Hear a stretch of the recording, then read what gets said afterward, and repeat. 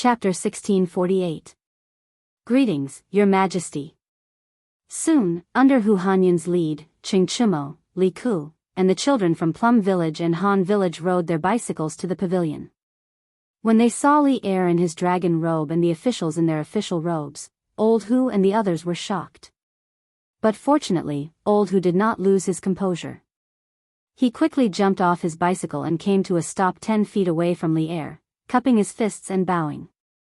Greetings, Your Majesty. The group of youths behind Old Hu also saluted. Greetings, Father. After half a month, Li Ku finally saw Li Er again. He could not hide the excitement on his face as he stepped forward and bowed. Then, he saluted Li Qingxian beside Li Er. Greetings, elder brother.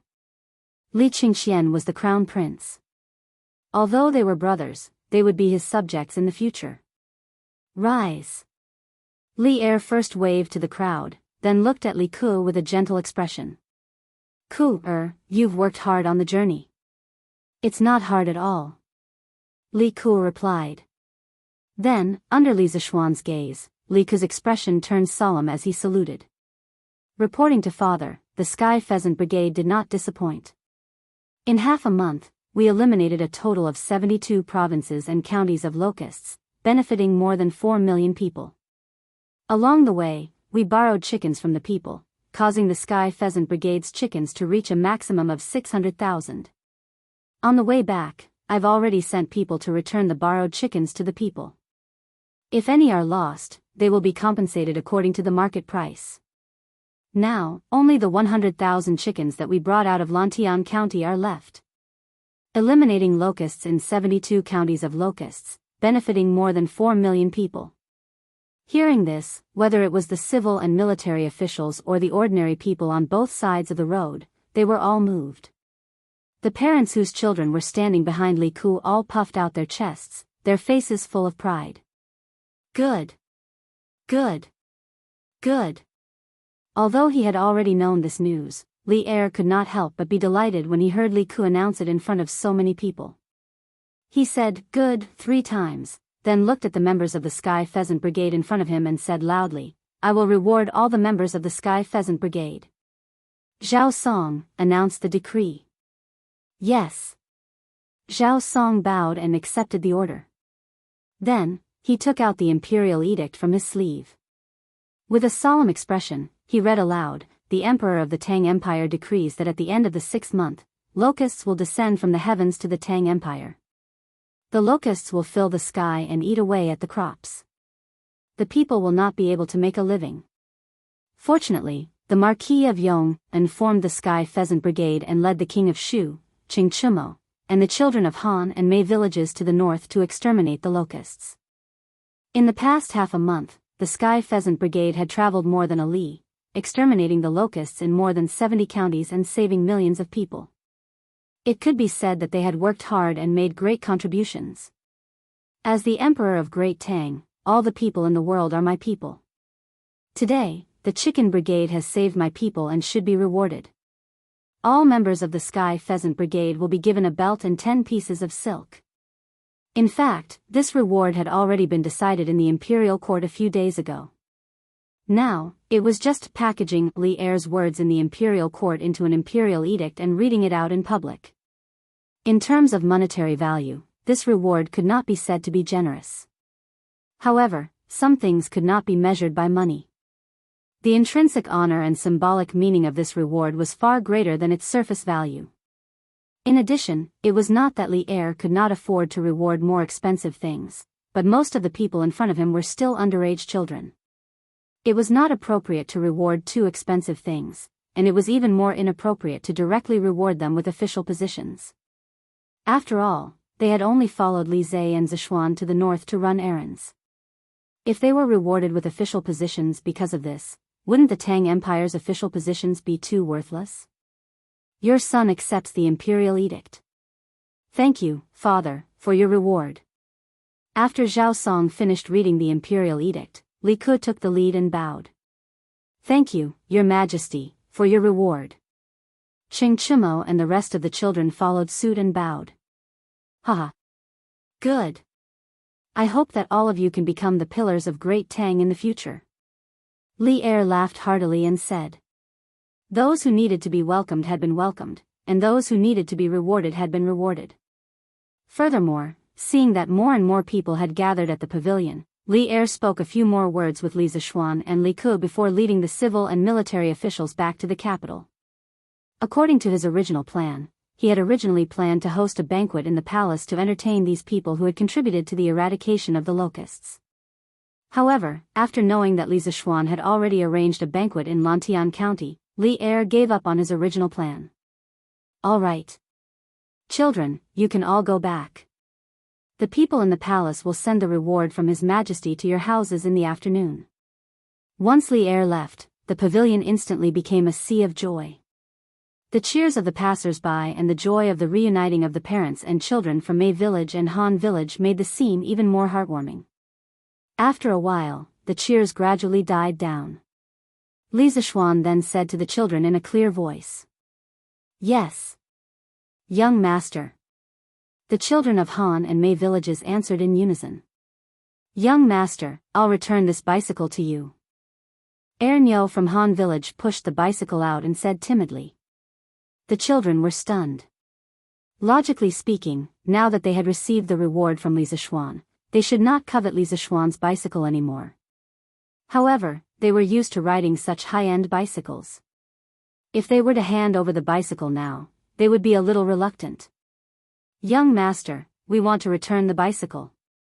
Although they were reluctant, in the end, the children overcame their greed and took the initiative to push the bicycle to the front and said to Li Zishuan. Hee. Young master, didn't I make an agreement with you before?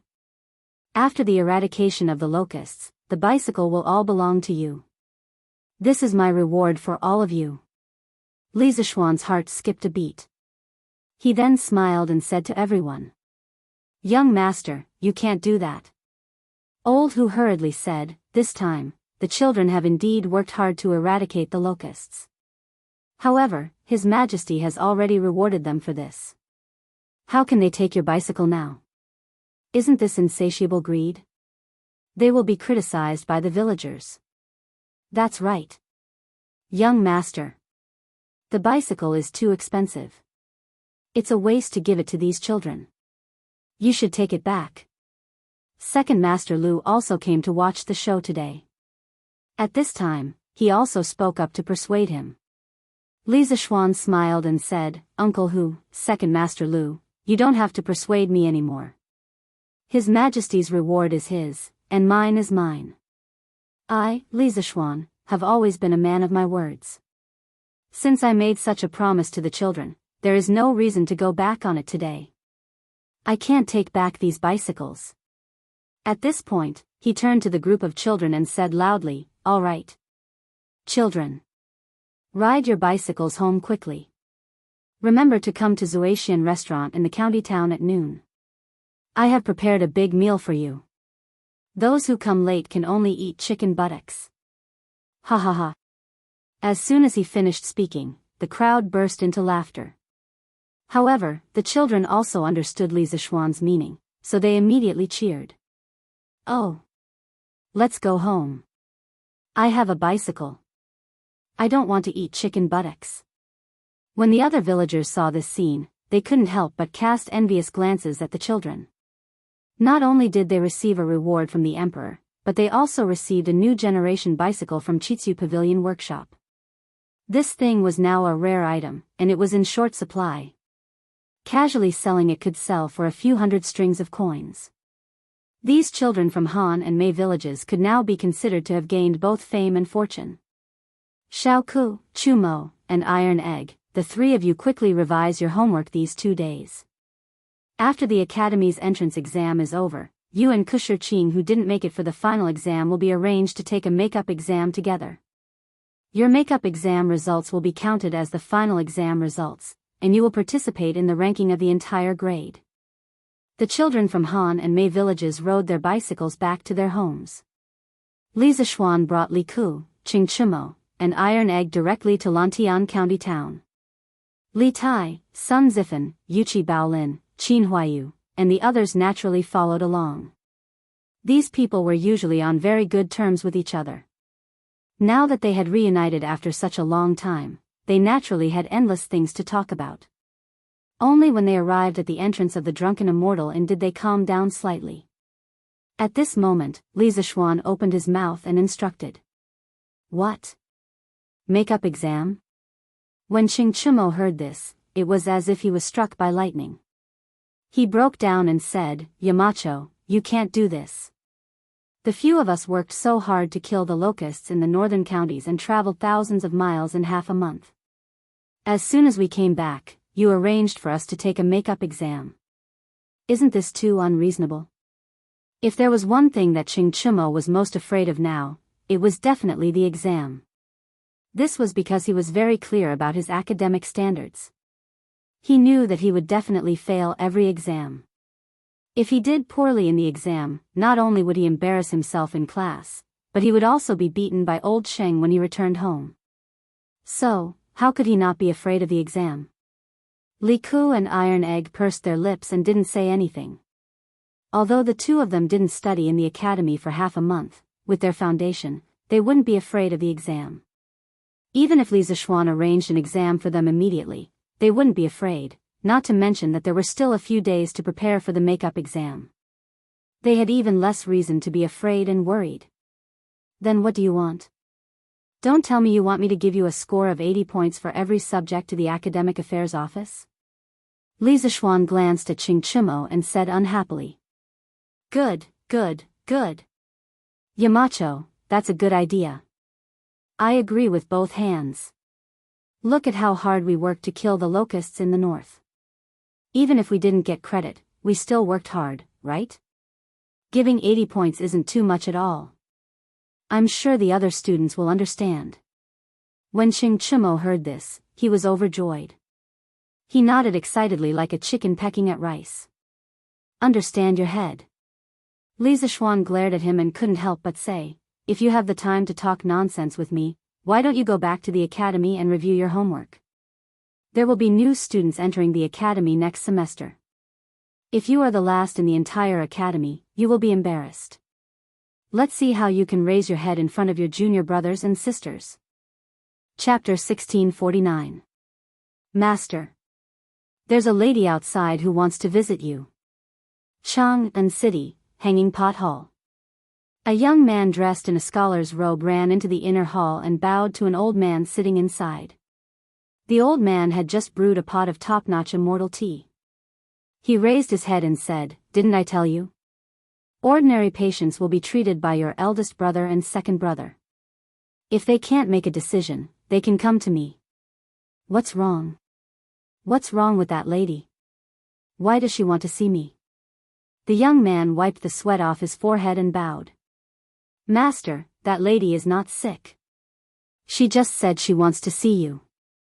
The old man frowned and said unhappily, Not sick. Our Hanging Pot Hall has been treating people in Chang'an City for more than 10 years. If people don't come here for treatment, what else can they come here for? The young man pinched the golden beans hidden in his sleeves. Obviously, he was bribed. After a moment of hesitation, he gritted his teeth and said, Master, that lady said she came from a medical family in Jiangnan. She just arrived in Chang'an City and heard that our Hanging Pot Hall is the most famous medical center in Chang'an City. She wanted to come here and ask for your advice. Because the doctor in charge was the imperial physician of the previous dynasty, the Hanging Pot Hall was indeed the most famous medical center in Chang'an City. However, that was before.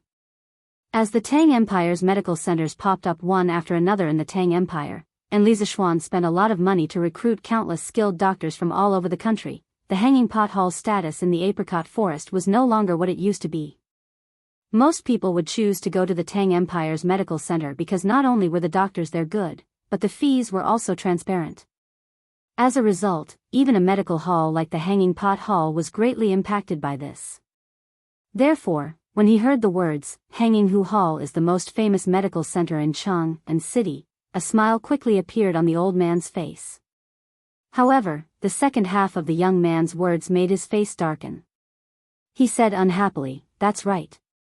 What? Is someone here to challenge us? Challenging a martial arts school was not only applicable to martial arts schools, but also to medical centers. It was said that people of the same trade were enemies. Between some medical centers that had a competitive relationship, there would often be this kind of medical exchange that was full of competition.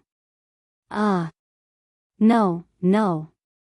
Seeing the displeasure on the old man's face, the young man hurriedly waved his hand and said, "Master, that woman's attitude is quite humble. She doesn't look like she's here to challenge us. Instead, she looks like she's here to sincerely ask for medical advice." This time, she had brought 10 difficult medical questions. She said that she was willing to give anyone who could help her solve each question 5 strings of money as thanks. She also said that she had searched all the medical centers in Jianghu, but no one could help her solve these 10 problems. What? 5 strings of coins per question? Does this woman really think that no one can answer her question? The old man was shocked when he heard this. Although he was a famous doctor and didn't lack money, he could earn 5 strings of money by answering a question. Wasn't it too easy to earn money? It was easier than treating patients. After pondering for a moment, the old man's interest was piqued. He muttered, "What problem did that woman bring? Why don't you tell me about it?" If one question was 5 strings of money, 10 questions would be 50 strings of money.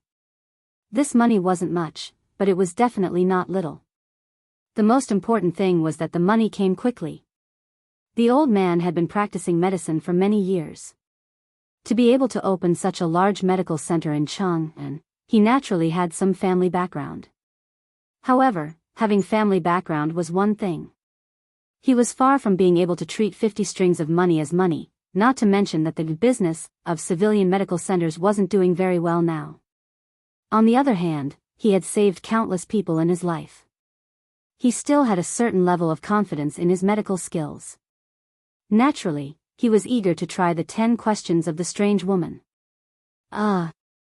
Master. That woman didn't tell me.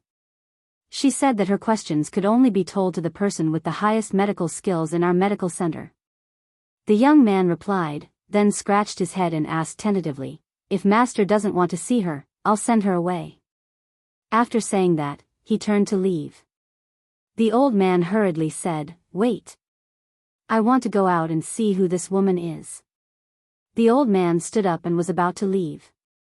However, he paused.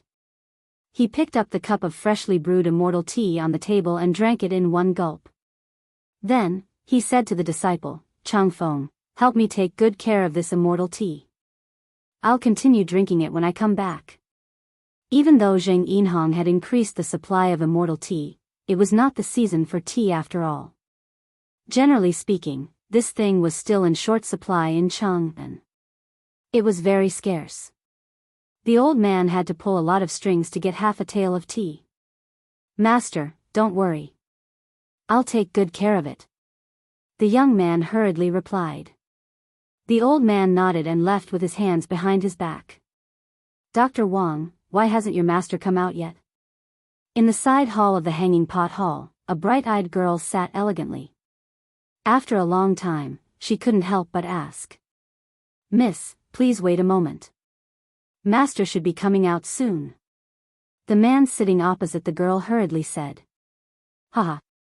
I heard that someone came to the Hanging Pot Hall to ask for medical advice. I didn't expect it to be a little girl." At this moment, an old voice came from outside the door. Then, an old man with a white beard walked in. This person was the owner of the Hanging Pot Hall, the former Sui dynasty's imperial physician, Lin Zhichang. Speaking of which, Lin Zhichang was a little curious about the woman who came to the clinic to ask for medical advice from his disciple. But now that he saw that the woman sitting in the hall was only 8 or 9 years old, he immediately lost interest. After all, in his opinion, how much medical skills could such a little girl know? A gentleman judges people by their ability, not by their appearance. Kai Wenji was able to distinguish the sound of strings when she was 6 years old. "Dr. Lin, why are you looking down on me because of my young age?" The contempt in the old man's voice was obvious, but the girl's face didn't show any displeasure. She stood up and said politely.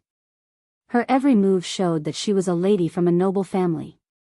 One look and you could tell that she came from a prestigious family with excellent upbringing. Seeing that the girl's attitude was extraordinary, the old man squinted his eyes and the contempt on his face gradually faded.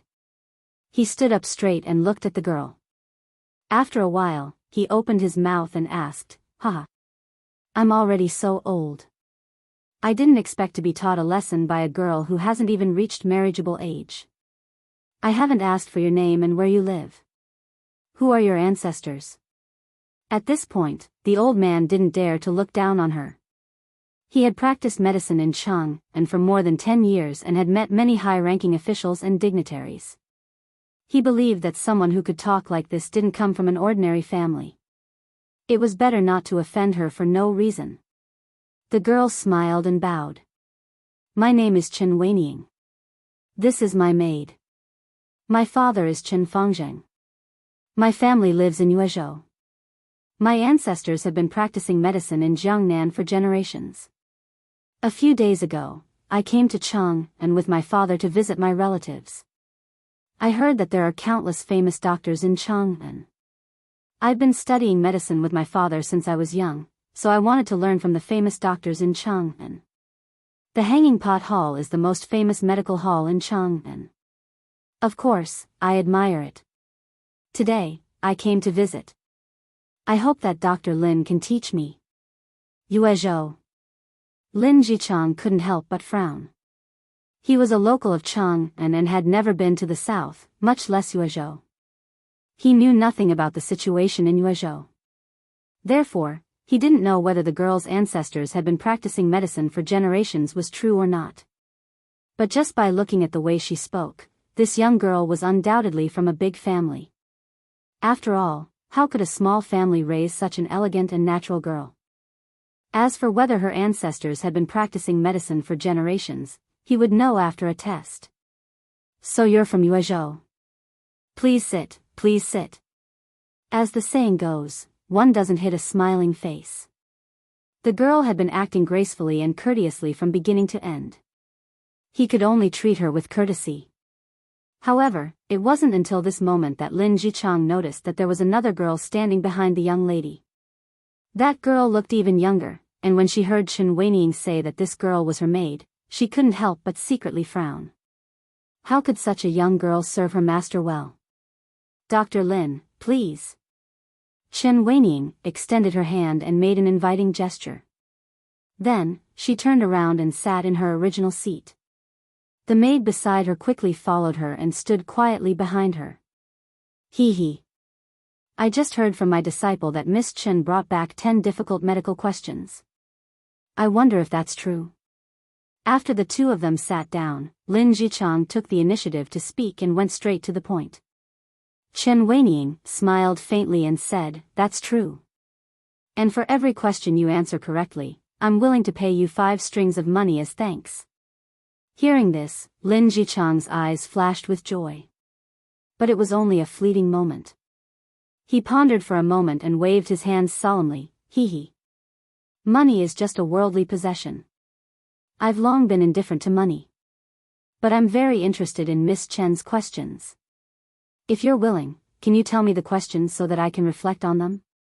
Chen Weining smiled faintly and looked at Lin Jichang. Then, she nodded her head lightly and said, "Dr. Lin is a famous doctor in the capital. To be able to receive your advice is my fortune." Hee. You flatter me. You flatter me. After being flattered by this young girl, Lin Jichang's beard floated up. He quickly stroked his beard and pretended to be modest as he waved his hand. Then, he said in a deep voice, "Since this young lady thinks so highly of this old man, then please give me your question." Answering a few questions could earn him the admiration and praise of the younger generation. Also, he could receive a generous reward of 10 strings of money. Lin Jichang felt that the more such free things came, the better. Dr. Lin is indeed a straightforward person. Chen Weining praised and said, "Since that's the case, I'll give you the questions." Chapter 1650. In the treatise on febrile diseases, it is said that the disease of the Taiyang is the opposite of the treatment. Therefore, when the stomach is full of pain, it belongs to the Taiyin. Cassia twig and peony decoction is used to treat it. When the stomach is full of pain, cassia twig and yellow decoction is used to treat it. When the Taiyin is the disease, the pulse is weak, and it is convenient for the person to continue the treatment. Those who use rhubarb and peony decoction should reduce it. May I ask godly Dr. Lin, what is the meaning of a great pain?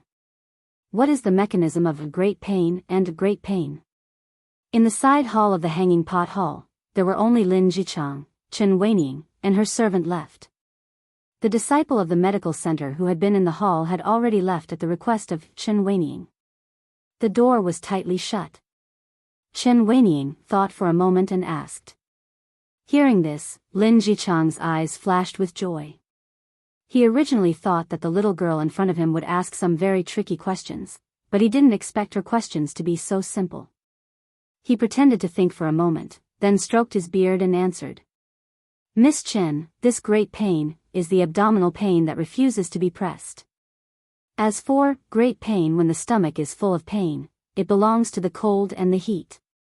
Using rhubarb and peony decoction is a battle between tonifying and purging. In terms of a great pain, those who use rhubarb and peony decoction should reduce it.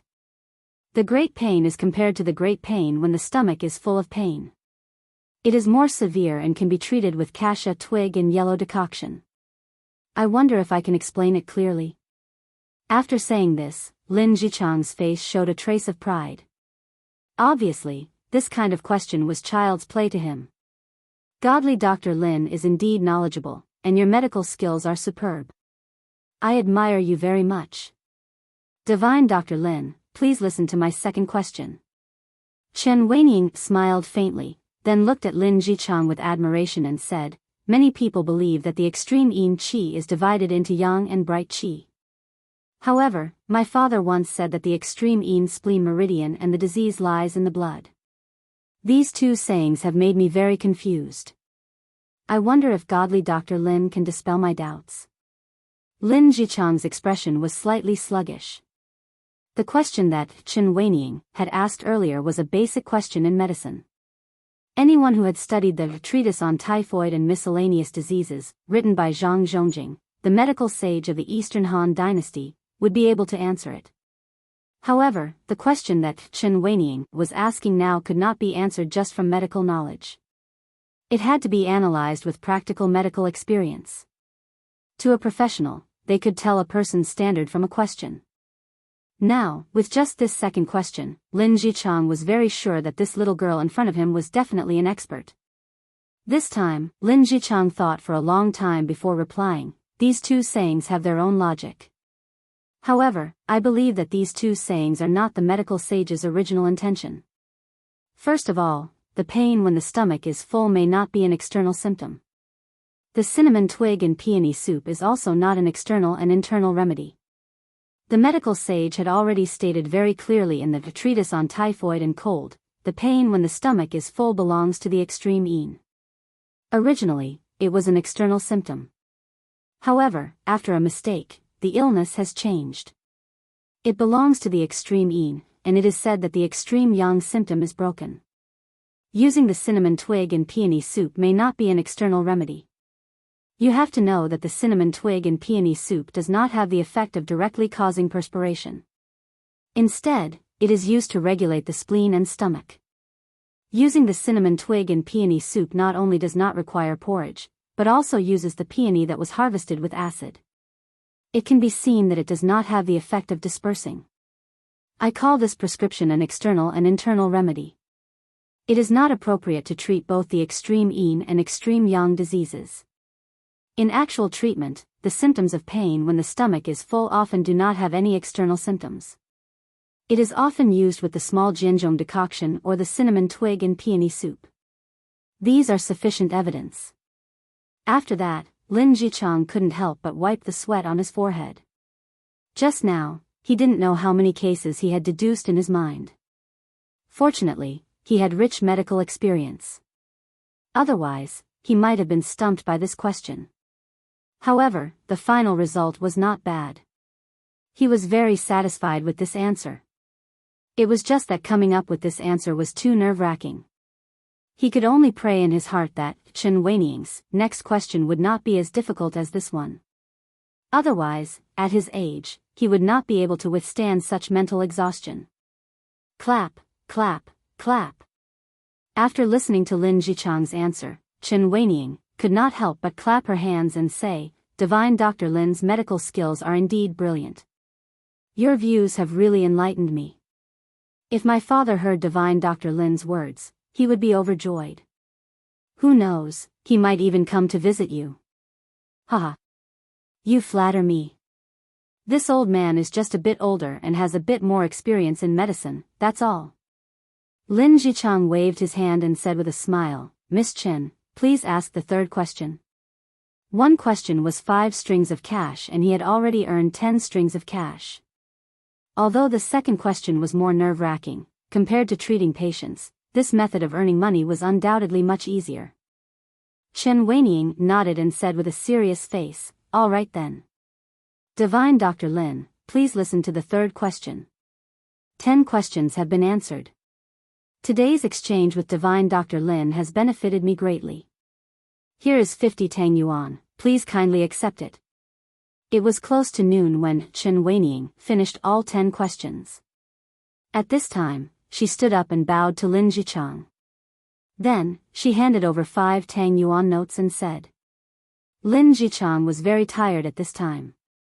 His face showed deep exhaustion. Obviously, it was not easy for him to answer these 10 questions. He stood up and took the Tang Yuan from Chen Weining without leaving a trace. Then, he said, "Hee hee. Well said, well said. Miss Chen, if you have any questions about your medical skills in the future, you are welcome to come to the Hanging Pot Hall again." I will. Then we will take our leave for today. See you again someday. Chen Weining nodded and said goodbye. Haha. See you again someday. Lin Jichang clasped his hands and said in his heart, "This girl better come and give me money more often in the future." Let's go. Chen Weining called to the maid behind her and then the two of them walked out of the door together. Chapter 1651. Come, come, come. We brothers haven't seen each other for a long time. Today, we must drink to our heart's content and not go home until we're drunk. In Lantian County, the Drunken Immortal restaurant was filled with jubilation. Fatty Li Tai, who was being nagged by Qin Shuazhen, was being forced to drink by Qing Chimo. Ha! Long time no see. Isn't it just half a month? I think Chimo, you just want to take this opportunity to drink a few more jars of Yamacho's good wine. Li Tai rolled his eyes at Qing Chimo. Then, he displayed his poisonous tongue and mocked. However, Qing Chimo was a thick-skinned person. Facing Li Tai's mockery, he did not feel embarrassed at all. Instead, he became even more enraptured. He winked and said smugly, "Hee hee. Qingke, you know me best. Yamacho tricked me in front of the clinic just now. Qinghua twisted my ears dozens of times. If I don't eat this lunch today, wouldn't I suffer a great loss? Come, come, come. If you're brothers, drink all the wine in this cup in one gulp." At the end of his sentence, he picked up a bowl of wine and shouted at everyone at the table. Sitting at this table were Li Ku, Chu Yanfu, Fang Yizhi, Zhang Sun Chong, and a few other officials from Chang'an City. "Brother Chou Nyo, come. I'll drink with you. Cheers." Yuchi Baolin and Qing Chimo were very close. When he heard this, he immediately stood up and poured himself a cup of wine and said loudly, "Come. Chou Nyo, little Ku, I'll drink to you. This time, you followed Yamacho to the north to kill locusts. It's been hard on you. To Chou Nyo, little Ku." Qin Huayu, Sun Zifan, Zhang Sun Chong, and the rest all stood up. Li Tai saw this and could only raise his cup and say, "Good. Then I'll drink with you. Consider it a toast to you and little Ku." Haha. Good. Let's do this. Qing Chimo laughed heartily. He raised his head heroically and poured the entire bowl of wine into his stomach. Hee hee. Chou Nyo, what were you doing with Dr. Gu just now? I heard that the relationship between the two of you is not ordinary. Hee hee. Sun Zifen chuckled and said with a wretched expression. Although this bastard was young, he had read a lot of those kinds of books. Of course, this was also a common problem among the children of ancient aristocratic families and high officials. They were precocious. Hearing that, Li Tai squinted his eyes and immediately joined in. That's right. You just called Dr. Gu, Qingyu. Hurry up and tell me, is there something between you and Dr. Gu, Hearing this, the rest of the people instantly turned their gazes to Qing Chimo. Although Qing Chimo was not stingy, when it came to this kind of man and woman, even he, who had always been uncouth, was a little embarrassed at this moment. His face was flushed red with embarrassment. Zifen, Qingke, don't talk nonsense. There's nothing between me and Qing. Dr. Gu. Hee hee. There's really nothing between you? Sun Zifen laughed wretchedly and then winked at Qing Chimo. Of course. I can swear to the heavens that I'm innocent. Don't you two ruin my innocence for no reason. Qing Chimo said firmly. Ruin your innocence? When everyone heard this, they almost spat out a mouthful of blood. What did he mean by ruining your innocence? What kind of F*King innocence do you have? No matter what, this should be Gu Qingyue's line, right? Ha ha ha. Cho Nyo, I heard that when you were 6 years old, you peeked at Widow Wu from the east of the city taking a bath. What kind of innocence do you have? Sun Zifen almost spat out the wine in his mouth. After swallowing the wine, he pointed at Qing Chimo and laughed. Haha. I've heard about this too. In my opinion, Cho Nyo, you don't have to talk about your innocence with us, right? Zhang Sun Chong could not help but laugh. The rest of the people burst into laughter. Qing Chimo said anxiously, F***ck. Sun Zifen, you're F***king spouting nonsense. When have I peeked at other people taking a bath? I even heard that you went to 100 Flowers Tower behind your father's back last year. Since the yellow mud had fallen into his crotch, it was now sh*t even if it was not sh*t, Qing Chimo did not bother to explain and directly dragged Sun Zifen into the water to hurt each other. Qing Chimo, you're spouting nonsense. I've never been to 100 Flowers Tower. Instantly, the two of them started to argue with each other. After a while, the rest of the people were forced to join in. It was supposed to be a celebratory banquet, but who would have thought that it would turn into a catfight between these brats? The commotion here also affected the other tables.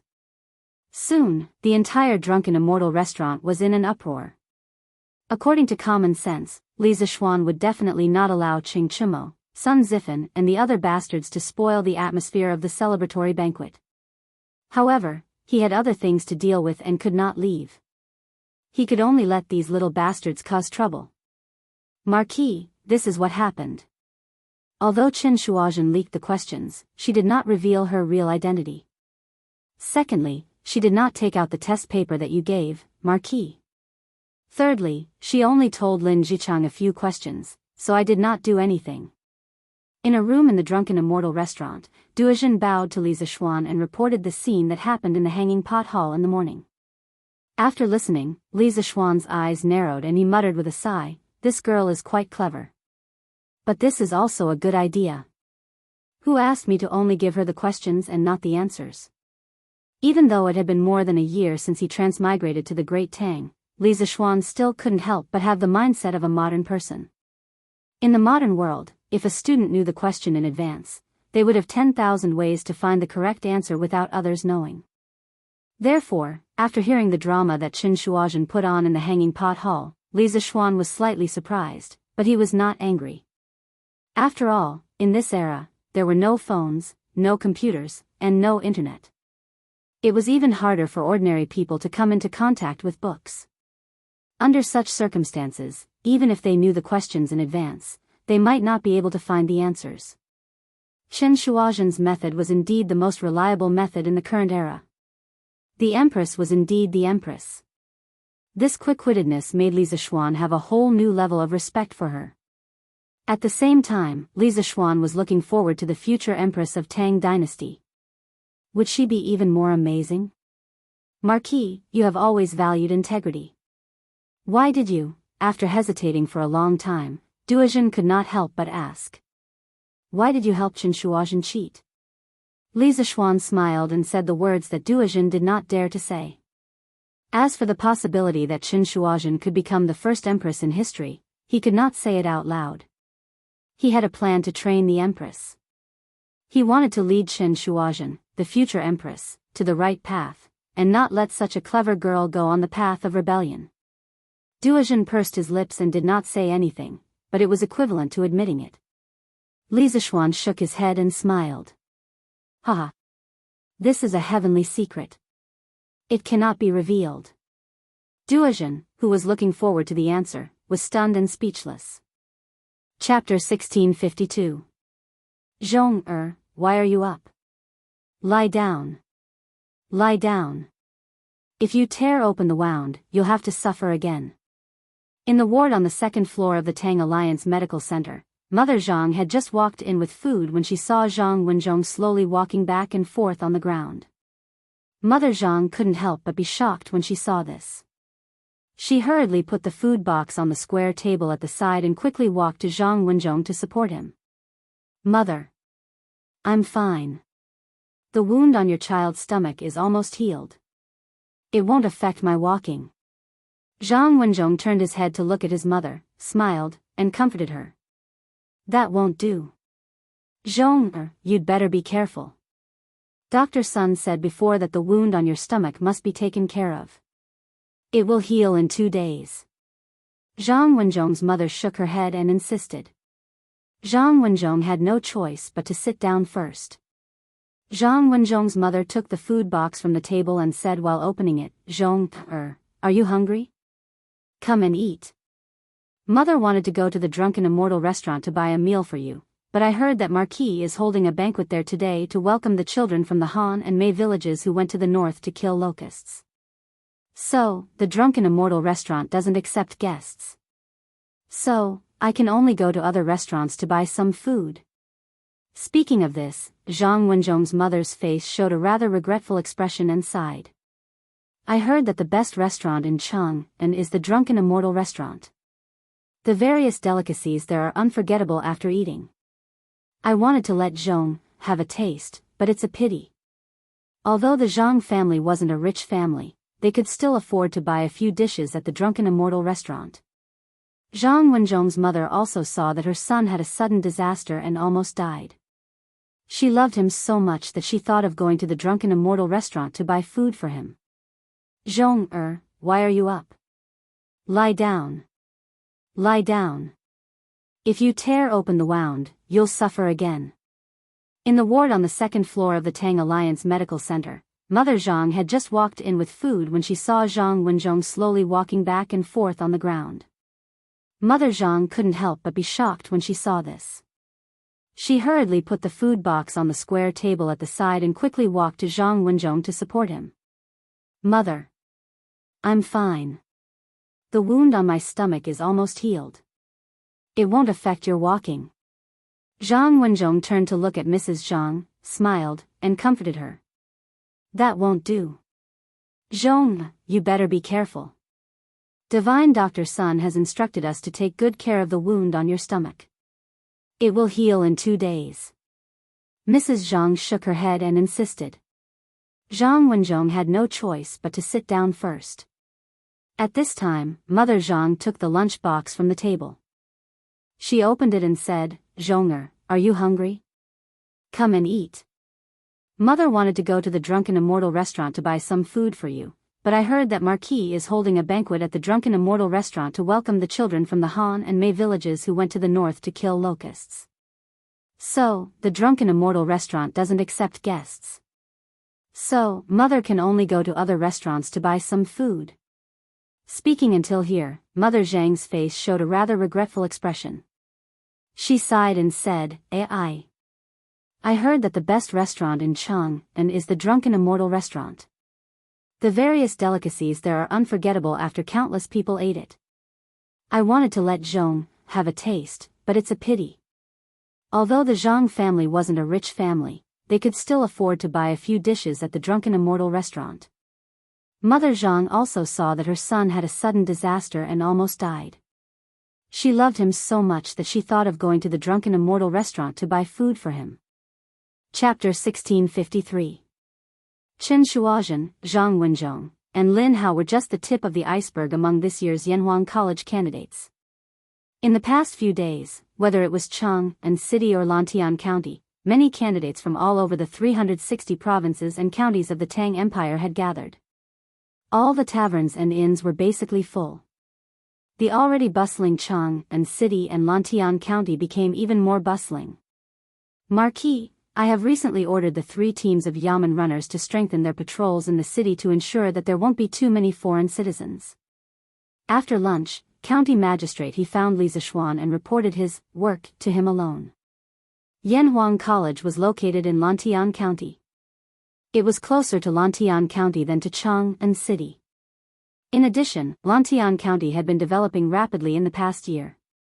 The roads and environment in the city had been greatly improved, and there were many restaurants and shops. Therefore, a considerable number of candidates had chosen to stay in Lantian County for the Yanhuang College entrance exam this time. Yes. You have done a good job.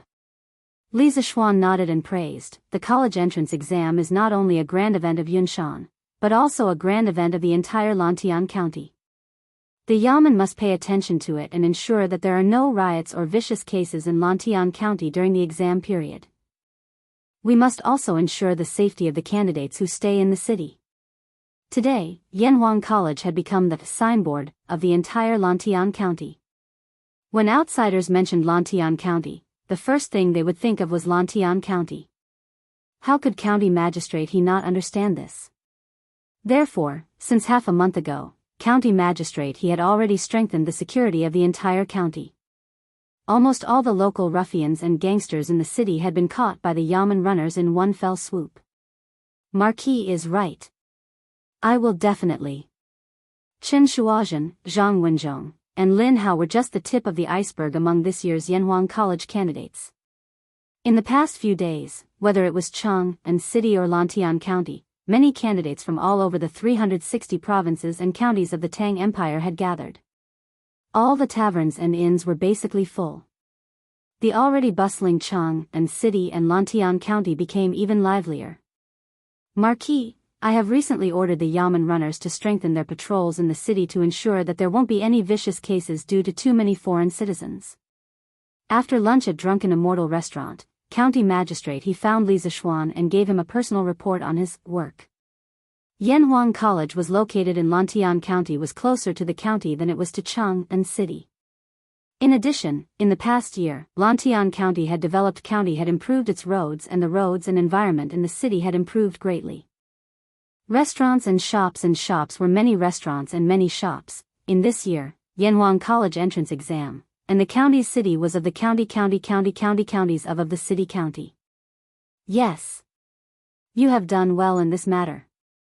Li Zishuan nodded and praised. The college entrance exam is not only an annual event in Yunshan, but also a grand event in the entire Lantian County. Everyone in the county government must pay attention to it and ensure that there are no riots or vicious cases in Lantian County during the exam period. We must also ensure the safety of the candidates who are staying in the city. Today, Yanhuang College had become the signboard of the entire Lantian County. When outsiders mentioned Lantian County, the first thing they would think of was Lantian County. How could County Magistrate he not understand this? Therefore, since half a month ago, County Magistrate he had strengthened the security of the entire county. Almost all the local ruffians and gangsters in the city had been caught by the Yamen runners in one fell swoop. Marquis is right. Chen Shuozhen, Zhang Wenzhong, and Lin Hao were just the tip of the iceberg among all the candidates of Yanhuang College this year.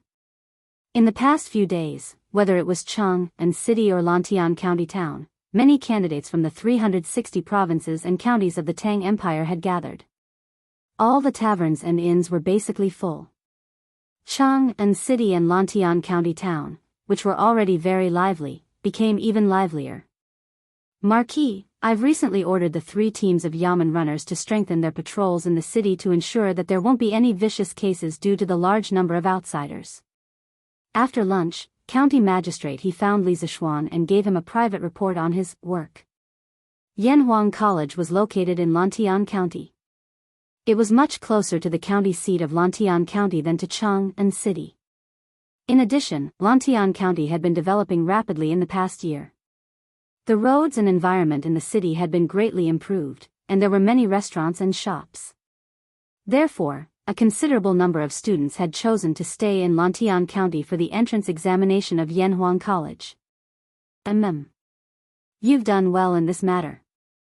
Li Zishuan nodded and praised. The entrance examination of the college is not only an annual event in Yunshan, but also a grand event in the entire Lantian County.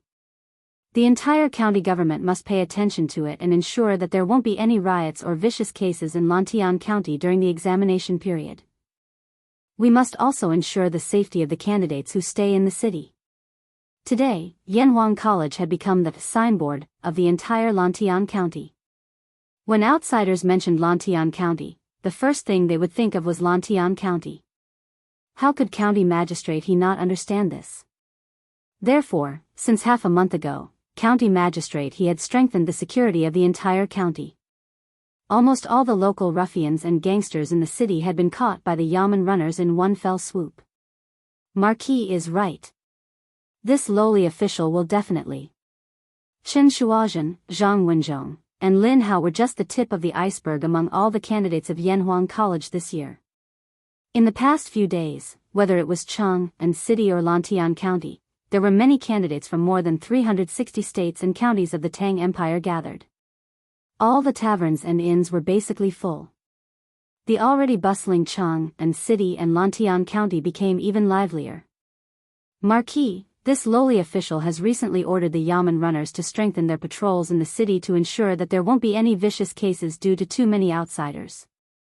After lunch at the Drunken Immortal restaurant, County Magistrate he found Li Zishuan and reported his work in private. Yanhuang College was located in Lantian County. It was undoubtedly closer to Lantian County than to Chang'an City. In addition, Lantian County had been developing rapidly in the past year. The roads and environment in the city had been greatly improved, and there were many restaurants and shops. Therefore, for this Yanhuang College entrance examination, a considerable number of candidates had chosen to stay in Lantian County. You've done well in this matter. Li Zishuan nodded and praised. The entrance examination is not only a grand event in Yunshan, but also a grand event in the entire Lantian County. The Yamen must pay attention to it and ensure that there won't be any riots or vicious cases in Lantian County during the examination period. We must also ensure the safety of the candidates who stay in the city. Today, Yanhuang College had become the signboard of the entire Lantian County. When outsiders mentioned Lantian County, the first thing they would think of was Lantian County. How could County Magistrate he not understand this? Therefore, since half a month ago, County Magistrate he had strengthened the security of the entire county. Almost all the local ruffians and gangsters in the city had been caught by the Yamen runners in one fell swoop. Marquis is right. This humble official will definitely. Chen Shuazhen, Zhang Wenzhong, and Lin Hao were just the tip of the iceberg among all the candidates of Yanhuang College this year. In the past few days, whether it was Chang'an City or Lantian County, there were many candidates from more than 360 states and counties of the Tang Empire gathered. All the taverns and inns were basically full. The already bustling Chang'an City and Lantian County became even livelier. Marquis, this humble official has recently ordered the Yamen runners to strengthen their patrols in the city to ensure that there won't be any vicious cases due to too many outsiders. After lunch at the Drunken Immortal restaurant, County Magistrate he found Li Zishuan and reported his work in private. Yanhuang College was located in Lantian County. It was undoubtedly closer to Lantian County than it was to Chang'an City. In addition, Lantian County had been developing rapidly in the past year. The roads and environment in the city had been greatly improved, and there were many restaurants and shops. Therefore, for this Yanhuang College entrance examination, a considerable number of candidates had chosen to stay in Lantian County. You have done well in this matter.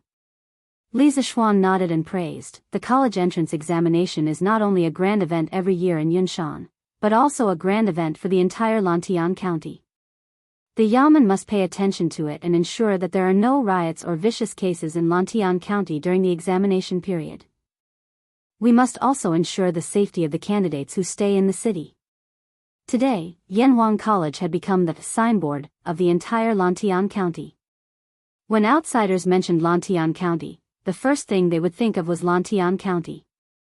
How could county magistrate he not understand this? Therefore, since half a month ago, county magistrate he had strengthened the security of the entire county. Almost all the local ruffians and gangsters in the city had been caught by the Yamen runners in one fell swoop. Marquis is right. This humble official will definitely.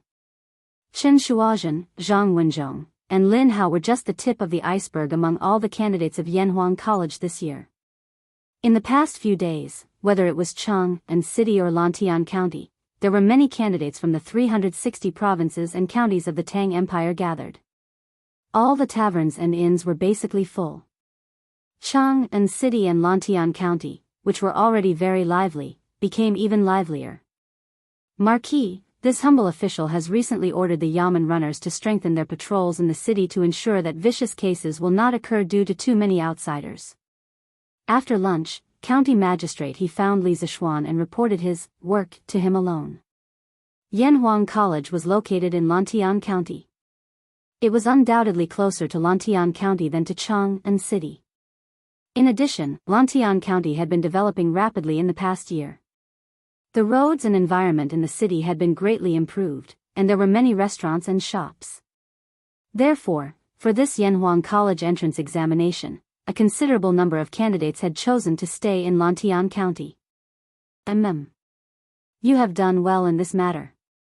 Li Zishuan nodded and praised. The college entrance examination is not only a grand event of Yunshan, but also a grand event of the entire Lantian County. The Yamen must pay attention to it and ensure that there are no riots or vicious cases in Lantian County during the examination period. We must also ensure the safety of the candidates who stay in the city. Today, Yanhuang College had become the signature of the entire Lantian County. When outsiders mentioned Lantian County, the first thing they would think of was Lantian County. How could county magistrate he not understand this? Therefore, since half a month ago, county magistrate he had strengthened the security of the entire county. Almost all the local ruffians and gangsters in the city had been caught by the Yamen runners in one fell swoop. Marquis is right. This humble official will definitely. Chen Shuazhen, Zhang Wenzhong, and Lin Hao were just the tip of the iceberg among all the candidates of Yanhuang College this year. In the past few days, whether it was Chang'an City or Lantian County, there were many candidates from the 360 provinces and counties of the Tang Empire gathered. All the taverns and inns were basically full. Chang'an City and Lantian County, which were already very lively, became even livelier.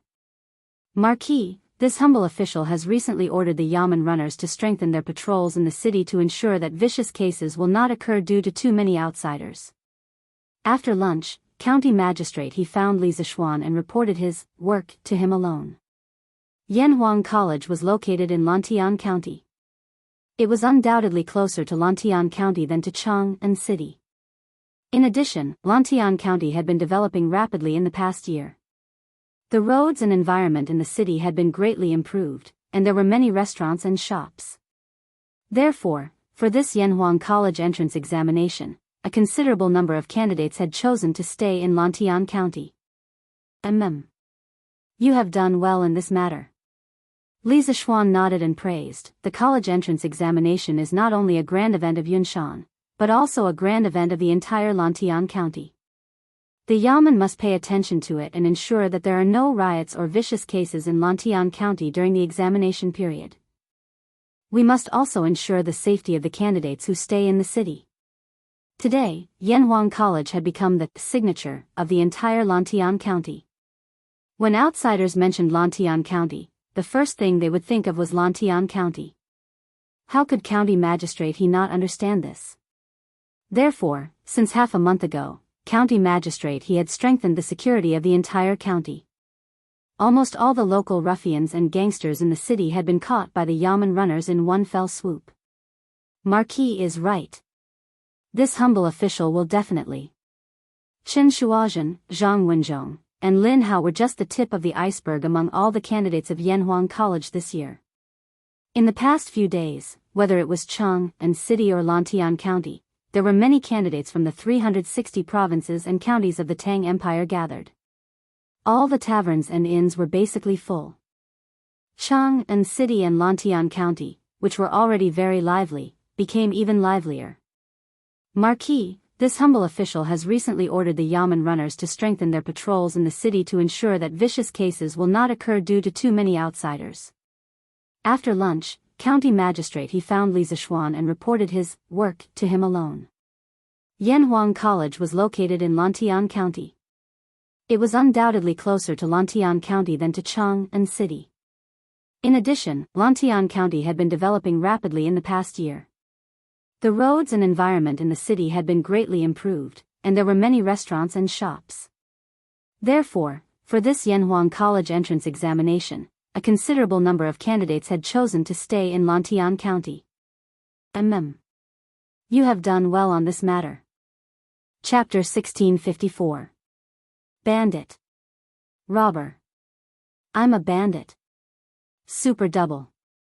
Super double. F***CK. Lin Hao. The cards in your hand are so bad, what's the point of super doubling? Green Sparrow, didn't you realize that when you shouted, super double, it brought you several times more happiness? Haha. Did I hit the nail on the head? Green Sparrow, come on, let's continue. Lose a few more copper coins, but you can get several times more happiness. Why not? In the first month of this year, Li Tai suddenly had the idea of meeting Iron Egg's new disciple. Therefore, a charity gambling king, super free, card game was staged in the backyard of the Lin family's house. Li Tai and Lin Hao, who had never met each other, inexplicably became good friends because of this. It was just that. Lin Hao was not so thin at that time. It was mainly because of this that Li Tai did not recognize him at the first moment. Of course, it was also because the two had not seen each other for several months. Wow. Green Sparrow? It's you? You. How did you gain weight again? Lin Hao said in surprise when he saw Li Tai beside Li Zishuan. They were indeed good friends. As soon as they met, they stabbed each other and hurt each other. Li Zishuan almost laughed out loud. If you know how to talk, talk more. On the other hand, Li Tai looked as if he had eaten feces. He spat out in exasperation, F***CK. We haven't seen each other for several months. Lin Hao, why can't you speak human language? What's wrong? You're not convinced that you lost last time? You want to fight again? This exasperation was mostly because for some reason, Lin Hao had suddenly lost a lot of weight. As a result, Li Tai felt a trace of loneliness and desolation. Although the Great Tang considered fat to be beautiful, there was still a limit to how fat one could be. Moreover, after following Li Zishuan for so long, Li Tai also understood that if a person was too fat, they would suffer from many problems. Last year's military training had indeed made Li Tai lose a lot of weight. However, after a year of studying and living a comfortable life, especially since he didn't like to exercise much and preferred to stay in the classroom or the laboratory to study, his weight quickly regained back. Now, he was almost at his peak level. In fact, Lin Hao had never known Li Tai's true identity, but even if he knew, with his naive and straightforward nature, he would not be submissive to Li Tai and flatter him. At this time, he held his head high and his chest puffed out, not showing any signs of weakness as he retorted, "Who lost? I didn't lose last time. I remember that only Sir won last time. Both of us lost." Sir is also here? Greetings, Mr. Han. While speaking, Lin Hao finally saw Iron Egg standing behind Li Zishuan. Although he could call Iron Egg by his name because of their good relationship, outside, he still had to respectfully call Iron Egg Sir. After all, respecting one's teacher was a rule that everyone in this era had to abide by. Call me bandit. Rob bandit. I'm a bandit. Super double. Super double. F***CK. Lin Hao. You brat, your cards are so bad. Super double my ass. Green Sparrow, didn't you realize that when you shouted, super double, it brought you several times more joy? Haha. Did I hit the nail on the head? Green Sparrow, come, let's continue. Lose a few more coins, but you can get several times more joy. Why not? In the first month of this year, Li Tai suddenly wanted to meet Iron Egg's new disciple. Therefore, a charity gambling king, super free, card game was staged in the backyard of the Lin family's house. Li Tai and Lin Hao, who did not know each other, inexplicably became good friends because of this. It was just that, at that time, Lin Hao was not so thin. It was mainly because of this reason that Li Tai did not recognize him at first sight. Of course, it was also because the two had not seen each other for several months. Wow. Green Sparrow? It's you? You. How did you gain weight again? Seeing Li Tai beside Li Zixuan, Lin Hao said with a look of surprise. They were indeed good friends. As soon as they met, they stabbed each other and hurt each other. Li Zixuan almost laughed out loud. If you know how to talk, then talk more. On the other hand, Li Tai looked as if he had eaten feces. He was flustered and exasperated. F***CK. We haven't seen each other for several months. Lin Hao, why can't you speak human language anymore? What's wrong? Are you not convinced that you lost last time? Do you want to fight again? This exasperation was more because Lin Hao had suddenly lost a lot of weight for some reason. As a result, Li Tai felt a trace of loneliness and desolation from being separated from the group of useless otakus. Although the Tang dynasty considered fat to be beautiful, there had to be a limit to it. Moreover, after following Li Zixuan for so long, Li Tai also understood that if a person was too fat, there would be a lot of problems with the body. Last year's military training did make Li Tai lose a lot of weight. However, with this year's comfortable study life, especially since he did not like to exercise and liked to stay in the classroom or the laboratory to study, his weight quickly regained back. Now, he was almost back to his peak level. In fact, Lin Hao did not know Li Tai's true identity. Even if he knew, with his naive personality, he would not be a yes man and flatter Li Tai. At this time, he held his head high and fought back without showing any weakness. Who lost? I didn't lose last time. I remember that only Sir won last time. Both of us lost. Sir is also here? Greetings, Mr. Han. While speaking, Lin Hao finally saw Iron Egg standing behind Li Zixuan. Although he could call Iron Egg by his name because of their good relationship, outside, he still had to respectfully call Iron Egg Sir. After all, respecting one's teacher was a rule that everyone in this era had to abide by. I'm called a bandit. Robber. I'm a bandit. Super double. Super double. F***CK. Lin Hao. You brat, your cards are so bad. Super double my ass. Green Sparrow, didn't you realize that when you shouted, super double, it brought you several times more happiness? Haha. Did I hit the nail on the head? Come on, Green Sparrow, let's continue. If you lose a few more copper coins, you can gain several times the happiness. Why not? In the first month of this year, Li Tai suddenly wanted to meet Iron Egg's new disciple.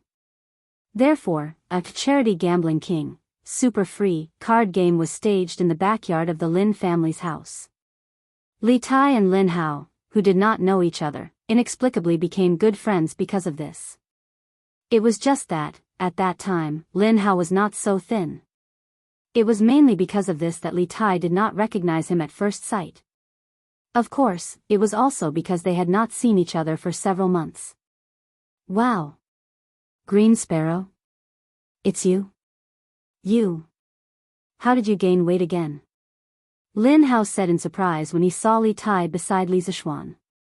They were indeed good friends. The moment they saw each other, they stabbed each other and hurt each other. Li Zixuan almost laughed out loud. If you know how to talk, talk more. On the other hand, Li Tai looked as if he had eaten feces. He spat in exasperation, F***ck.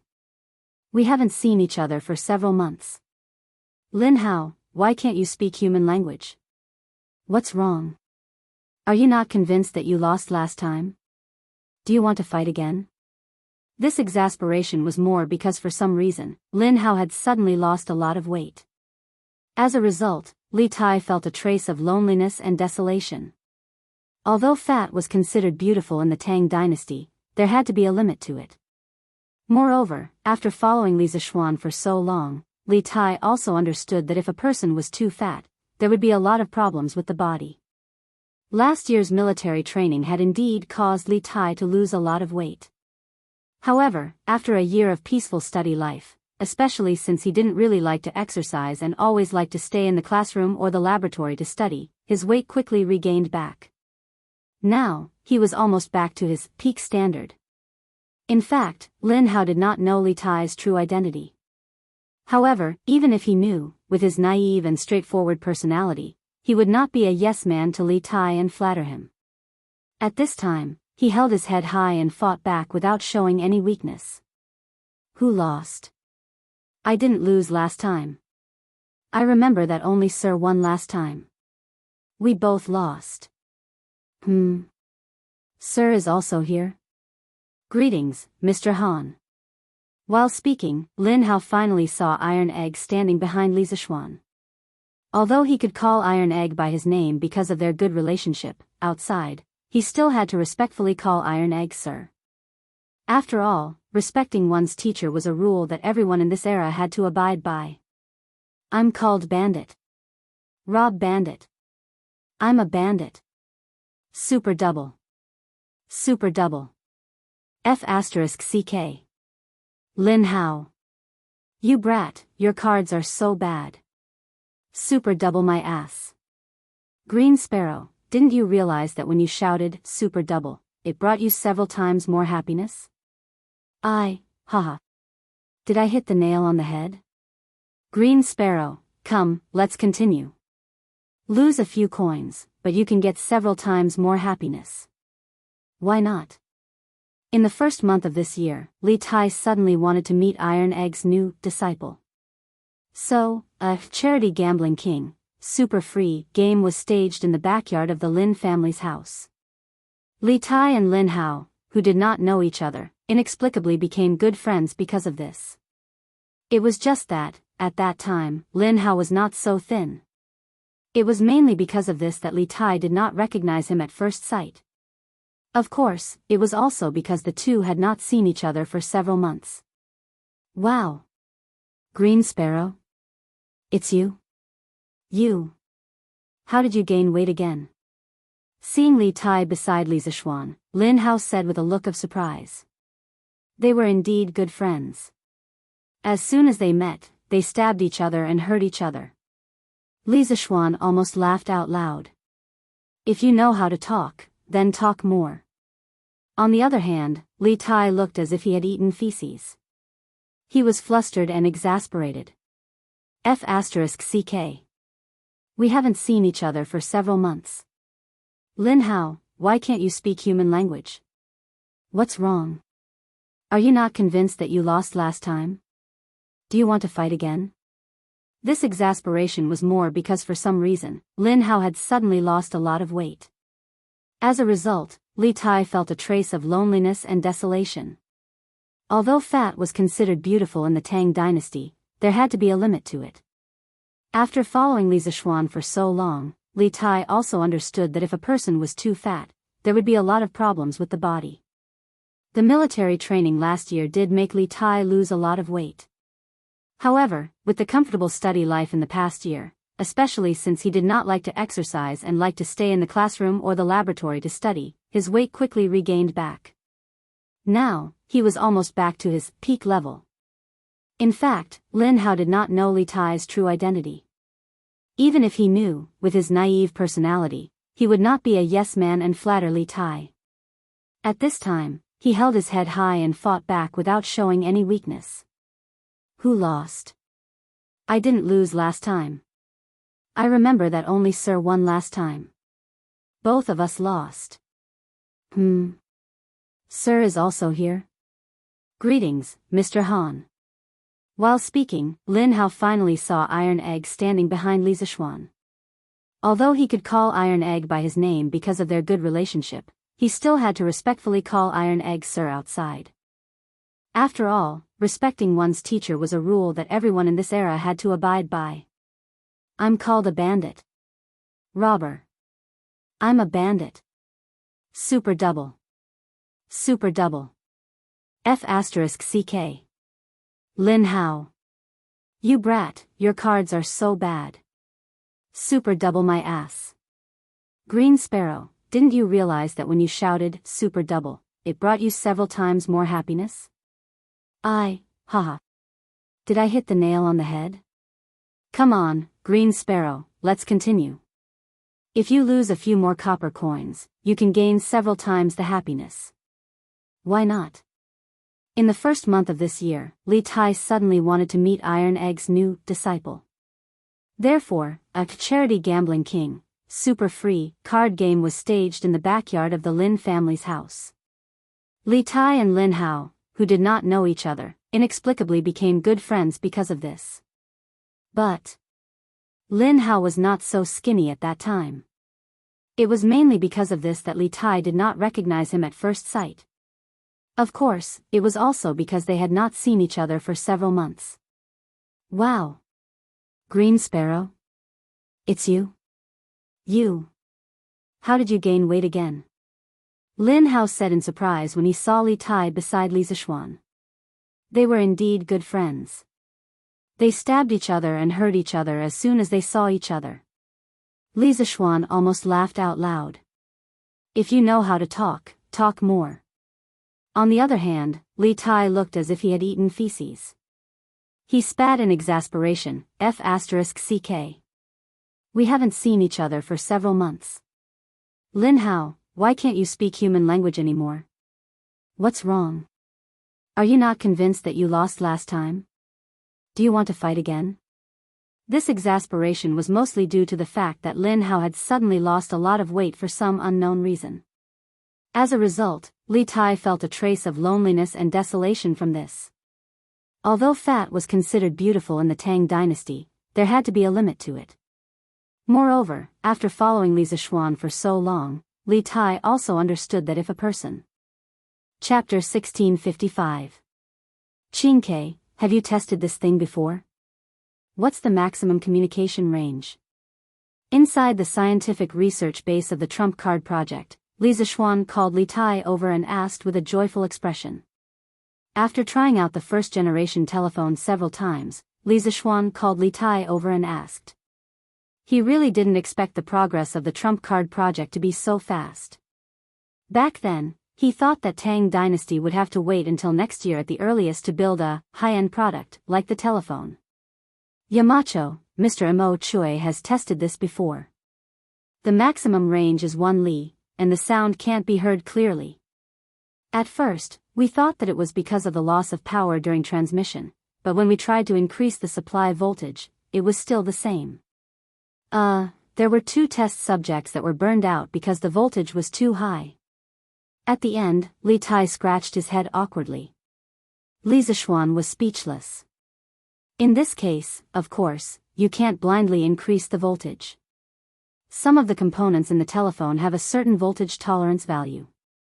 If you blindly increase the voltage without any basis, it will cause irreversible damage to the things inside. Li Tai was a little embarrassed. Yamacho is right. It's Qingxue's fault. He hadn't been in contact with electricity for long. It was already very difficult for him to build the telephone according to Li Zixuan's ideas. As for the other details, how could he have considered them so thoroughly?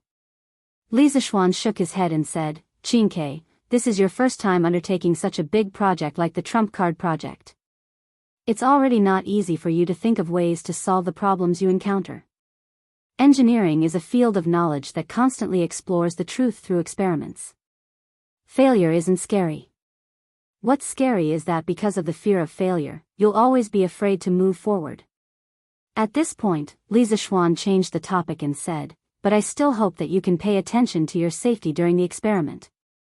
Previously, when you rashly increased the voltage, it's not a big problem if it burns out the components, but it's a big problem if the components break down due to the high voltage.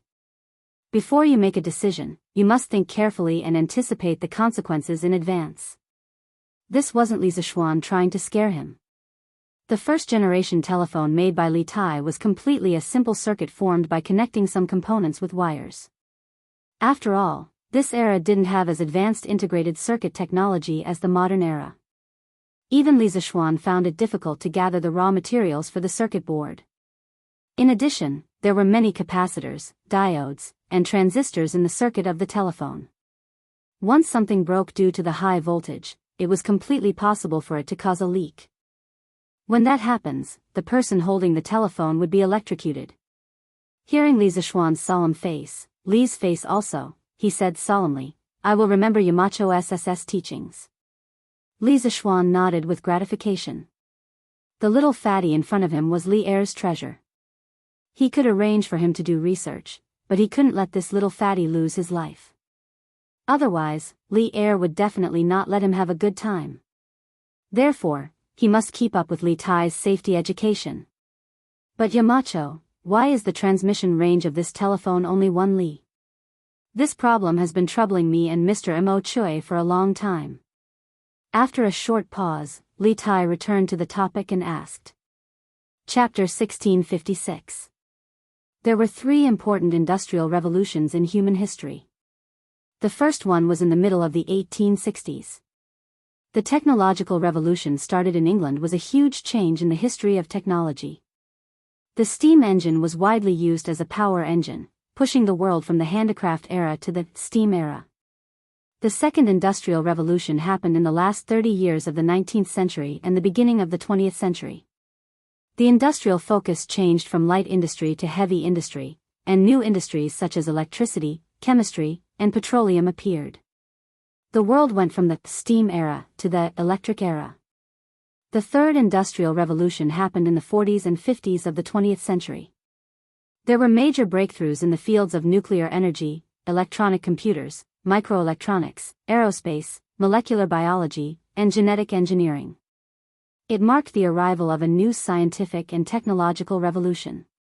The most significant one was the rapid development and widespread use of electronic computers. It opened up the information era. These 3 industrial revolutions were actually accompanied by a power revolution. From the steam engine to the internal combustion engine, and then to electricity. Each power revolution brought about more advanced productivity, greatly increasing the productivity of society. If one looked closely at the changes that Li Zishuan had made in Tang over the past year, one could see that he had skipped the steam engine and the internal combustion engine. He had directly launched the third power revolution in history, electricity. However, although some things could be bypassed in a short period of time, they could not be bypassed forever.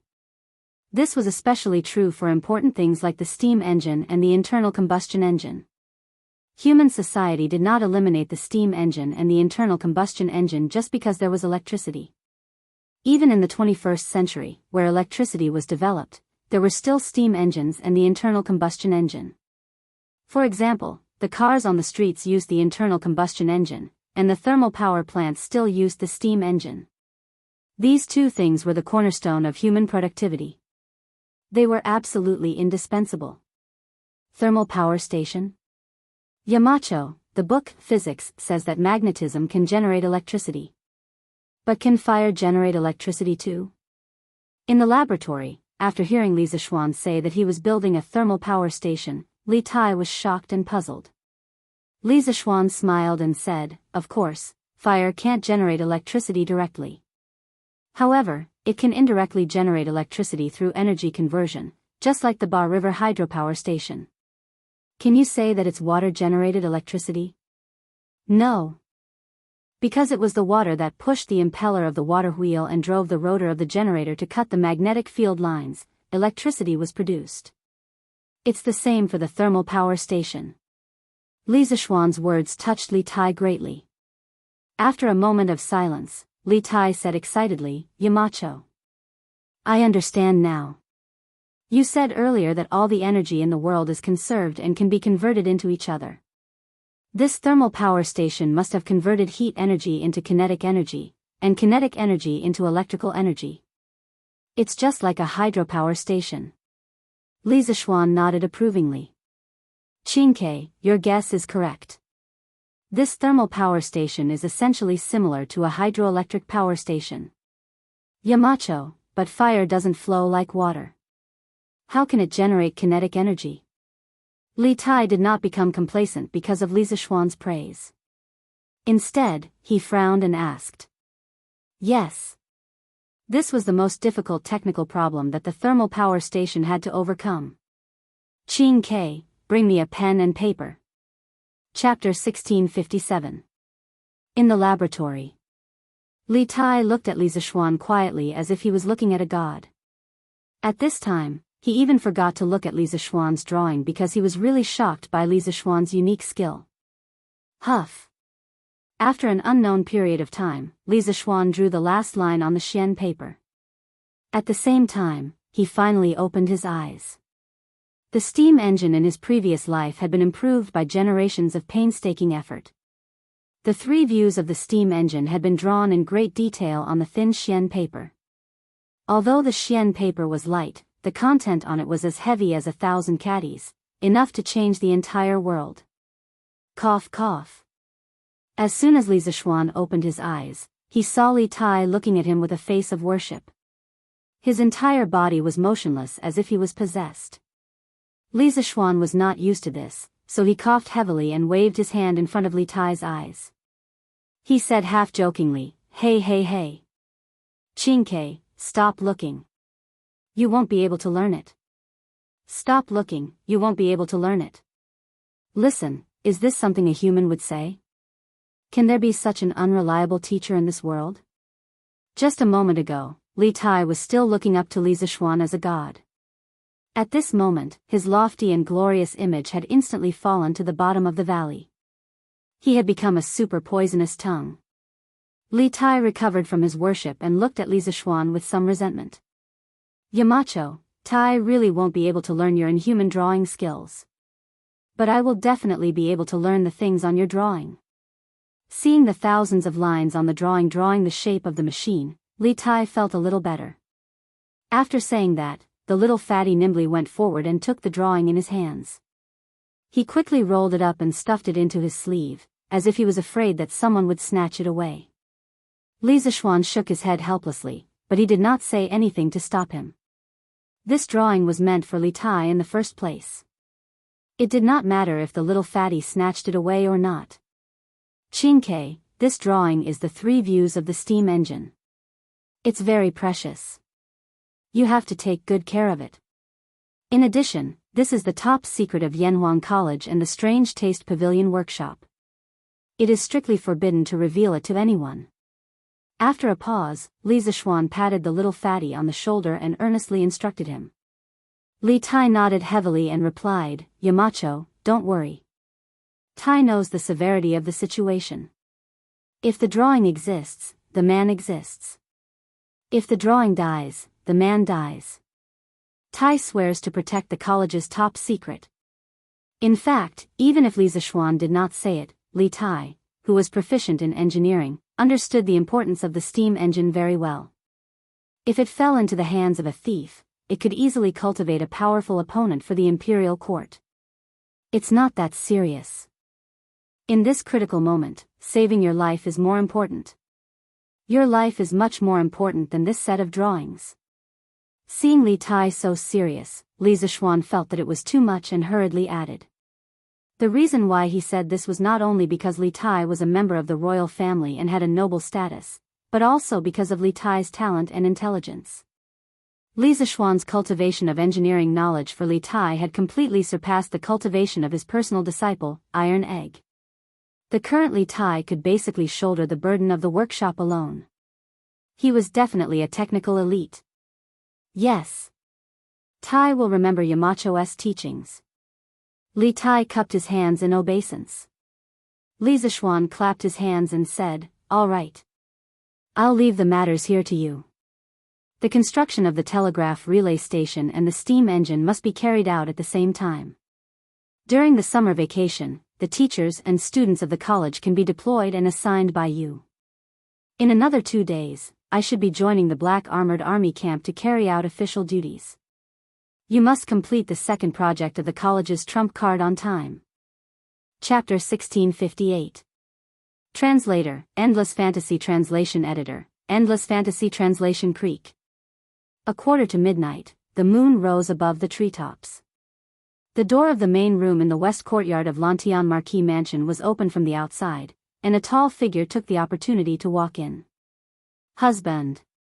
Why are you only back now?" Inside the house, a woman in a cloak walked over quickly. When she saw the man who just walked in, she was surprised and grumbled. Wife, you're not asleep yet." The black figure turned around and laughed dryly at the woman. "I can't sleep alone, so I've been waiting for husband to come back."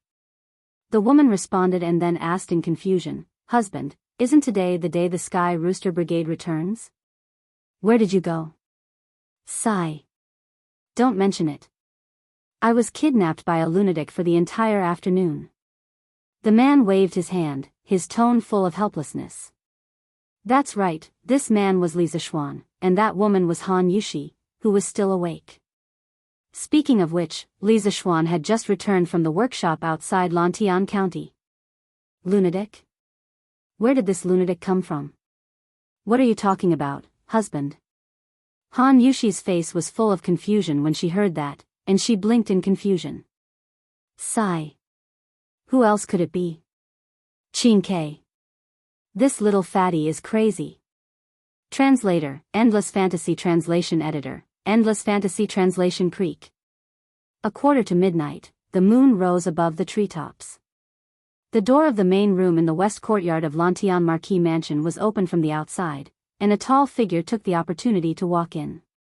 Husband. Why are you only back now? In the house, a woman in a cloak walked over quickly. When she saw the man who just walked in, she was surprised and grumbled. Wife, you're still awake." The black figure turned around and laughed dryly at the woman. "I can't sleep alone, so I've been waiting for husband to come back."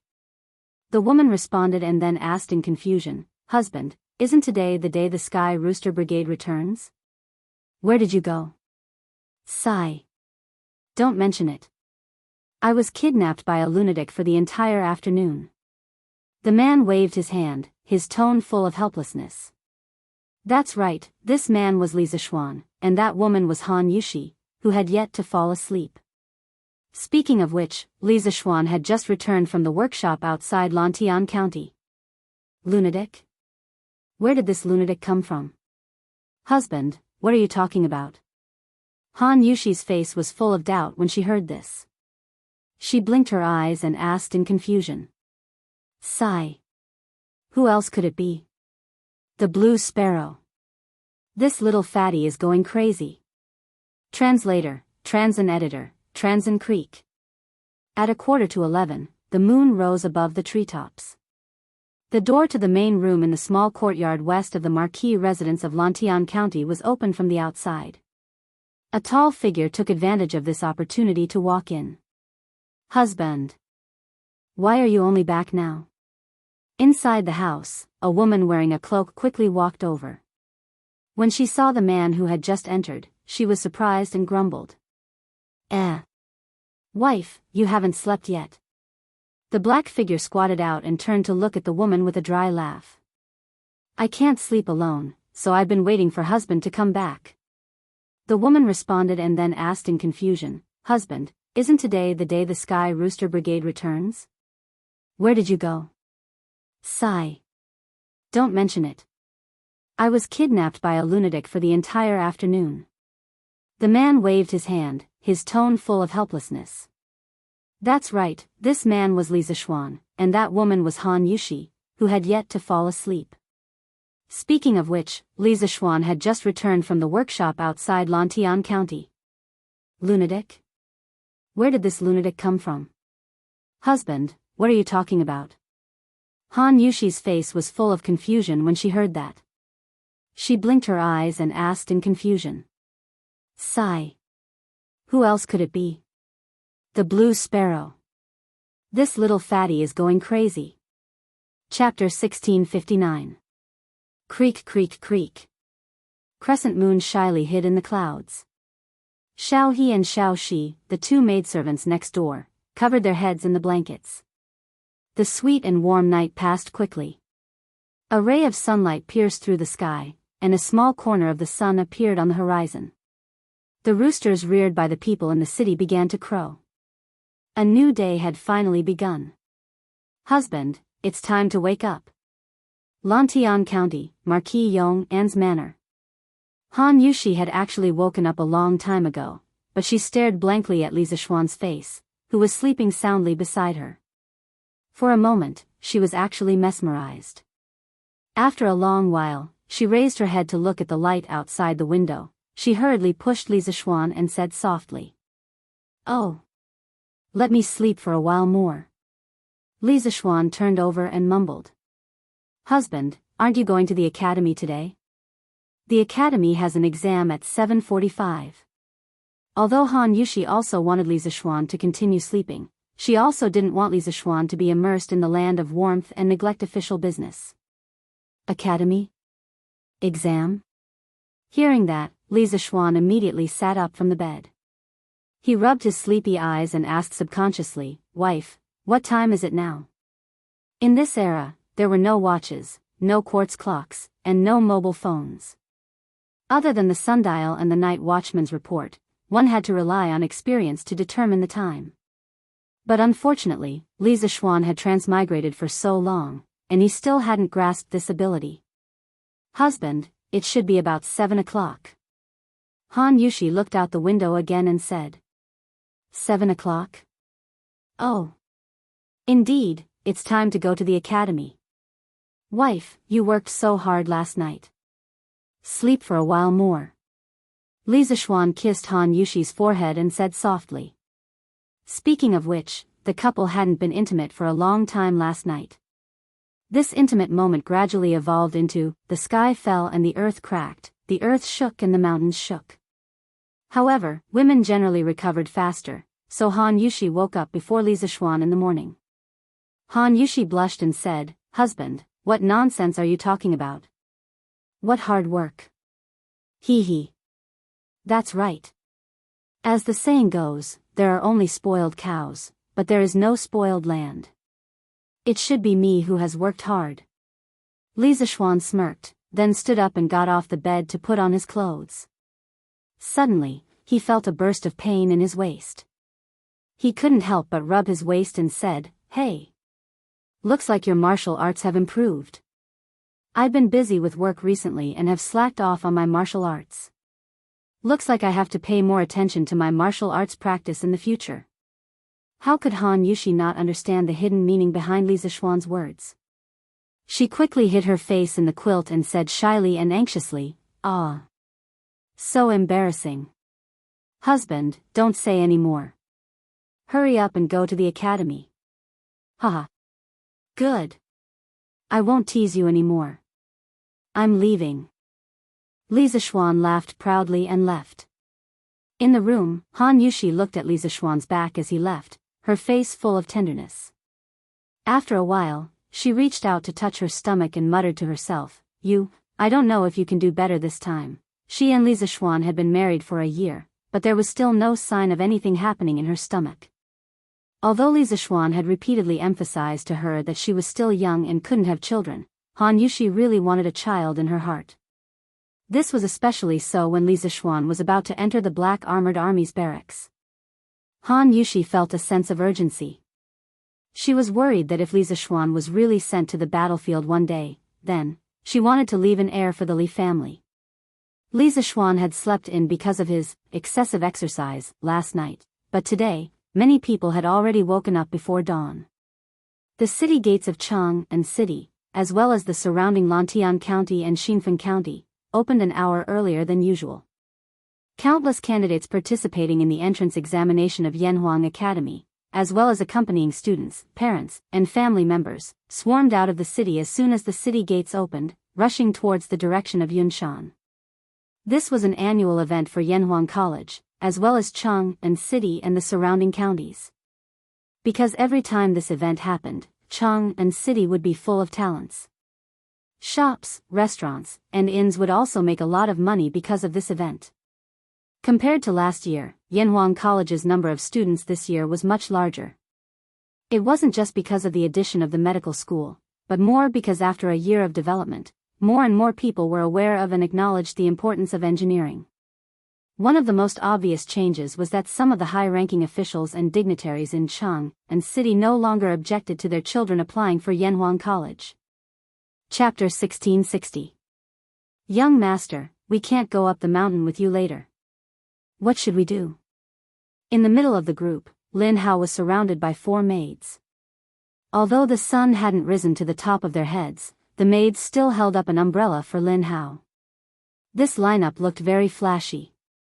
After listening to his maid's words, Lin Hao curled his lips and said, "If I can't go up, then I can't go up. It's not like I haven't been up Yunshan before. Don't worry, this young master won't get lost up there." "What? Brother, you've been up Yunshan before?" Before the servant girls could say anything, one of the examinees behind Lin Hao asked. Lin Hao frowned. He usually didn't like to talk to strangers, but since someone took the initiative to talk to him, he couldn't not answer. He could only nod lightly and say, "Yes. Last year on New Year's Eve, I was lucky enough to see fireworks on Yunshan." New Year's Eve? Fireworks? What are fireworks? That scholar was obviously not from here. Hearing this, he immediately asked all sorts of questions like a curious baby.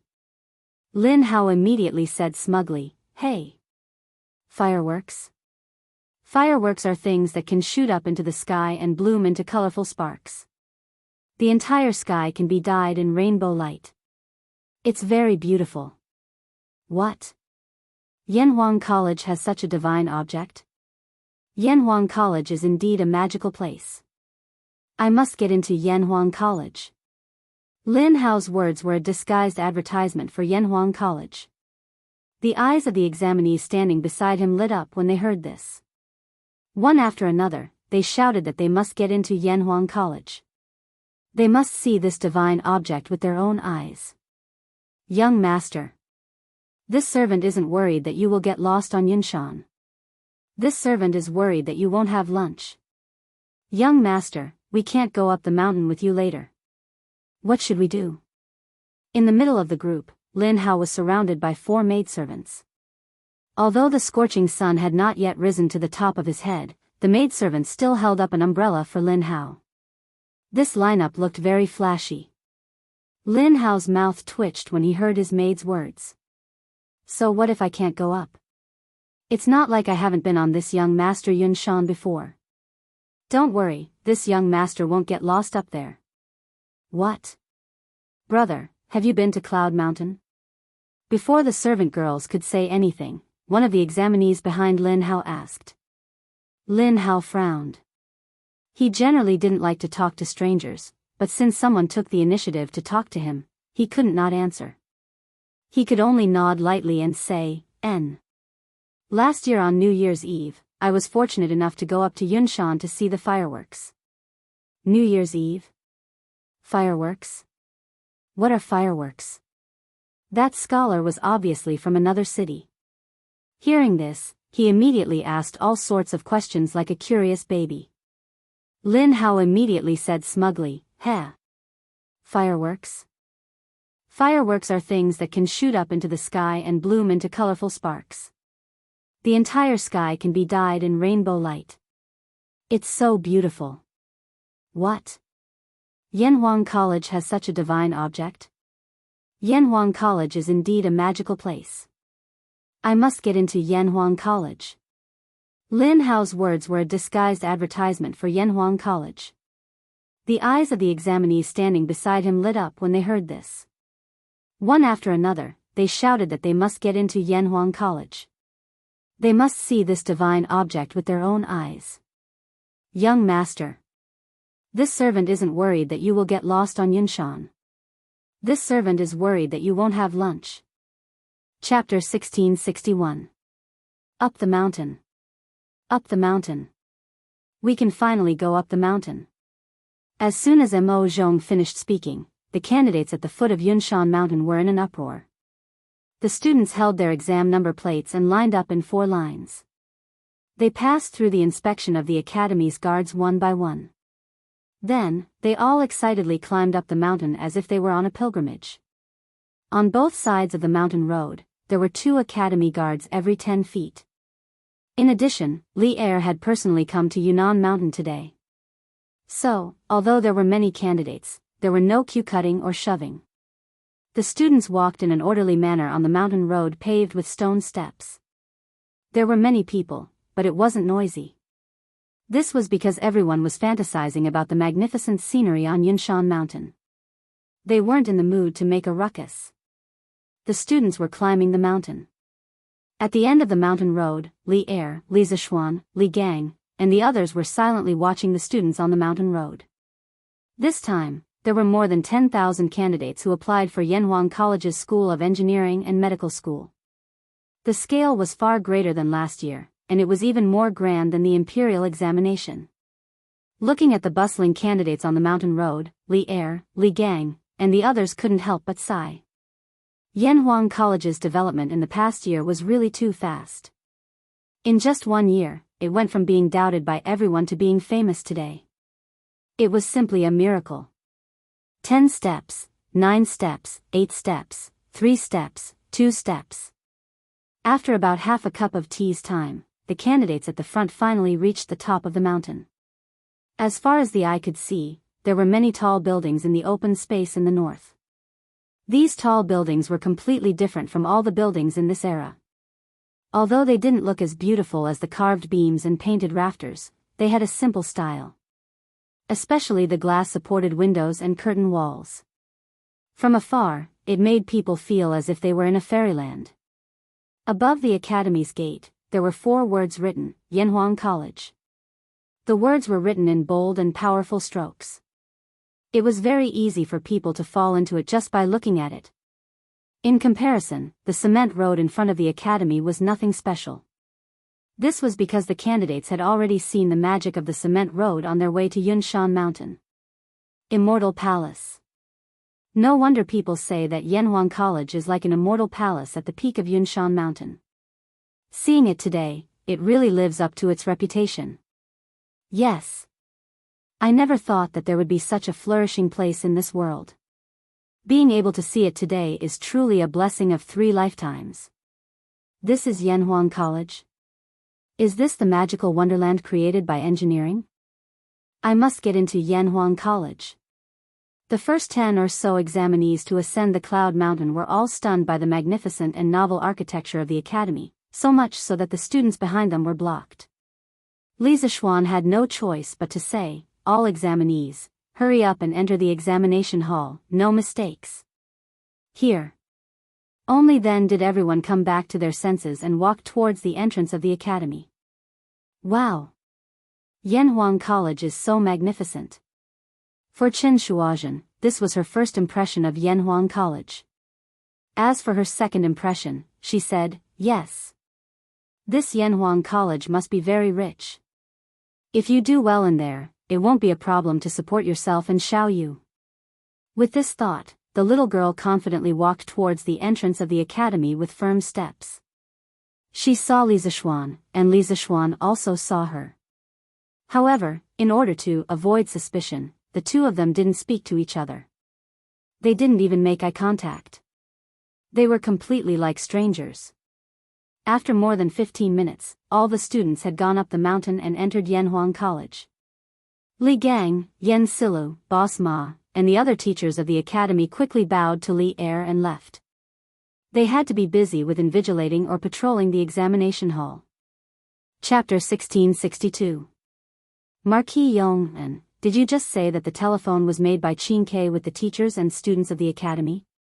On the path inside Yanhuang College, Empress Zhangsun suddenly asked after Li Er made the final decision and set the direction of the academy's research and development. There was a trace of expectation and excitement in Zhang Xuan's tone. Li Zishuan nodded and said, "Your Majesty, that is indeed the case." Empress Zhang Xuan's face suddenly bloomed with a smile, but she still couldn't believe it and said, "Qin Ke entered the academy and came into contact with engineering for only a year. Could her achievements in engineering be better than the teachers of the academy?" Marquis Yong, are you deliberately saying this to make me and His Majesty happy? The current Zhangsun was no longer the dignified and elegant empress of the Tang Empire, but a student's parent facing the teachers and students of the academy. Li Zishuan smiled and said, "Your Majesty, in fact, it only took a year for engineering to be introduced to the world. The teachers and students of Yanhuang College have been in contact with engineering for about the same time. However, Qingxue's hands-on ability and talent in engineering are indeed better than others. Many knowledge that is difficult for ordinary people to understand is often understood by her. Therefore, I will let Qin Ke do some engineering projects. However, the improvement of the telegraph and the invention of the telephone are not the work of Qin Ke alone. It involves the joint efforts of all the teachers and students of the academy." Marquis Yong, did you just say that the telephone was made by Qin Ke with the teachers and students of the academy? On the path inside Yanhuang College, Empress Zhangsun suddenly asked after Li Er made the final decision and set the direction of the academy's research and development. There was a trace of expectation and excitement in Zhang Xuan's tone. Li Zishuan nodded and said, "Your Majesty, that is indeed the case." Empress Zhang Xuan's face suddenly bloomed with a smile, but she still couldn't believe it and said, "Qin Ke entered the academy and came into contact with engineering for only a year. Could her achievements in engineering be better than the teachers of the academy?" Marquis Yong, are you deliberately saying this to make me and His Majesty happy? Right now, the eldest grandchild was no longer the dignified and elegant empress of Great Tang, but a parent of a student who was slightly uneasy facing the teachers of the school. Li Zishuan smiled and said, "Nyang, in fact, the study of engineering is only open to the public for a total of 1 year. The teachers and students of Yanhuang College have been exposed to engineering for about the same amount of time. However, Qingxue's hands-on ability and talent in engineering are indeed a cut above others. Many knowledge that is difficult for ordinary people to understand is often understood by him. Therefore, I will hand over some projects to Qin Ke." However, the improvement of the telegraph and the invention of the telephone were not the work of Qin Ke alone. It involved the joint efforts of all the teachers and students of the academy. Marquis Yong, did you just say that the telephone was made by Qin Ke with the help of the academy's teachers and students? On the path inside Yanhuang College, Empress Zhangsun suddenly asked after Li Er made the final decision on the next research and development direction of the academy. There was a hint of expectation and excitement in Zhang Xuan's tone. Li Zishuan nodded and said, "Nyang, that is indeed the case." Empress Zhang Xuan's face suddenly bloomed with a smile, but she still couldn't believe it and said, "Qin Ke entered the academy and came into contact with engineering for only a year. Could her achievements in engineering be better than the teachers of the academy?" Marquis Yong, are you deliberately saying this to make me and His Majesty happy? Right now, the eldest grandchild was no longer the dignified and elegant empress of Great Tang, but a parent of a student who was slightly uneasy facing the teachers of the school. Li Zishuan smiled and said, "Nyang, in fact, the study of engineering is only open to the public for a total of 1 year." The teachers and students of Yanhuang College took over. Chapter 1663. Furong's fruit? Isn't that a poisonous substance? Li Er and Li Qingxian were shocked when they heard this. Li Er wasn't the only one who knew about Aphrodite. Li Qingxian had also heard about it. After all, there was a drug rehabilitation center in Chang'an City. All the dragon sect disciples who were addicted to Aphrodite had been locked inside. Li Qingxian also heard that those people would go crazy whenever their drug addiction flared up. This was enough to show how terrifying Furong was. Now, Li Zixuan actually said that the anesthetic pills Zhang Wenzhong took were made from furong. How could this not shock Li Qingxian and Li Er? Seeing the shock on Li Er and Li Qingxian's faces, Li Zixuan hurriedly explained, "Your Majesty, everything in the world has two sides. Some drugs are poisonous under certain circumstances, but in other circumstances, they can be life-saving medicine. Furong can numb people's sense of pain and make them feel good for a moment. Long-term consumption is indeed harmful to the human body, but it can make people forget pain for a short time. It can be used to relieve pain for patients. It's almost equivalent to the effect of Huatuo's anesthetic powder." Hearing this, Li Er frowned. After a moment of silence, he muttered, "There's a saying in Taoism that all things reinforce and subdue each other. It seems that it's true." Li Zixuan smiled and said, "That's right. Your Majesty, through this incident, the Tang Empire's Joint Medical Center intends to develop this method of treating patients. Although Huatuo's medical skills have been lost, furong's fruit? Isn't that a poisonous substance?" Li Er and Li Qingxian were shocked. Li Er wasn't the only one who knew about furong. Li Qingxian had also heard about it. After all, there was now a drug rehabilitation center in Chang'an City, and all the dragon sect members who were addicted to furong were locked up there. Li Qingxian had also heard that whenever those people's drug addiction acted up, they would simply go crazy. This was enough to show how terrifying furong was. Now, Li Zixuan actually said that the anesthetic pills that Zhang Wenzhong had taken back then were made by furong. How could this not shock him and Li Er? Seeing that Li Er and Li Qingxian were both shocked, Li Zixuan quickly explained, "Your Majesty, everything in the world has two sides. Some drugs are poisonous under certain circumstances, but in other circumstances, they can be life-saving medicine. Furong can numb people's sense of pain and make them feel good for a moment. But long-term consumption is harmful to the human body, but it can make people forget pain for a short time. It can be used to relieve pain for a moment. Almost equivalent to the effect of Huatuo's anesthetic powder." Hearing this, Li Er frowned. After a moment of silence, he muttered, "There is a saying in Taoism that all things reinforce and subdue each other. It seems that it is true." Li Zixuan smiled and said, "That's right. Your Majesty, through this incident, the Tang Empire plans to develop this method of treating patients.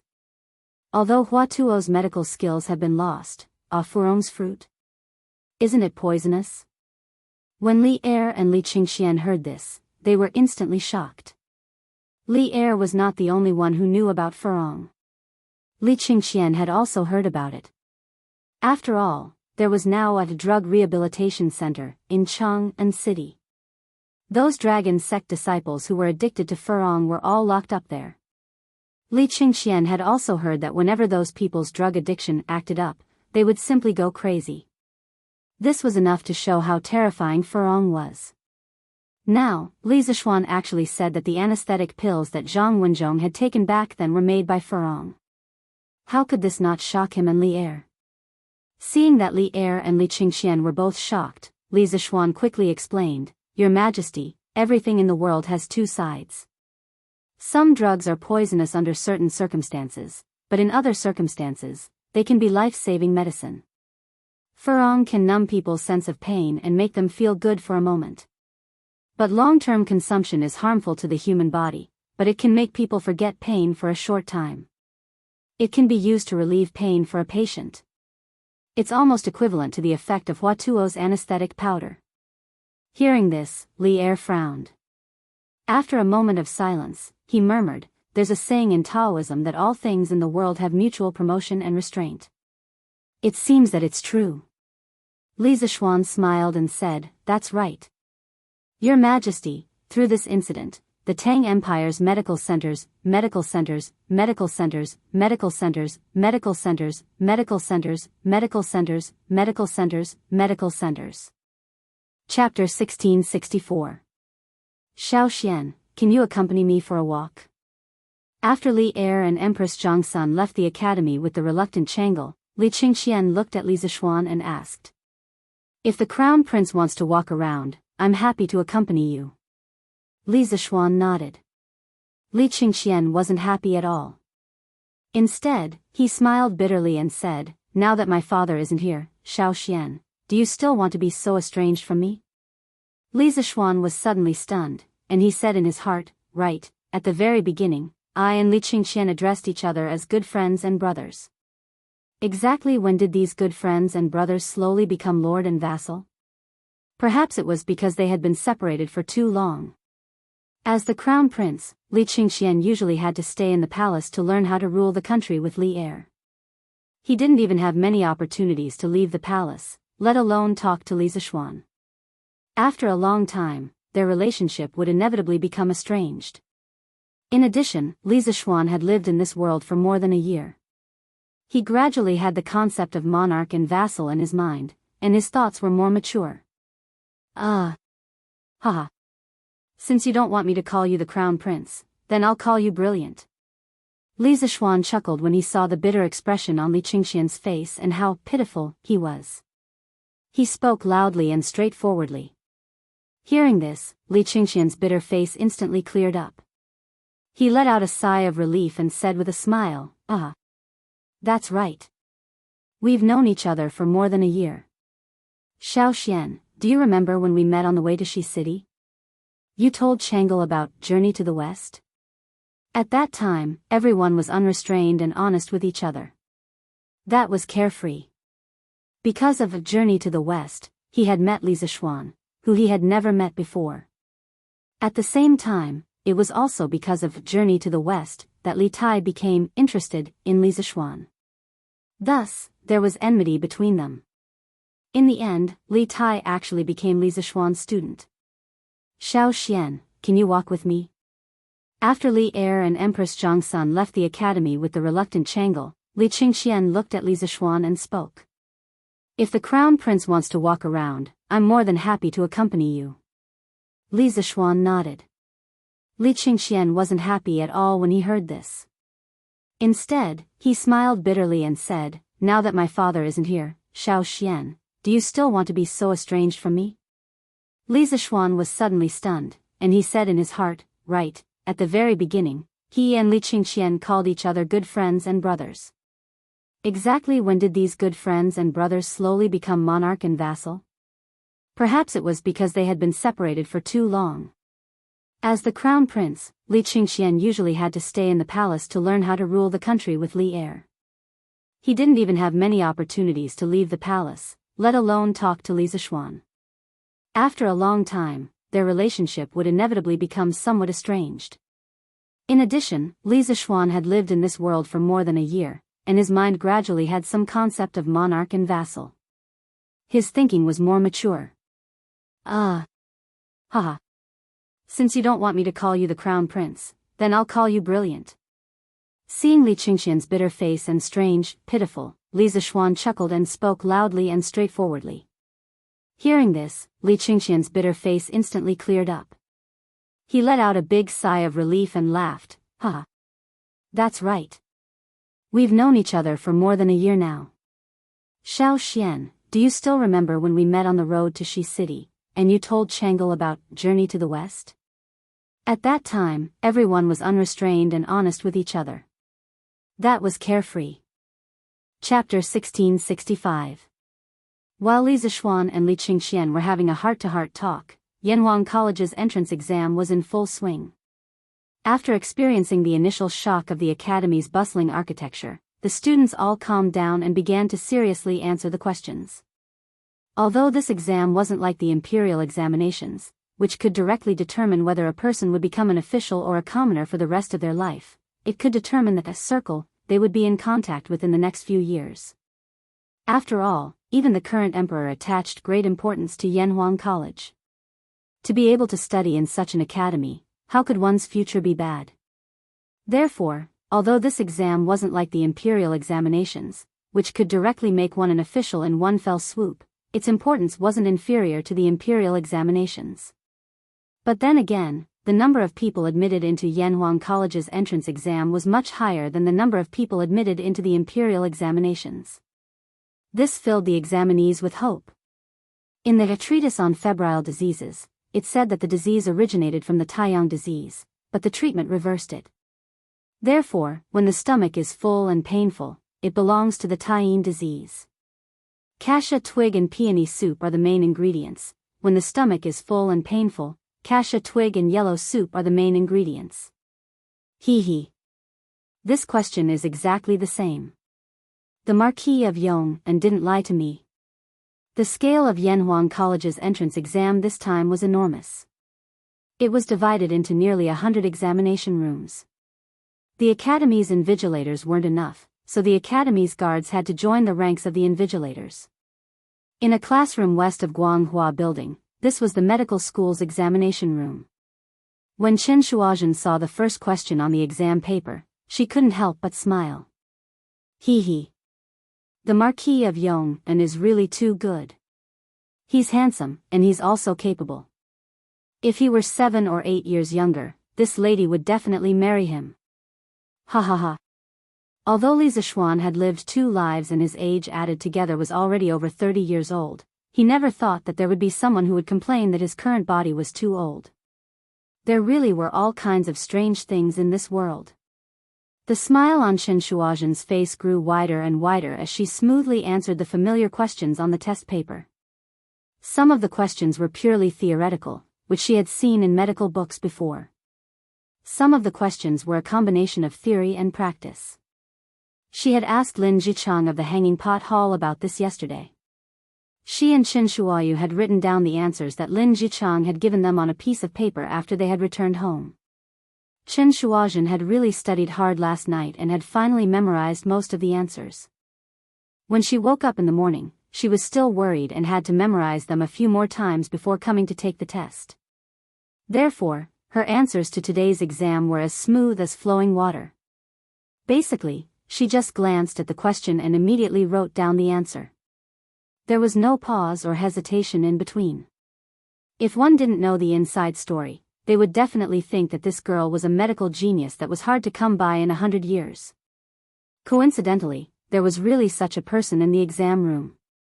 This person was the little fairy doctor, Hu Jingwen. Today, many of the Academy's guards were able-bodied men, and were brought here to be the invigilators. As the direct disciple of the head of Yanhuang College's medical school, Sun Simiao, how could Hu Jingwen not come? Coincidentally, one of the invigilators in Chen Shuozhen's exam room was Hu Jingwen. The other person was Hu Jingwen's follower, the one who had followed Dr. Qin out of the Imperial Medical Department to seek refuge in Yanhuang College. Hu Jingwen was originally bright and beautiful. After her eyes recovered, she became even more beautiful and moving. In addition, this girl's medical skills were brilliant, her heart was kind, and she had saved countless people. Moreover, she was Sun Simiao's direct disciple. It could be said that she was truly beautiful and kind. Therefore, at the age of 12, Hu Jingwen already had countless followers. Among them, there was no lack of nobles. Of course, there were also some students from Yanhuang College. Dr. Qin's student was one of them. At this time, Chen Shuozhen was writing the answers on the test paper smoothly. Hu Jingwen happened to pass by and saw that Chen Shuozhen was actually answering the questions smoothly. She didn't even have to think about the answers and couldn't help but be greatly surprised. One had to know that the medical school's admission exam questions were thought out by her master, Sun Simiao, together with Dr. Qin, Dr. Wang, and Ge Qingyue. Although these questions weren't particularly difficult, it was impossible for a person who had been practicing medicine for less than 10 years to answer the questions as easily as Chen Shuozhen. Therefore, Hu Jingwen completely stopped behind Chen Shuozhen. She didn't say a word and silently watched Chen Shuozhen answer the questions. However, the more she watched, the more shocked she became. Which medical family did this examinee come from? Which expert did she learn from? Why is her answer to every question so close to perfect?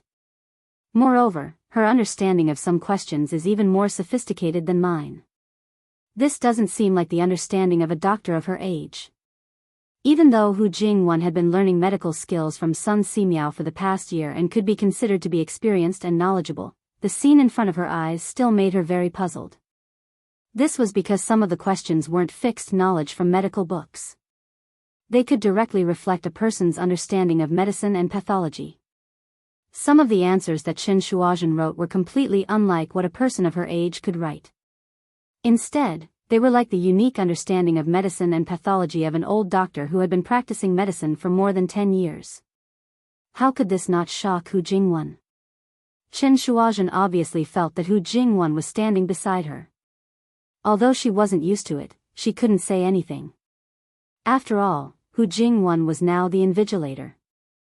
Moreover, when Hu Jingwen first entered the examination hall, Qin Shuozhen already knew Hu Jingwen's identity from the exclamations of the examinees in the teaching hall. Therefore, she didn't have any objections to Hu Jingwen watching her answer the questions. Of course, the most important thing was that Qin Shuozhen didn't peek at the small slip of paper. Secondly, she didn't peek at the answers of the students at the neighboring table. It could be said that she was open and aboveboard. Naturally, she wasn't afraid that Hu Jingwen was watching her answer the questions smoothly. The other people in the examination hall weren't as relaxed as Qin Shuozhen. Most of the examinees' steps were to first read the questions a few times, then recall which medical book the question related to, which question appeared in which paragraph of text.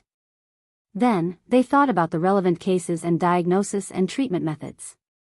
Finally, they started to write and answer the questions. At this time, Qin Shuozhen had already written the 5th question, while most of the examinees were still answering the 3rd or even the 2nd question. The speed of answering the questions wasn't just a little bit slower. This prepared person was indeed different. Zhang Wenzhong and Qin Shuozhen were in the same examination hall. At this time, he was writing the answer to the 3rd question. Although he didn't have more than 10 years of medical experience, he had some of his own understanding of pathology and medicine. Although it wasn't completely correct, there weren't any obvious mistakes. It had to be said that this child's basic medical skills were quite solid. His medical talent was also good enough. On the other side, in the examination hall of the School of Engineering, Lin Hao was scratching his ears and cheeks, racking his brains. The examination of the School of Engineering was divided into 2 parts. The first part was the study of classics. This study of classics included the basic knowledge of the 4 books and 5 classics. This was a politically oriented study. It involved the Academy's recognition of the royal family's rule. It was an essential part of the examination. It also included the students' moral character test. In the afternoon, it was a new type of mathematics test. The whole process of the examination was basically the same as the entrance examination of Yanhuang College last year. The main reason why they didn't add physics, chemistry, geography, or other subjects that were unique to Yanhuang College was mainly because these subjects were basically new subjects in this era. Even if ordinary people had the teaching materials, it would be difficult for them to understand that the earth was round, the sun was red, and so on. Most importantly, the teaching materials of physics, chemistry, and geography in the academy were all confidential materials. They couldn't be leaked to outsiders. Even if people outside the academy wanted to learn them, they couldn't. The reason why he did this wasn't because Li Zixuan was stingy. It was because the Tang Empire's industrial base had just been established. It wasn't that far ahead of other countries. If new subjects like physics and chemistry that could lead a country to establish a certain industrial base were to be spread abroad, who could guarantee that there wouldn't be geniuses like Newton and Einstein in other countries? At that time, the Great Tang's slight advantage in terms of advantage would be completely wiped out. Therefore, Li Zixuan thought that he would try his best to keep these subjects only in Yanhuang College. When the Tang Empire swept the other countries and its industrial base was absolutely in the lead, he would consider opening these subjects to the public. Because by then, these basic subjects would be really basic to the Tang Empire. At that time, the knowledge that the Tang Empire pursued would be even more profound. In any case, thousands of words could be summed up into one sentence. Everything was to let the Tang Empire be in the lead. This was very similar to the hegemonic thinking of the United States in his previous life. However, Li Zixuan didn't care. He was a Tang Empire citizen. He had the ability to let the Tang Empire lead the world. Why should he share his academic and scientific research results with other countries? He couldn't be so selfless. He was such a selfish person. Lin Hao used to be the son of a businessman. His education level was basically at the level of literacy. When it came to the 4 classics and 5 classics, he was similar to Iron Egg.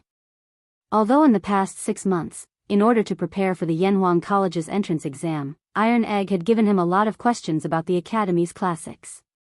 However, he could only memorize them. He couldn't understand the deep meaning of every sentence. Therefore, in this exam, Lin Hao could only find the questions that he had seen before and write down the answers in his memory. As for the questions that he had never seen before, Lin Hao didn't want to waste even a minute on them. Therefore, after only 45 minutes, Lin Hao had already finished the second part of the exam, the moral character exam. It was also the part of the exam that had cheated many candidates in the Yanhuang College's entrance exam last year. Chapter 1666.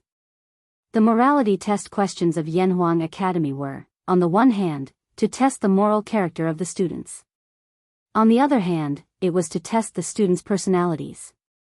Although what was shown on the paper might not be true, and some people wouldn't stupidly write their evil thoughts on the answer sheet, Yanhuang College's questions weren't so stupid. They wouldn't directly ask whether you were a good person or a bad person.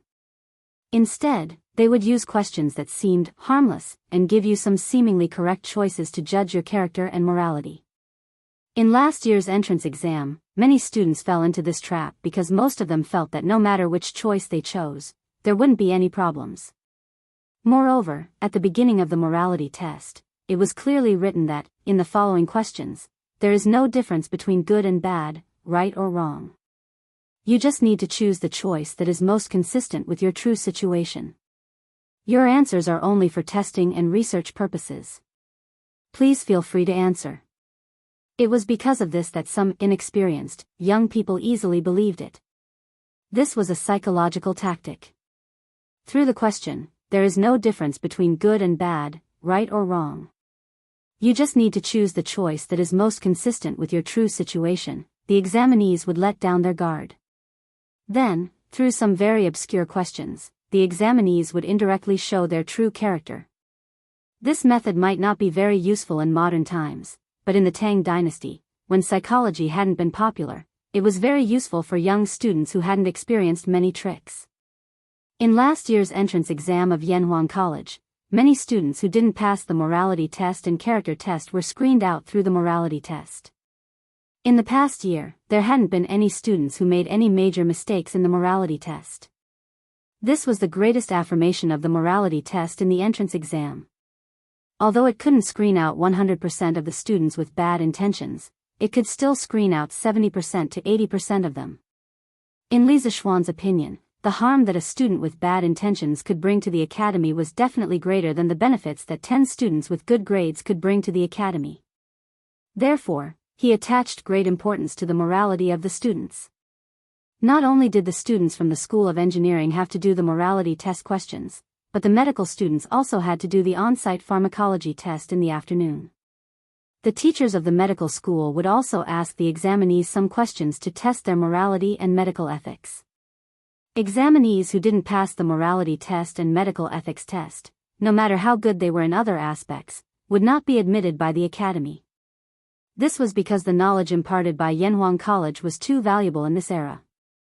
Those with bad intentions could easily betray the academy, or even the Tang Empire. Although the morality test was full of tricks, Iron Egg had imparted a lot of experience to Lin Hao. As Li Zishuan's core disciple, he had spent a lot of time with Li Zishuan. Therefore, Iron Egg knew Li Zishuan well. Later, through some indirect inquiries, Iron Egg had a general understanding of Li Zishuan's intention of setting up the morality test. Therefore, before the exam, he told Lin Hao to try to put himself in the shoes of an upright, brave, positive, and studious person, and then choose the most suitable option for himself. Chapter 1667. Wow! This building is so beautiful. In Yanhuang Academy, Chen Shuozhen, who had handed in her paper in advance, passed through a few small paths and came to the front of the academy's library. When she saw the majestic red tower, she was stunned. After being stunned for a while, she couldn't help but murmur in admiration. The flying eaves and carved flowers are elegant and stylish. The red pillars and green bricks complement each other. It's both majestic and beautiful. What kind of person could design such a building? Women liked beautiful things the most. Although the Guanghua building where she had taken the exam was tall and majestic, it wasn't very beautiful. The most important thing was that it didn't meet a woman's aesthetic standards. However, the red house in front of her was different. It was both majestic and beautiful. For a young girl like Chen Shuozhen, it had a fatal attraction. Therefore, Chen Shuozhen, who came back to her senses, lifted her foot and wanted to enter the red house to take a look. However, as soon as she stepped out, she saw an academy guard in black standing at the entrance of the red house on the stairs. Chen Shuozhen immediately retracted her foot that had just stepped out. Ah! There's a guard here. I'm not a student of Yanhuang College yet. That guard definitely won't let me in. What a pity. Chen Shuozhen said resentfully. When she had handed in her paper in advance and walked out of the Guanghua building, there was a teacher who specifically told her not to wander around the college. She could either go to the cafeteria to eat or go down the mountain and wait for the second exam in the afternoon to return to the college. Chen Shuozhen, who had never been a good girl, certainly wouldn't listen to her teacher obediently. In addition, most of the people in the college were invigilating the exam in the examination hall. It could be said that there was no defense. Chen Shuozhen sneaked under the eyes of several guards to the red house of Yanhuang College. But that was it. If she went any further, she would definitely be caught by the guards at the entrance of the red house. Therefore, Chen Shuozhen could only look at the red house with regret and turn around to leave. Let's go to the cafeteria. We can't even find a restaurant in this wilderness, so we can only eat lunch in the academy. Well, I heard that the food in Yanhuang College is comparable to the food in Chang'an.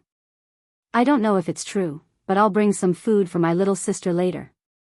After leaving the red house, Chen Shuozhen thought for a while and walked directly to the canteen of the academy. Ouch! Who is it? Don't you look where you're going? Coincidentally, the lass had just passed through the garden behind Guanghua building when she bumped into a nimble and speedy little fatty. The fatty's weight, coupled with his originally fast speed, created a huge momentum that directly knocked Chen Shuozhen's small body back several steps. In the end, she couldn't stabilize her body and fell to the ground. The little lass couldn't help but cry out in pain. Oh, I'm sorry.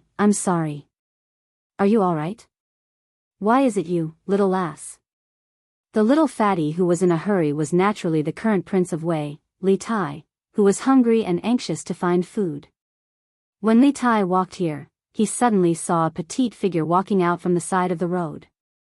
However, when he saw it, he was less than a foot away from the figure. The visual information was transmitted to the nerve center, and the nerve center sent the command to the limbs to stop moving forward. This process also took a long time, so Li Tai directly bumped into the figure.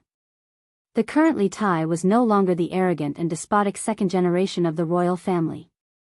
After more than a year of training in the academy, Li Tai's three views had become very upright. Therefore, when he heard the cry of pain, he hurriedly went forward to help the person up. However, after seeing the person's appearance, he quickly withdrew his hand and snorted in an unfriendly tone. Enemies were bound to meet on a narrow road. This was really a narrow road for enemies. Previously, when the dragon's sect was wreaking havoc in Chang'an City, Li Tai happened to meet Chen Shuozhen on the street.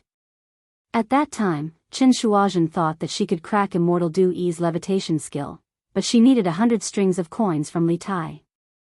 At that time, Li Tai, Di Zhishuan, and Sun Zifan were investigating the strange death of a key prisoner in the Supreme Court. Perhaps intuitively, Li Tai also felt that there was something wrong with Du-Yi, so he agreed to Chen Shuozhen's condition and gave her 100 strings of coins. Although Chen Shuozhen did crack Du-Yi's levitation skill later on, Li Tai, who knew the real principle of the levitation skill, suddenly felt that the 100 strings of coins was not worth it. He felt that he had been tricked by Chen Shuozhen.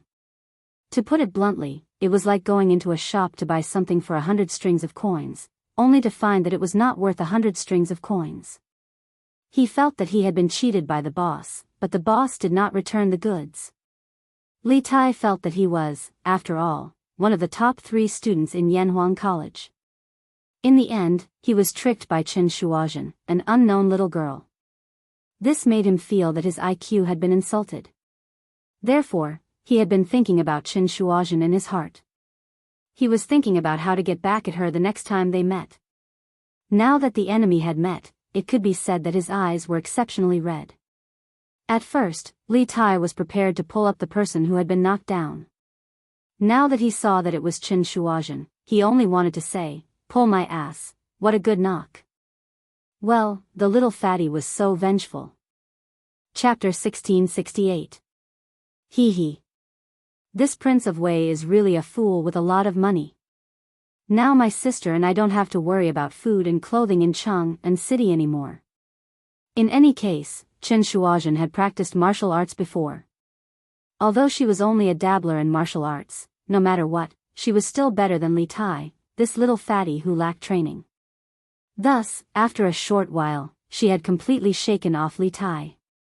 Using her hand to touch the brand new 100 Tang Yuan in her purse, Chen Shuozhen was in a great mood and could not help but sigh. Even though she had cheated 100 strings of money from Li Tai last time, she had already spent most of it. Yesterday, she was still worrying about how to earn money. After all, even if she got into Yanhuang College, she wouldn't be able to get a scholarship immediately. The earliest she could get a scholarship would be next spring. During this period, she and Chen Shuoyu needed money to eat. However, she didn't expect someone to give her a pillow when she was about to doze off. Chen Shuozhen's main purpose of coming to Yunshan today was to take the entrance exam. However, she had unexpectedly met Li Tai, the child of wealth. Now, Chen Shuozhen didn't have to worry about money in the short term. It's getting late. The morning exam will probably end soon. I have to go to the college cafeteria to buy some food and bring it down the mountain to eat with Xiaoyu. After recovering from her initial excitement and joy, Chen Shuozhen's expression returned to normal. She quickly walked to the cafeteria on the east side of the college. She had asked the college guard earlier and knew that the cafeteria was on the east side of the college. Oh. The chicken here is actually as good as the ones in Chang and city's Drunken Immortal restaurant. It's amazing. Wow. Why does this Dongpa pork smell even better than the ones in Drunken Immortal restaurant? This meat is too tender. This lion's head is not bad either. Wow. Is this a meteoric rise? Smells good. So good. At this time, there was still about half an hour before the end of the morning examination. Logically speaking, there shouldn't be any students in the cafeteria at this time. But just as Chen Shuozhen pushed open the door and entered, before she could even sigh at the spacious and bright cafeteria hall, she saw a young man in embroidered clothes sitting at a seat gorging on food, wolfing it down as if he hadn't eaten food for 8 lifetimes. And in front of him, there were actually 7 or 8 empty plates, and 4 or 5 dishes that he hadn't finished. On one hand, Chen Shuozhen was surprised that this young man would come to the cafeteria to eat at this time. On the other hand, she was also surprised by this young man's appetite. After all, there were 4 or 5 unfinished dishes on the table. Even if the 2 sisters added up, they still wouldn't be able to finish them. However, this young man in front of her was not only eating alone, but also had 7 or 8 empty plates piled up in front of him. From this, one could see how terrifying his appetite was. Slowly approaching the young man, Chen Shuozhen didn't stop to avoid causing trouble. She also didn't specifically greet the young man. She just glanced at the dishes in front of the young man. After all, she had never eaten at Yanhuang College. Taking a look now, she would have a reference when she went to buy food later. As far as her eyes could see, there were either golden yellow chicken drumsticks, marinated meatballs the size of fists, or steamed meat that was steaming and fragrant. Although Chen Shuozhen couldn't name the dishes, they looked delicious, and she couldn't help but secretly swallow her saliva. Passing by the young man, Chen Shuozhen came to the ordering window. When she saw the menu hanging above the window, she couldn't help but be surprised. Gnawed chicken, dongpa pork, lion's head, twice cooked pork, meteoric rise, and stir-fried bean sprouts. Aren't these the famous dishes of Drunken Immortal Restaurant? It's one serving for $5. Although Qin Shuozhen had previously cheated 100 strings of money from Li Tai, she had never been to Drunken Immortal Restaurant. Money had to be used where it was needed. This was the law that Qin Shuozhen had always pursued. She was used to living a hard life. Even if she became rich overnight, she still wouldn't go to a high-end restaurant like Drunken Immortal Restaurant.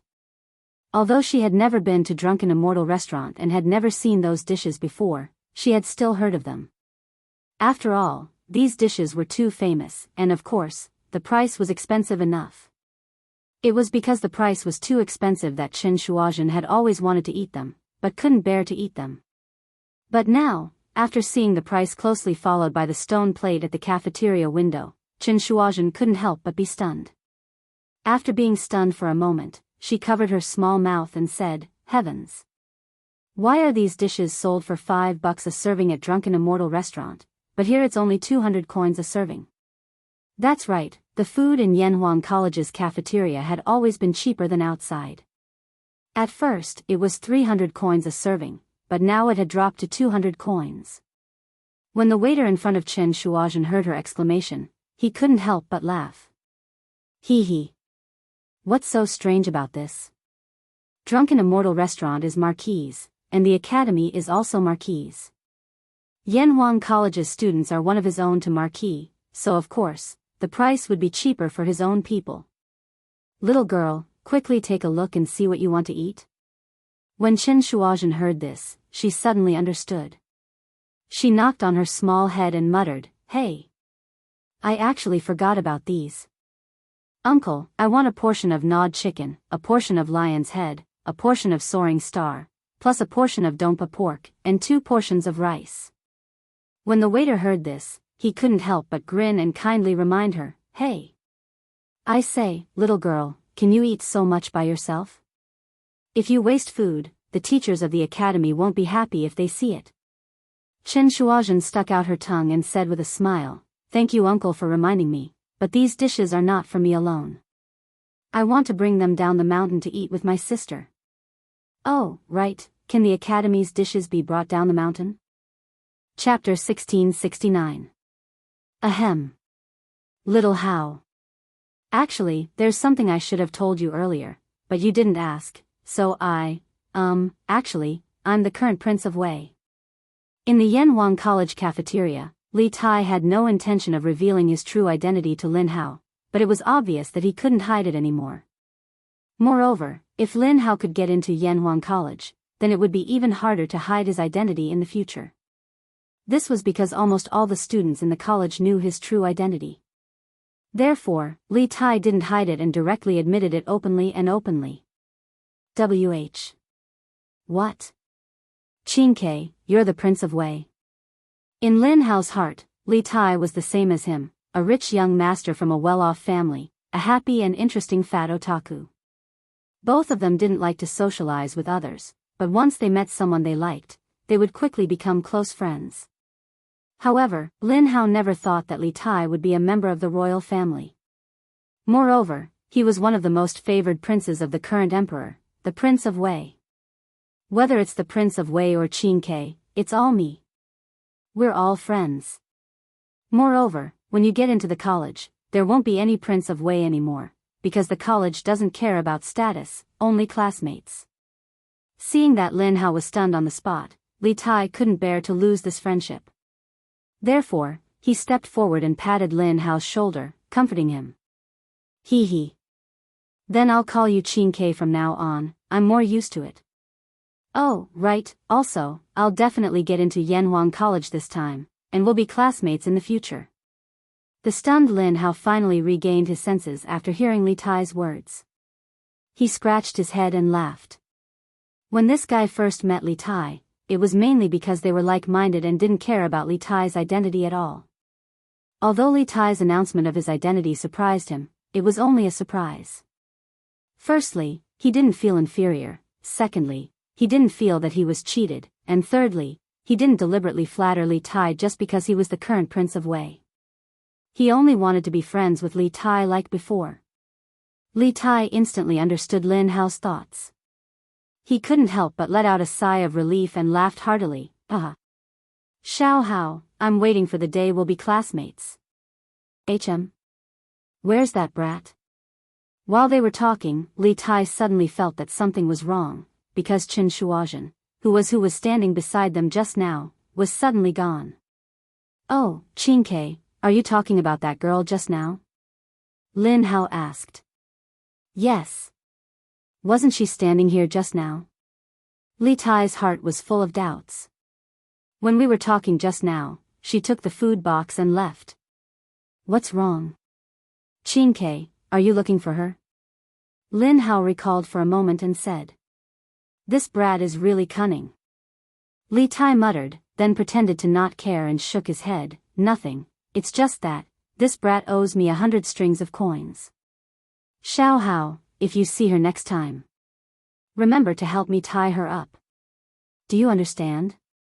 Being cheated of 100 strings of coins by a brat, this kind of embarrassing thing, Li Tai would never say it out loud.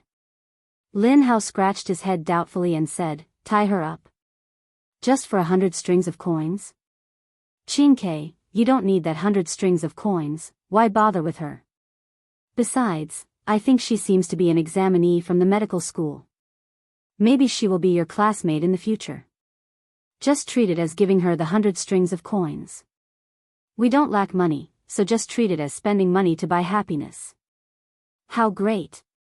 Spending money to buy happiness, probably only the foolish son of a landlord like Lin Hao could say such things. Li Tai was speechless for a moment. He couldn't say that he was cheated of money by Qin Shuozhen, right? How embarrassing would that be? Clang, clang, clang. At 4 in the afternoon, a dull sound of bells and drums sounded in Yanhuang College, indicating the official end of the morning's admission examination.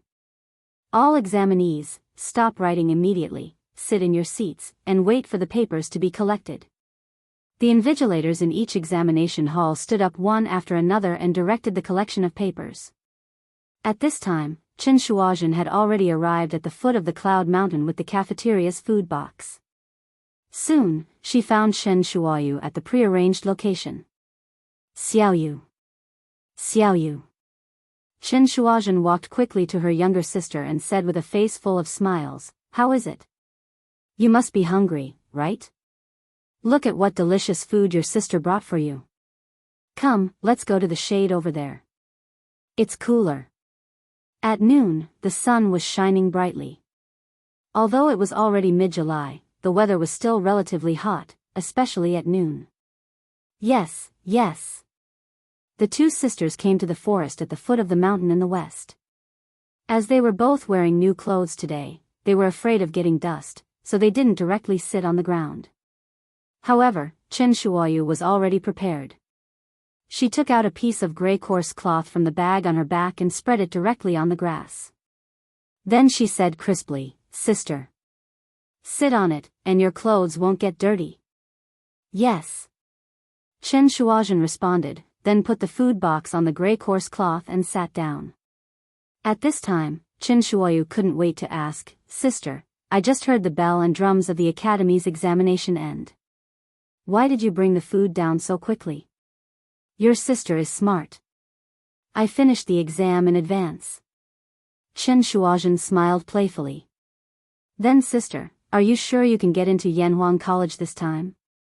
Qin Shuoyu couldn't help but be happy when she heard that. Hee. More or less. Qin Shuozhen thought for a while and said with a smile. Logically speaking, she was indeed qualified to have this confidence. Wow. Sister, you're so awesome. When Qin Shuoyu heard that, she was so excited that she almost jumped up. She quickly said, Sister, quickly tell me what the dean on the mountain looks like. I heard that it's like an immortal palace. Is it true? The academy?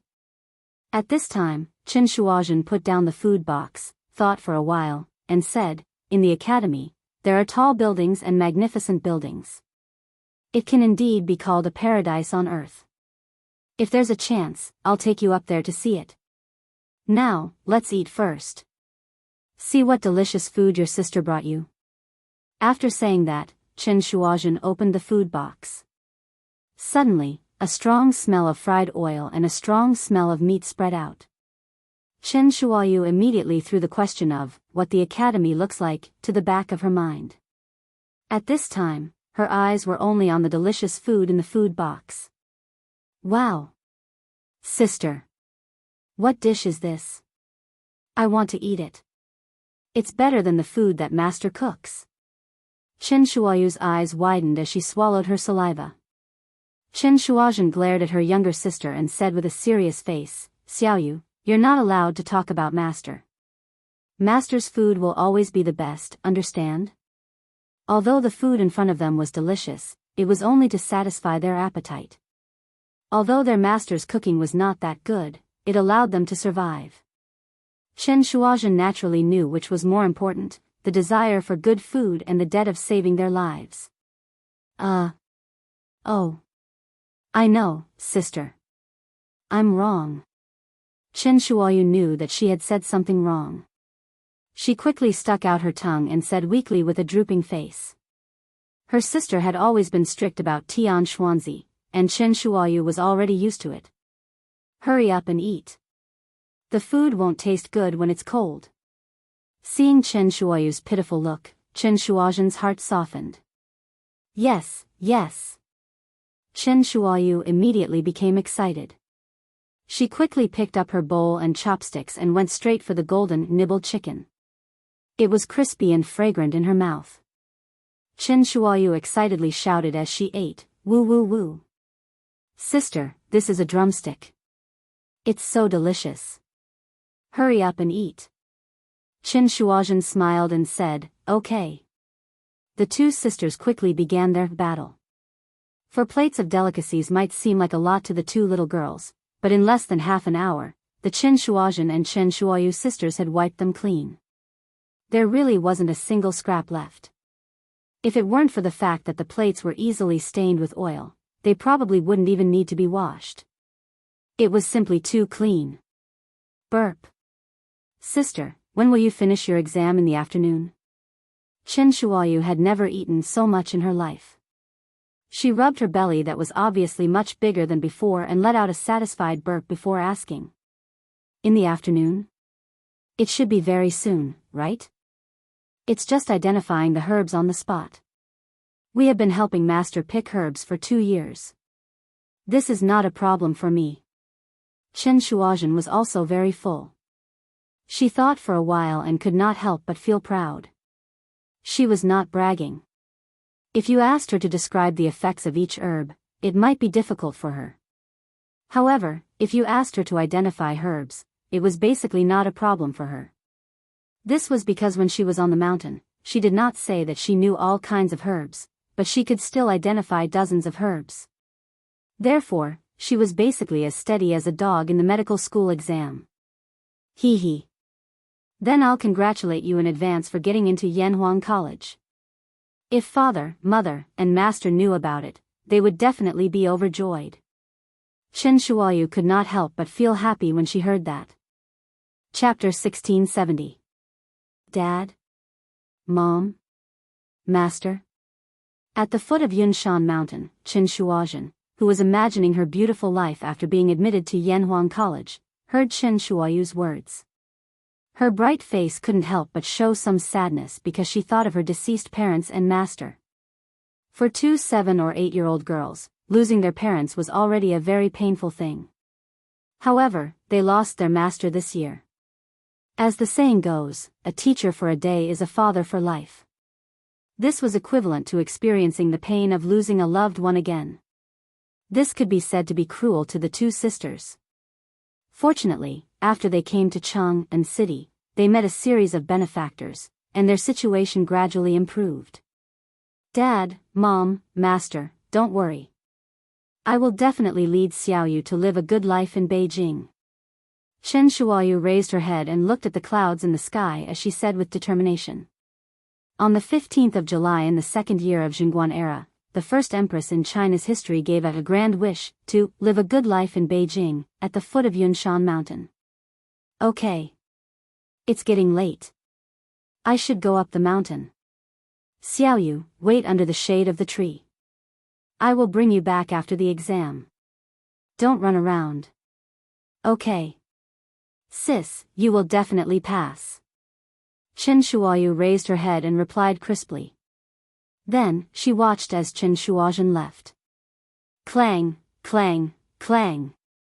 At 5:30 p.m., the bell and drum on Yunshan Mountain rang again, indicating that the second entrance exam for Yanhuang College had officially begun. In the engineering exam hall, the subject in the afternoon was mathematics, which accounted for 50% of the total score. Therefore, all the examinees attached great importance to it.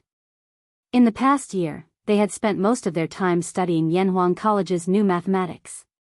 However, the questions for this year's mathematics exam were much more difficult than last year's. This was because from the time Li Zishuan announced the establishment of Yanhuang College on Datong Daily to the end of July, only 3 to 4 months had passed. In other words, the average preparation time for the examinees was definitely less than 3 months. At most, only one person could complete the introductory level of mathematics in 2 months. It would be too much to ask someone to become proficient in mathematics. Therefore, 80% of the questions in the mathematics section of the Academy's entrance examination last year were basic questions. Only the last question was somewhat difficult and was used to widen the gap between the students. However, it was different this year. The candidates who came to take the entrance exam for Yanhuang College had generally prepared for the exam for more than half a year. Many of them had already started to prepare for this year's entrance exam when the entrance exam for Yanhuang College had just ended last year. In addition, at the beginning of this year, Li Er had personally issued a decree ordering all schools and government offices in the various provinces and counties of the Great Tang to switch to using the new method of accounting. For a period of time, the entire Great Tang was in a frenzy to learn the new method of accounting, and the standard of the Great Tang citizens was raised. Last year, if you were to ask 10 people on the street for the mnemonic formula of addition, subtraction, multiplication, and division, no one would be able to answer it. But now, 7 out of 10 people would be able to answer it. Therefore, due to this situation, the difficulty of the mathematics questions this time was much higher than last year's. There were no free marks in the papers, and every question required some effort to solve correctly. Not only could this widen the gap between the candidates, but it could also test the overall standard of the Great Tang citizens. Once the overall difficulty of the papers was raised, Lin Hao was overjoyed. This was because he was hoping to use his mathematics results to widen the gap between him and the other students. One had to know that Lin Hao was the most confident in his mathematics. Moreover, he had learned all his mathematics from Iron Egg. Iron Egg's mathematics results were among the best in the entire academy.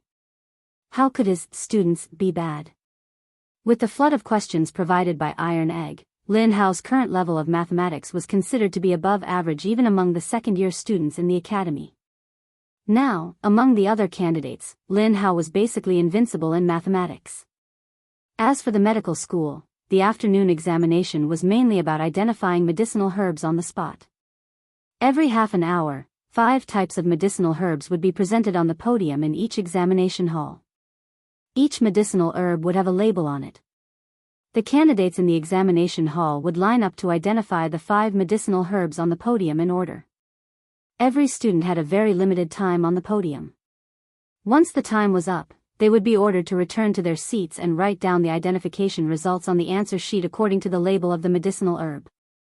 Then, after half an hour, another 5 types of medicinal herbs would be placed on the podium. The students would then line up to identify the medicinal herbs on the podium. In this way, there would be a total of 8 groups of medicinal herbs for the students to identify. During the identification and answering process, there would be an invigilator supervising from the side to prevent the candidates from interacting with each other and cheating. This examination method was to test the students' ability to recognize medicinal herbs. On the other hand, it was also to test the students' memory. After all, the students had to look at 5 types of medicinal herbs each time. They had to remember the corresponding label of each medicinal herb. Otherwise, even if they recognized all the medicinal herbs, it would be useless if they wrote down the wrong label in the end. Number 1 is Pinellia tuber. Number 2 is Camellia sinensis. Number 3 is lobelia. Number 4 is white flower snake tongue grass. Number 5 is red peony. After the first round of identification, Qin Shuozhen returned to her seat. She closed her eyes and pondered for a moment before starting to write. Hee hee. Fortunately, they are all common medicinal herbs. Master has brought us into the mountains to pick them before. As long as there are no rare medicinal herbs that I have never seen before, I will definitely have no problem in this afternoon's examination. After writing down the answer sheet, it was not time for the next round of identification yet. Qin Shuozhen let out a sigh of relief and rejoiced in her heart. And things were developing in the direction she had anticipated. Number 6 is grass black leaf. Number 7 is rush grass. Number 8 is tangerine peel. Number 9 is toad crisp. Number 10 is gall alum. That's great. This is another group of common medicinal herbs. After the second round of identification of medicinal herbs, Qin Shuozhen was completely relieved. Most of the questions for the medical college examination were written by Sun Simiao. Old Sun's medical skills had reached the pinnacle of perfection. In his eyes, everything could be used as medicine.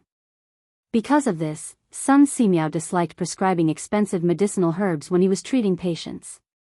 Under the circumstances that it did not affect the efficacy of the prescription, he would always replace the expensive medicinal herbs with common ones.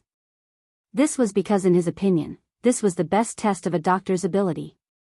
Therefore, in the second round of the medical college examination, there were no rare medicinal herbs that were rarely seen by ordinary people. On one hand, it was to test the examinee's foundation. On the other hand, Sun Simiao wanted to convey his medical philosophy to the students. Clang, clang, clang. 4 hours of examination time was neither long nor short. When the sun was setting in the west, a melodious sound of drums and bells could be heard from above the clouds, indicating that the second year of Yanhuang College's entrance examination had officially come to an end. Oh! The examination is over. It's finally over. This year's mathematics questions are too difficult. That's right. It's much harder than last year. Sigh. I didn't even have time to answer the last big question. Brother Chu, you only have one question that you didn't answer? I have 2 questions that I didn't answer. It's over, it's over. I definitely won't be able to pass this time. The examination is over, what's the point of talking about that? Let's go to Baihua Tower for a drink tonight and drink away our worries. How about that? Let's go together. Let's get drunk. At most, we'll take the exam again next year. That's right, that's right. At most, we'll take the exam again next year. Hey, hey, hey. Look over there. Wow. The examinees who had just handed in their papers and walked out of Guanghua Tower could not help but discuss spiritedly. Regardless of whether they did well or not, since the examination was over, everyone wanted to relax. Many of them even said that they wanted to go to the brothel. In this era, going to the brothel was not a shameful thing. It was normal for scholars to be romantic. As long as you did not go overboard, no one would make a fuss about it. In the midst of the hubbub, the crowd suddenly quieted down. Everyone looked towards the west and saw a group of young girls dressed in red and green walking towards the entrance of the college. Hey! Aren't those the female medical examinees? It was unknown who said this, but the crowd became lively again. That's right, that's right. I saw them when I entered the examination hall this morning. Tisk tsk. Yanhuang College is really special. They actually let women into the college. Hee hee. I should say that the Yanhuang College students are in for a treat. Green mountains and clear waters, accompanied by beautiful women, and accompanied by beautiful women. Where else can you find such a good learning environment in the entire Tang dynasty? A fair and graceful woman is a gentleman's dream. As soon as this sentence was said, it immediately caused a commotion. Humph. I've decided. If I can't get into Yanhuang College this time, I'll continue next year. I must get into Yanhuang College. Me too. Even if I'm old, I'll get into Yanhuang College. Hey! What are you guys thinking? I heard from my dad that the medical college will have its own independent courtyard in the future. It will be separated from the School of Engineering, just like the Imperial Medical Department in Chang'an City. Students from the School of Engineering are not allowed to enter on normal days. At this moment, someone could not help but pour cold water on them.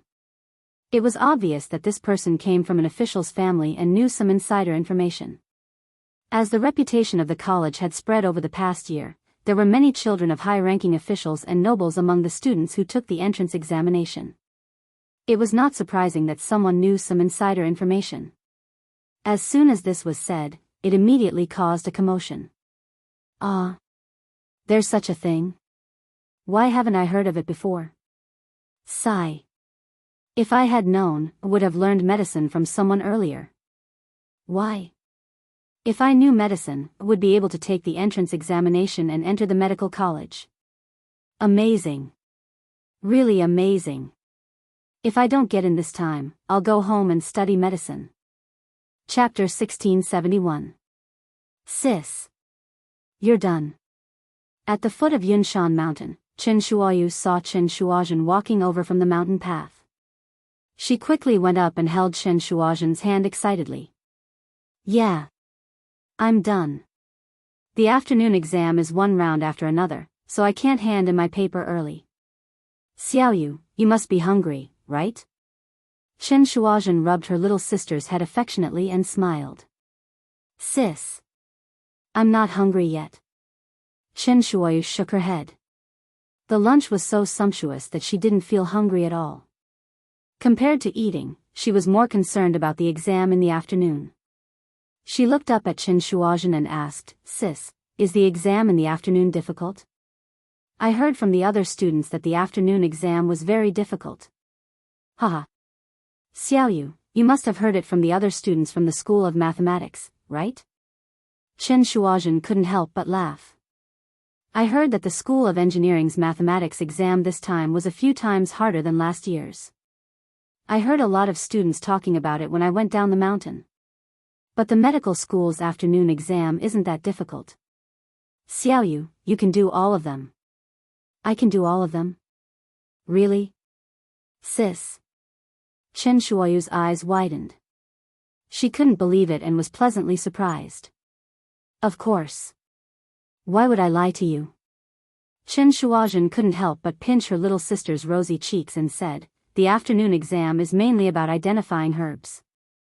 Your sister was worried that we might encounter some rare herbs that we had never seen before.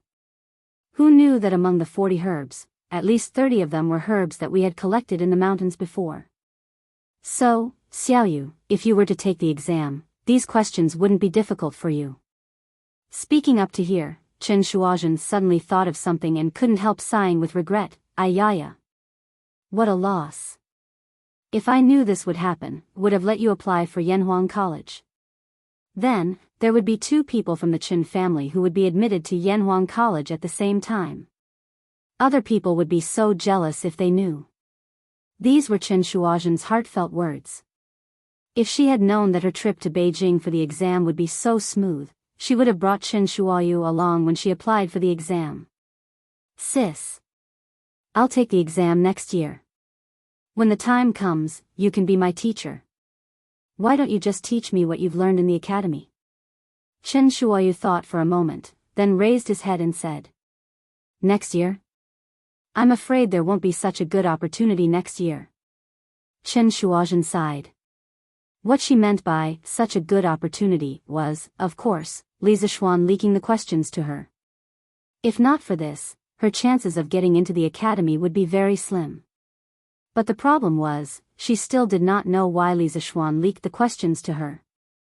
Let's go. Go back. Now, all we have to do is wait for the academy to release the results. As the sun set in the west, the 2 sisters followed the countless examinees who had just come down from Mount Yunshan and headed into the distance.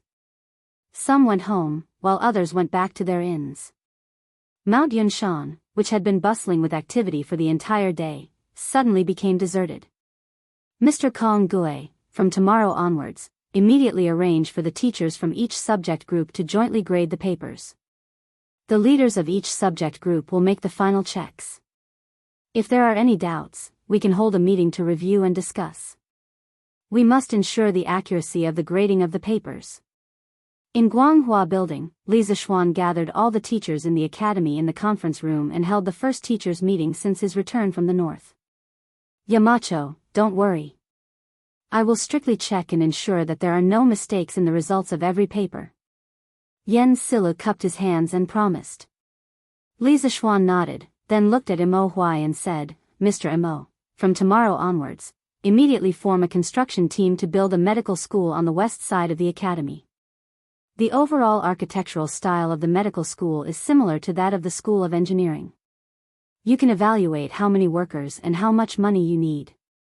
If you need workers, you can find old Hu to assist you. As for the money needed, you can directly report the budget to the housekeeper of the House of Marquis. When the time comes, I will let him pay in full. I only have one request. It must be completed before the start of the academy in September. In order to prevent the public from criticizing the existence of female students in the medical school, when Li Zishuan planned to recruit female students in the medical school, he had promised Li Er and the other officials that he would imitate the model of the Imperial Medical Department and build a separate large courtyard for the medical school on Yunshan Mountain. It would be separated from the main building of the Yanhuang College. Normally, students from the School of Engineering would not be allowed to enter the medical school. Although there were not only female students in the medical school, there were also male students. This seemed to be deceiving oneself and deceiving others, but it was the same in the Imperial Medical Department. Moreover, the concept of gender in the eyes of medical students was not as strong as that of ordinary people. Therefore, there was a phenomenon of male and female students coexisting in the Imperial Medical Department. By building a medical school similar to the Imperial Medical Department, people's strong doubts about the academy's recruitment of female students would be appeased. It would also block the leisurely mouths of those traditional defenders. After all, with the Imperial Medical Department as a big tree in front of them, it was reasonable for the medical school to recruit female students. There was a precedent to be followed. After everyone slowly accepted this reality, Li Zishuan would gradually break the barrier between the School of Engineering and the medical department. Perhaps in the future, the entire Yanhuang College would be able to recruit both male and female students like a modern school. This was not completely impossible. In fact, it was very possible. This was because the degree of openness of the Tang dynasty's customs was one of the best in China's thousands of years of feudal history. Of course, the reason why Li Zishuan did this was not to promote feminism. After all, he was not a woman. His main purpose was to select talents and stimulate the students' learning and creative abilities. After all, there was a saying that when men and women work together, the work would not be tiring. Moreover, some female students' intelligence was not inferior to that of male students. After all, many modern cities' top scorers in science were female. Therefore, building an independent medical school on Yunshan was only the first step in Li Zishuan's plan to make the academy fully open to male and female students. I will obey Yamacho's order. I will do my best to build the medical school before school starts. Hearing this, Mo Huai solemnly cupped his hands and said, If you asked him to build a courtyard similar to Yanhuang College's style a year ago, he might not be able to do it. But now, with Yanhuang College as a reference, Mo Huai was confident that he would be able to do it. Li Zishuan nodded and said, Go to the workshop to get the steel and cement needed for the construction. I will inform Faubert and ask him to supply these things to the academy first. In addition, the protective mountain array of the academy must be started at the same time. Mr. Mo, you and all the teachers in the physics department should discuss the construction plan in the next 2 days and immediately start construction. You can combine the Mahist's mechanical skills with engineering. The protective mountain array must be able to be activated and stopped at will. Once it is activated, even a grandmaster will find it difficult to break in. Compared to the construction of the medical school, the construction of the mountain protection formation was undoubtedly more of a technical job. There were too many factors that needed to be considered, especially since Li Zishuan had requested for the Mahist mechanical arts to be combined with engineering. This was undoubtedly a difficult challenge for Mo Huai. Thus, Mo Huai's face immediately turned solemn. After a moment of silence, he cupped his hands and said, Yamacho, the protective mountain array has too many technical difficulties to overcome, and Yunshan occupies a large area. I'm afraid it will be very difficult to build it. Although the Mahist is proficient in the construction of mechanisms, they know nothing about formations. I can only say that I will do my best. Hearing this, Li Zishuan frowned. After pondering for a moment, he said, It's fine. Mr. Mo, you can build it first. The protective mountain array is not something that can be completed in a day. There's no need to force it to be completed before school starts. As for formations, my youngest uncle is quite knowledgeable about formations. Counting the days, he should be bringing my seniors or brothers to Yunshan in 3 to 5 days. When the time comes, they will also lend Mr. Mo a hand. Hearing this, Mo Huai could not help but heave a sigh of relief. He nodded with a smile and said, That's great. Then I can rest assured. In addition, I have already arranged for Mo Zhong to expand the scale of the guards for the academy. Mr. Mo, you will have to help check on this matter when the time comes. Although the martial arts of these people are important, it is more important that they remain loyal to the academy. After pondering for a moment, Li Zishuan said again. Mo Huai nodded and replied, Yes. Yamacho. At this moment, Li Zishuan looked at the other teachers in the conference room. Now that the academy included the School of Engineering and the School of Medical Sciences, the number of teachers had increased once again. This originally spacious conference room actually seemed a little crowded now. After a pause, Li Zishuan said in a low voice, In a few more days, I will be going to the Black Armored Army's barracks to serve as an adjutant. What? Yamacho, you are leaving Yunshan again? As soon as these words were spoken, everyone was shocked. The academy had just suffered a calamity a few days ago, and this allowed them to understand that Li Zishuan was the backbone of the academy. Now that Li Zishuan was actually about to leave, how could the teachers of the academy not be terrified? Everyone, please calm down. Li Zishuan waved his hand, indicating for everyone to be quiet. Then, he continued.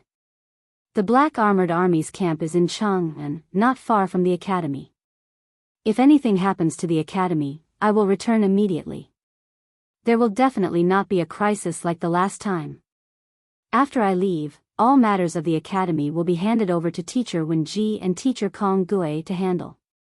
Although the School of Medical Sciences has just been established, all management systems must follow those of the School of Engineering.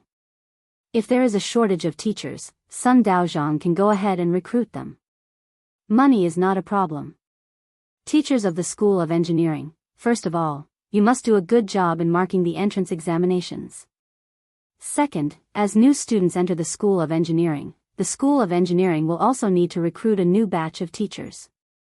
The teachers who were originally in Year 1 will enter Year 2 with the original students after school reopens.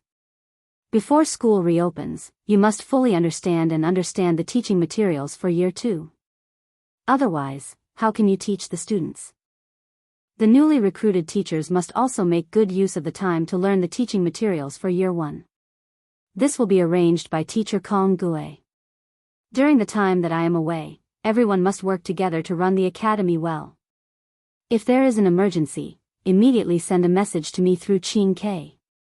I will be bringing a telegraph with me when I join the army this time. Chapter 1672. Yes, Yamacho. Yanhuang College, in the meeting room of Guanghua Building. After listening to Li Zishuan's earnest instructions, the students in the room cupped their hands and said in unison. Even though they were very unwilling to let Li Zishuan leave the academy at this time, they had to listen to Li Zishuan's instructions and arrangements. This was Li Zishuan's supreme prestige in the academy. Yamacho, how many students do the School of Engineering and the medical school need to enroll this time? After a moment of silence in the meeting room, Li Gang asked at this time. Although the old man had just recovered from a serious illness, he was too old after all. Therefore, Li Zishuan had consciously begun to transfer the tasks of the academy that Li Gang was originally in charge of to people like Yen Silu and Mo Huai. This was not seizing power, but he did not want the old man to be so tired at such an old age. Now, the old man was basically equivalent to a free man in the academy. He was not responsible for any management matters. He only came to the academy when he was bored at home or wanted to see the students in the academy. Although he was a free man, Li Gang's words still carried a lot of weight in the academy. No one dared to disobey him. At this time, when they heard Li Gang's question, all the gentlemen in the meeting room immediately looked over. Obviously, everyone present was very concerned about this issue. In fact, Li Zishuan had thought about the number of students the academy would enroll this year. Hearing this, he pondered for a moment and replied, "The medical school will enroll 300 people this year. There are no restrictions on men and women. The top 600 will be based on results. As for the School of Engineering, it will be based on results. The final weighted average score will be above 70 points. There is no limit to the number of people. However, if the weighted average score of the moral character test is below 16 points, no matter how excellent the results of the other two exams are, they will not be admitted." There were 300 students in the medical school. This was already the result of Li Zishuan's restraint. Even so, this number had already caught up with the current number of students in the Imperial Medical Department. This was only the number of students in the first batch of medical school.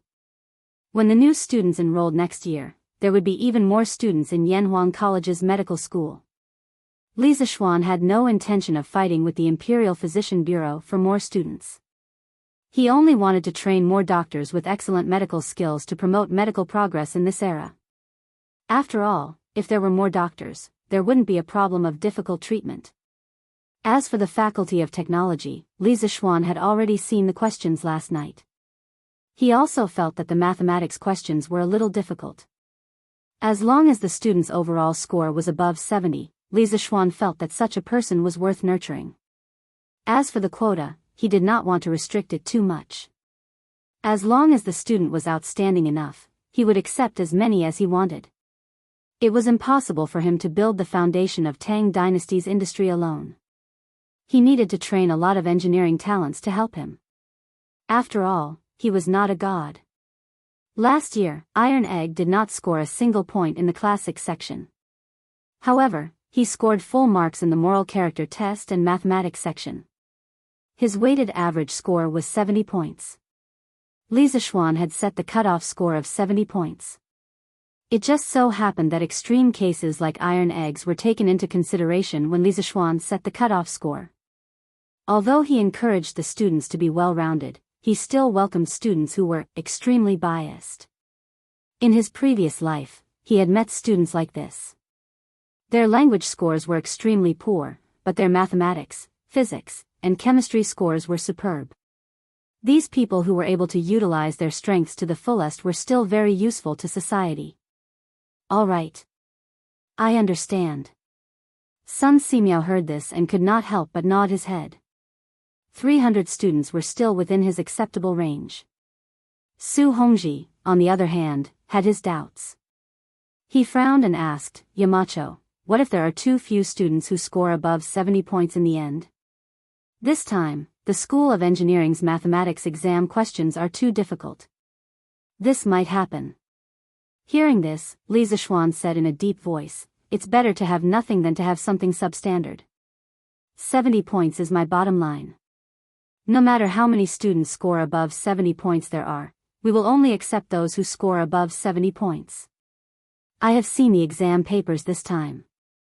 Although the mathematics exam questions are a bit difficult, don't forget that the number of students this time is 3 times more than last year. Furthermore, the time they have to prepare for the exam is also several times more than last year's students. I believe that as long as they prepare for the exam seriously, 70 points will definitely not be a problem." Seeing Li Zishuan's unusually firm attitude, Su Hongji and the other teachers looked at each other and clasped their hands together. Yes. Yamacho. Li Gang did not say anything from the beginning to the end. This was because he agreed with Li Zishuan's point of view that it was better to have nothing than to have something substandard. Oh. Oh right. Li Zishuan suddenly remembered something. He quickly said to Sun Simiao, priest's son, this time, the medical school's enrollment quota will be increased by 1 person. It will be 301 people now. Why is that so? After hearing this, not only was Sun Simiao puzzled, but the rest of the people also looked at Li Zishuan suspiciously. They did not know what Li Zishuan was up to. Li Zishuan smiled mysteriously and said, "Hee hee. This is a heavenly secret. Do not reveal it. Just do as I say." Everyone was speechless, but they could only agree. When Li Zishuan saw that he had said everything that needed to be said, he announced the end of the meeting. After everyone had left, he slowly walked out of Guanghua building alone and headed towards the field. As for why the medical school's enrollment quota had to be increased by 1, Li Zishuan naturally had his reasons. This was because in this medical school's enrollment exam, there was one person who cheated. That person was Chen Shuozhen. According to Chen Shuozhen's original standards, there was a high probability that she would not be able to pass the exam. However, because of Li Zishuan's interference, Chen Shuozhen was likely to be one of the top candidates in this medical school's enrollment exam. This was equivalent to pushing out one of the top 300 candidates. For that unlucky person, this was naturally unfair. Although Li Zishuan had helped Chen Shuozhen cheat, it didn't mean that he approved of this method of cheating.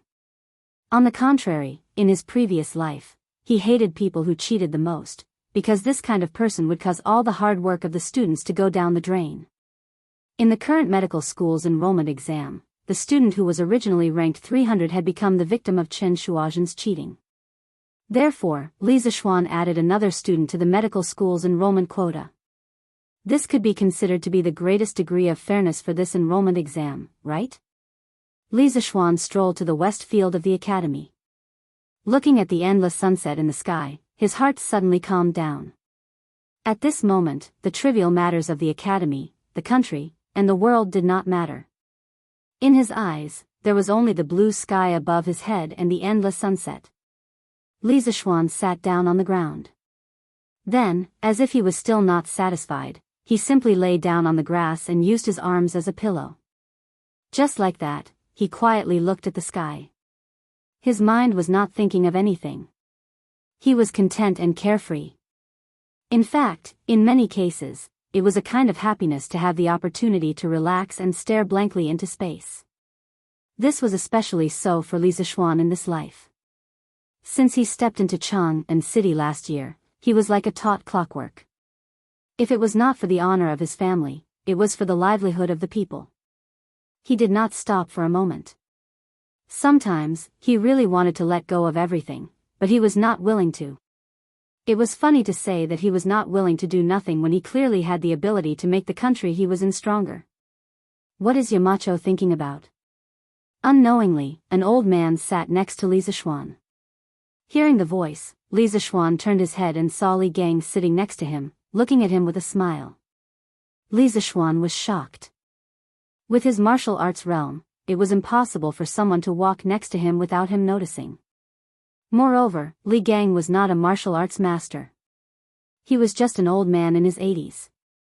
It was even more impossible to reason with him without his ears. Maybe it's because my mind was wandering and I was too relaxed just now. After thinking about it, Li Zishuan could only attribute it to this reason. Teacher Wenji. After recovering from his thoughts, Li Zishuan sat up and quickly bowed to Li Gang. Haha. This old man saw Yamacho lying on the field in a daze, so I came to check on him. I unintentionally disturbed Yamacho's meditation. Please don't blame me, Li Gang said with a benevolent smile. Li Zishuan hurriedly said, what meditation? Teacher Wenji must be joking. This kid was just imagining things. No. Li Gang shook his head seriously and said, this old man can see that Yamacho is tired and wants to be alone in a quiet place to relax and find a moment of peace. But this old man disturbed his meditation. This is indeed this old man's fault. Li Zishuan's eyes narrowed. He did not expect that the tiredness hidden in the depths of his heart could not be hidden from the wise old man in front of him. Also, Li Gang had experienced ups and downs in his life. What kind of storms and waves had he not seen? It would be difficult to hide this matter from Li Gang's discerning eyes. Teacher Wenji must be joking. Li Zishuan forced a smile and bowed to Li Gang. Li Gang's turbid eyes could not help but reveal a touch of affection. He murmured, "Alas. Yamacho not only has the heavy responsibility of revitalizing engineering, but also the livelihood of the thousands of people in his fief. He also has to make the Tang Empire prosper day by day. If this old man was Yamacho's age and shouldered so many responsibilities, this old man would also feel tired." Li Gang's words had imperceptibly closed the distance between the two. Li Zishuan suddenly felt that the old man in front of him was incomparably amiable. He even had the impulse to put down his strong facade and cry out loud. Because the old man's words had simply touched the bottom of his heart. He was really tired, but he had never said it. Chapter 1673. Teacher Wenji, on the western field of Yanhuang College, Li Zishuan looked at the white-haired old man beside him. He wanted to say something, but he couldn't find the words. For a moment, he was speechless. At this moment, Li Gang could see far too many emotions in Li Zishuan's eyes. There was fatigue, desire, and a sliver of confusion. After a long silence, Li Gang slowly spoke. "Little Xian, if you're really tired, stay at the academy. If you manage Cloud Mountain well and nurture tens of thousands of engineering talents, our great Tang will still be able to sweep through the universe and dominate the world. Little Xian, although your intentions are good, there are times when you're in too much of a hurry. This is too heavy for you. Slow down a little, child." At this moment, Li Gang was not a teacher of the academy, but Li Zishuan's elder. Whether it was in his expression or in his words, there was no lack of concern for Li Zishuan. Li Zishuan's heart warmed at these words. The old teacher truly understood him, and he also understood the old teacher's meaning, but, no. "I can't slow down. The times have changed. I can't stop." Li Zishuan understood Li Gang's good intentions, but he could only accept them. After a few moments of silence, Li Zishuan's eyes gradually became clear. He resolutely shook his head. "When you're weak, there are many bad people. When they bully you, they don't even bother to say hello. When you become indestructible, your past sufferings will become dazzling medals, the most painful slap to the evil. If a weakling wants to rise in the darkness, the only way is to shine as brightly as possible. Although the great Tang is not weak, it is far from being strong enough to look down on the heroes of the world. This is especially true in the national war with the Turks in 2 months. The outcome is still unknown. Although I can't overturn the universe and change the situation by myself, I will do my best. All of this started because of me, so I can't slow down." Li Zishuan's words were profound and ethereal. At first glance, it might seem as if he didn't make sense, especially the last sentence. "All of this started because of me, so I can't slow down." Although Li Gang didn't fully understand it, the old teacher didn't raise any questions. He seemed to vaguely understand Li Zishuan's current feelings. Teacher Wenji, on the western field of Yanhuang College, Li Zishuan looked at the white-haired old man beside him. He wanted to say something, but he couldn't find the words. For a moment, he was at a loss for words. At this moment, Li Gang could see far too many emotions in Li Zishuan's eyes. There was fatigue, desire, and a sliver of confusion. After a long silence, Li Gang slowly opened his mouth. "Little Xian, if you're really tired, stay in the academy. Properly manage Cloud Mountain and cultivate tens of thousands of engineering talents, our great Tang can still sweep through the universe and dominate the world. Little Xian, although your intentions are good, there are times when you're in too much of a hurry. This is too heavy for you. Slow down a little, child." At this moment, Li Gang was not a teacher of the academy, but Li Zishuan's elder. Whether it was in his expression or in his words, there was no lack of concern for Li Zishuan. Li Zishuan's heart warmed at these words. The old teacher truly understood him, and he also understood the old teacher's meaning, but, no. "I can't slow down.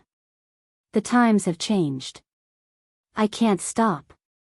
Chapter 1674. Lin Hao had been in seclusion for a few months to prepare for the academy's entrance exam.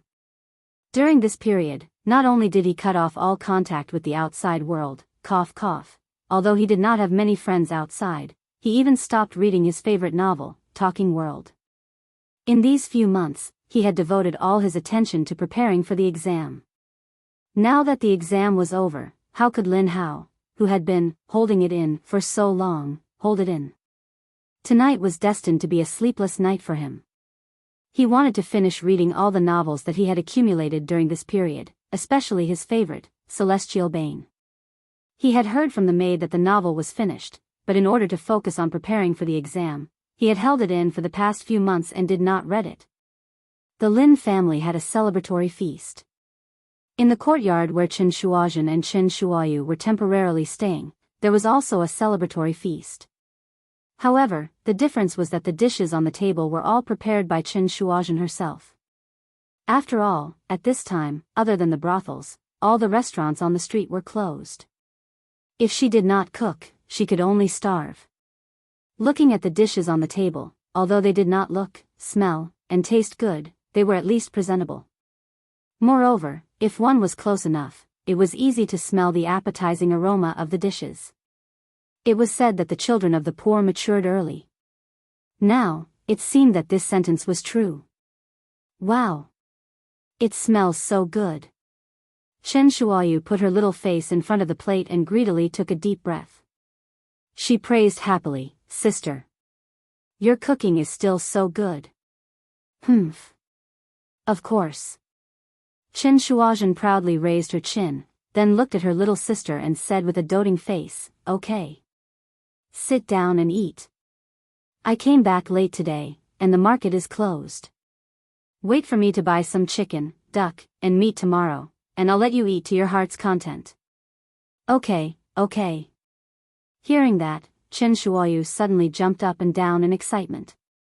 After all, for the people of this era, they could only eat meat once or twice during festivals. Moreover, they might not be able to eat meat every year. It depended on the harvest. If the harvest was not good, they might not even be able to eat rice, let alone meat. Therefore, meat was a fatal attraction to the children of ordinary families in this era. However, Chen Shuoyu had also reached a sensible age. The little girl was only excited for a moment before her small face fell. "Sis, forget it.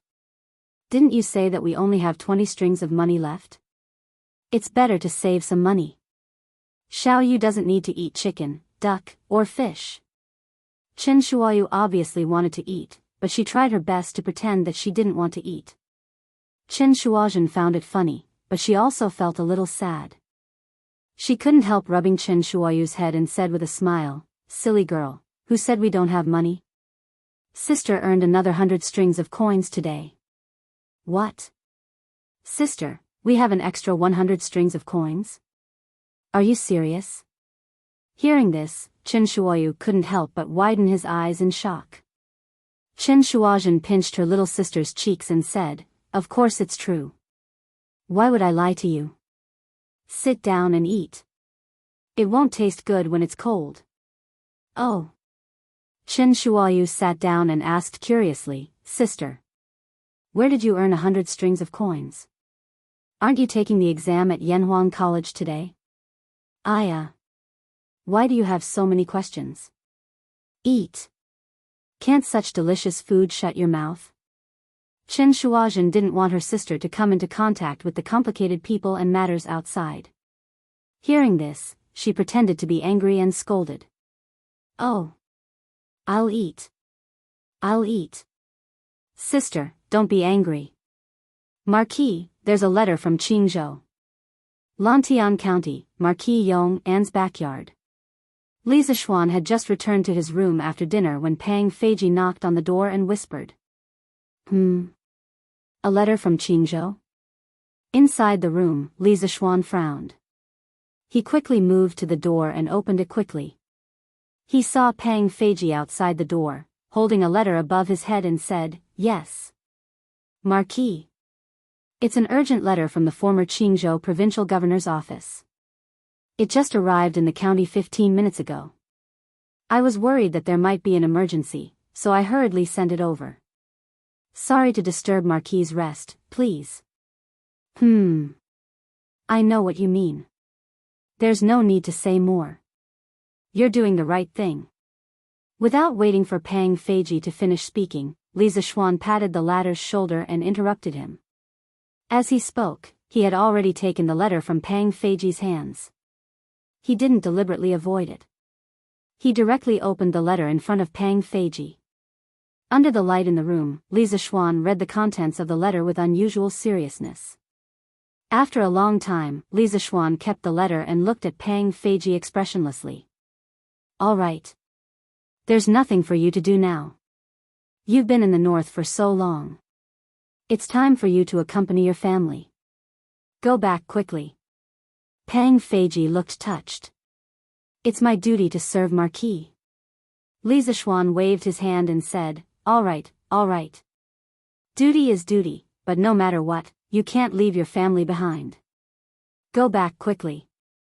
Pang Feiji had just gotten married last month. Originally, they were newlyweds and should have been inseparable. However, who knew that there would be a plague of locusts? Li Zixuan would lead the Sky Pheasant Brigade up north to exterminate the locusts. As Li Zixuan's personal guard, how could Pang Feiji not go? He had been gone for more than half a month. Now that he was finally back, logically speaking, he should go back to accompany his wife and family. Li Zixuan, who still had some modern thinking in his bones, was very humane when it came to the management of his subordinates.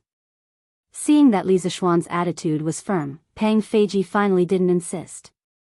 He clasped his fist and said, thank you, Marquis. I'll take my leave. After saying that, Pang Feiji clasped his fist and left. Li Zixuan closed the door and turned to walk into the house. Husband, did something happen again? Han Yushi came over and hurriedly asked. Just now, she had heard the conversation between Li Zixuan and Pang Feiji at the door. However, hearing was one thing. She wouldn't interrupt. At this time, there were only the two of them in the room. Only then did she ask. Li Zixuan pretended to be relaxed and laughed, haha. Nothing big. Wife, let's rest. Han Yushi looked at Li Zixuan suspiciously. She always felt that things weren't as simple as Li Zixuan said. However, with her understanding of Li Zixuan, if Li Zixuan didn't want to say something, it would be useless even if she asked more.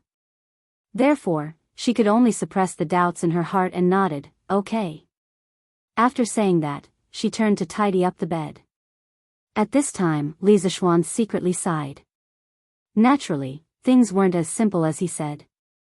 Otherwise, the people in Jianghu wouldn't have rushed over 800 miles to send a letter. However, what was the use of saying such things? It would only increase the worry of one person. There were changes in Jianghu. Chapter 1675. The Heavenly Dragon Sect's chaos has wreaked havoc in the capital. However, Jianghu is the birthplace of the Heavenly Dragon Sect. Although the head of the Heavenly Dragon Sect has been executed, the remnants of the Heavenly Dragon Sect in Jianghu are still rampant. Coincidentally, the original provincial governor Jianghu has been detained and returned to the capital. Without a leader, the remnants of the Heavenly Dragon Sect have become increasingly active, waiting for opportunities to wreak havoc. They have repeatedly attacked traveling merchants, causing the businesses of Jianghu to wither and the people of Jianghu to panic. I, Lu Ming, earnestly request that Marquis come to Jianghu as soon as possible to preside over the overall situation, or allow me to act at my discretion and mobilize the power of the provincial government to maintain the law and order of Jianghu. Otherwise, in the long run, Jianghu is bound to erupt in civil unrest. I hope that Marquis will make a decision soon. Respectfully, the original provincial governor of Jianghu, Lu Ming. Early the next morning, Li Zixuan arrived at the academy. He had someone invite Ma Zhou, who was marking exam papers, into his office and handed the secret letter he had received last night to Ma Zhou. After reading it carefully, Ma Zhou exclaimed in surprise. Yamacho, this is a secret letter from the provincial governor of Jianghu? It seems that there are undercurrents in Jianghu now. Humph. It's the original provincial governor of Jianghu. It's not like that anymore. Li Zishuan snorted with an expressionless face. A few days ago, the Heavenly Dragon sect had rebelled and the Heavenly Dragon army had besieged Chang'an city, causing no small amount of trouble for the imperial court. If not for Li Zishuan single-handedly turning the tide, the Heavenly Dragon sect really could have directly overturned the country. After the incident, not only did Li Er heavily reward Li Zishuan, granting him a piece of land in Green Province, he also dismissed the provincial governor of Green Province, Jingqingsong. Because the Heavenly Dragon sect had risen in Green Province, no matter what, Jingqingsong, as the provincial governor of Green Province, had an undeniable responsibility. As for the other officials in Qingzhou, Li Er did not directly implicate them on a large scale. Firstly, there was no need. Secondly, this move could easily cause a commotion in Qingzhou's officialdom, especially now that Qingzhou did not have a person with enough authority to hold down the fort. Thirdly, Li Er had actually given this part of the work to Li Zishuan. After Li Zishuan gained control of Qingzhou, he would then settle accounts with some officials. Those who should be dismissed would be dismissed, and those who should be punished would be punished. Therefore, all the officials in Qingzhou, regardless of rank, were temporarily in a state of acting as their position. They had not been dismissed by the imperial edict, but once Li Zishuan had evidence, they could be dismissed or punished at any time. Therefore, it wasn't wrong for Lu Ming to be called the former governor of Qing province. Brother Ma, what do you think of this letter? After a moment of silence, Li Zishuan opened his mouth and asked again. This form of address was also very particular. Li Zishuan called Ma Zhou Brother Ma and not Mr. Ma. This meant that he and Ma Zhou were not discussing official matters of the academy, but personal matters. Speaking of which, when Li Zishuan first interacted with Ma Zhou last year, he also called Ma Zhou Brother Ma. Marquis, in my humble opinion, the content in this letter is 70% true. Ma Zhou pondered for a moment and slowly answered. He was indeed smart and immediately caught the difference in Li Zishuan's form of address. Being quick-witted, he immediately changed his role and called Li Zishuan Marquis and not Yamacho. Oh. 70% true? So, Brother Ma, you're saying that the remaining 3 points are fake? Li Zishuan narrowed his eyes and looked at Ma Zhou with interest. Ma Zhou couldn't help but sit up straight because he felt that Li Zishuan was deliberately testing him. After thinking about it, Ma Zhou shook his head. I don't dare to say whether the remaining 30% is true or false. However, the Dragon God sect is deeply rooted in Qing province. From the government to the marketplace, they have infiltrated everything. Since the former governor of Qing province, Jingqingsong, was in cahoots with the Dragon God sect, I don't believe that Lu Ming, as the governor of Qing province, is innocent. Clap, clap, clap. Not only do you not believe it, I don't believe it either. And I don't believe any of the officials in Qing province. Li Zishuan looked at Ma Zhou with admiration, then clapped his hands and laughed. Ma Zhou was shocked. Marquis, what do you mean by that? Li Zishuan smiled and said coldly, Brother Ma, in your opinion, if Lu Ming is hiding something from me, what is his intention? Ma Zhou frowned when he heard this. He turned his gaze to the letter on the table beside him and carefully read the contents of the letter twice. Suddenly, he seemed to have discovered something. He couldn't help but widen his eyes and say in shock, what's the matter? Military power? Could it be that Lu Ming's goal is to seize military power from you, Marquis? There was a sentence in the letter that said, or allow me to act at my discretion and mobilize the military power of the state government to maintain the law and order of Qing province. That was why Ma Zhou had such an idea. That's right. Li Zishuan's eyes narrowed and said in a deep voice, the Dragon sect has been operating in Qing province for many years, but the local government has turned a blind eye to it. It's hard to guarantee that they haven't received benefits from the Dragon sect. The original provincial governor of Qing province has been removed from his post and sent back to the capital. The Qing province officialdom is indeed without a leader and everyone is in a state of panic. Although His Majesty has ordered me to take over the position of provincial governor of Qing province, the imperial edict clearly states that it is only a remote command and not a post in Qing province. Because compared to Qing province, the war between the Great Tang and the Turks in a few months is undoubtedly more important. There are too many matters in the capital and I can't leave. I don't believe that Lu Ming doesn't know this. But he clearly knows that I can't leave, yet he still sent me such a letter. This means that he does have delusional thoughts about the military power of Qing province. Because at this time, those officials with ulterior motives are worried that I will purge the officialdom after taking over Qing province. Some of them have chosen to resign themselves to fate while others have chosen to take the initiative, such as Lu Ming. As the provincial governor of Qing province, he must have deep connections in Qing province. If he controls the military power, the entire Qing province is likely to be under his control. At that time, even if I personally go to Qing province and have evidence of him colluding with the dragon sect, I'm afraid that I won't be able to do anything to him. From the moment he received the secret letter last night, Li Zixuan had been calculating the situation in Qing province. As the saying goes, the officialdom is like a battlefield. He couldn't be careless. If he thought that he could look down on the heroes of the world just because he was a transmigrator, then he definitely wouldn't have lived until now. Li Zixuan had never dared to underestimate the wisdom of the ancients. Hearing Li Zixuan's words, Ma Zhou's face gradually became serious. He pondered for a moment and said seriously, Marquis's speculation is reasonable and not impossible.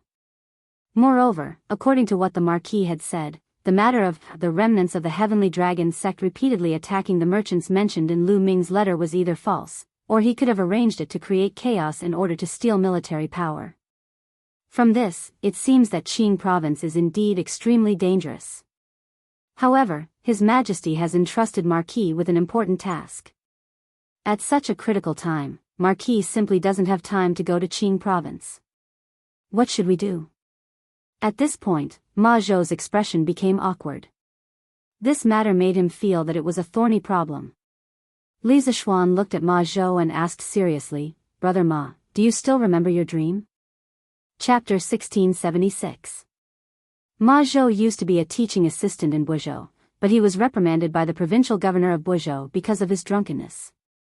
The prideful Ma Zhou immediately lost his face and quit in a fit of anger. He simply packed his luggage and embarked on his journey to the capital to find a way to make a living.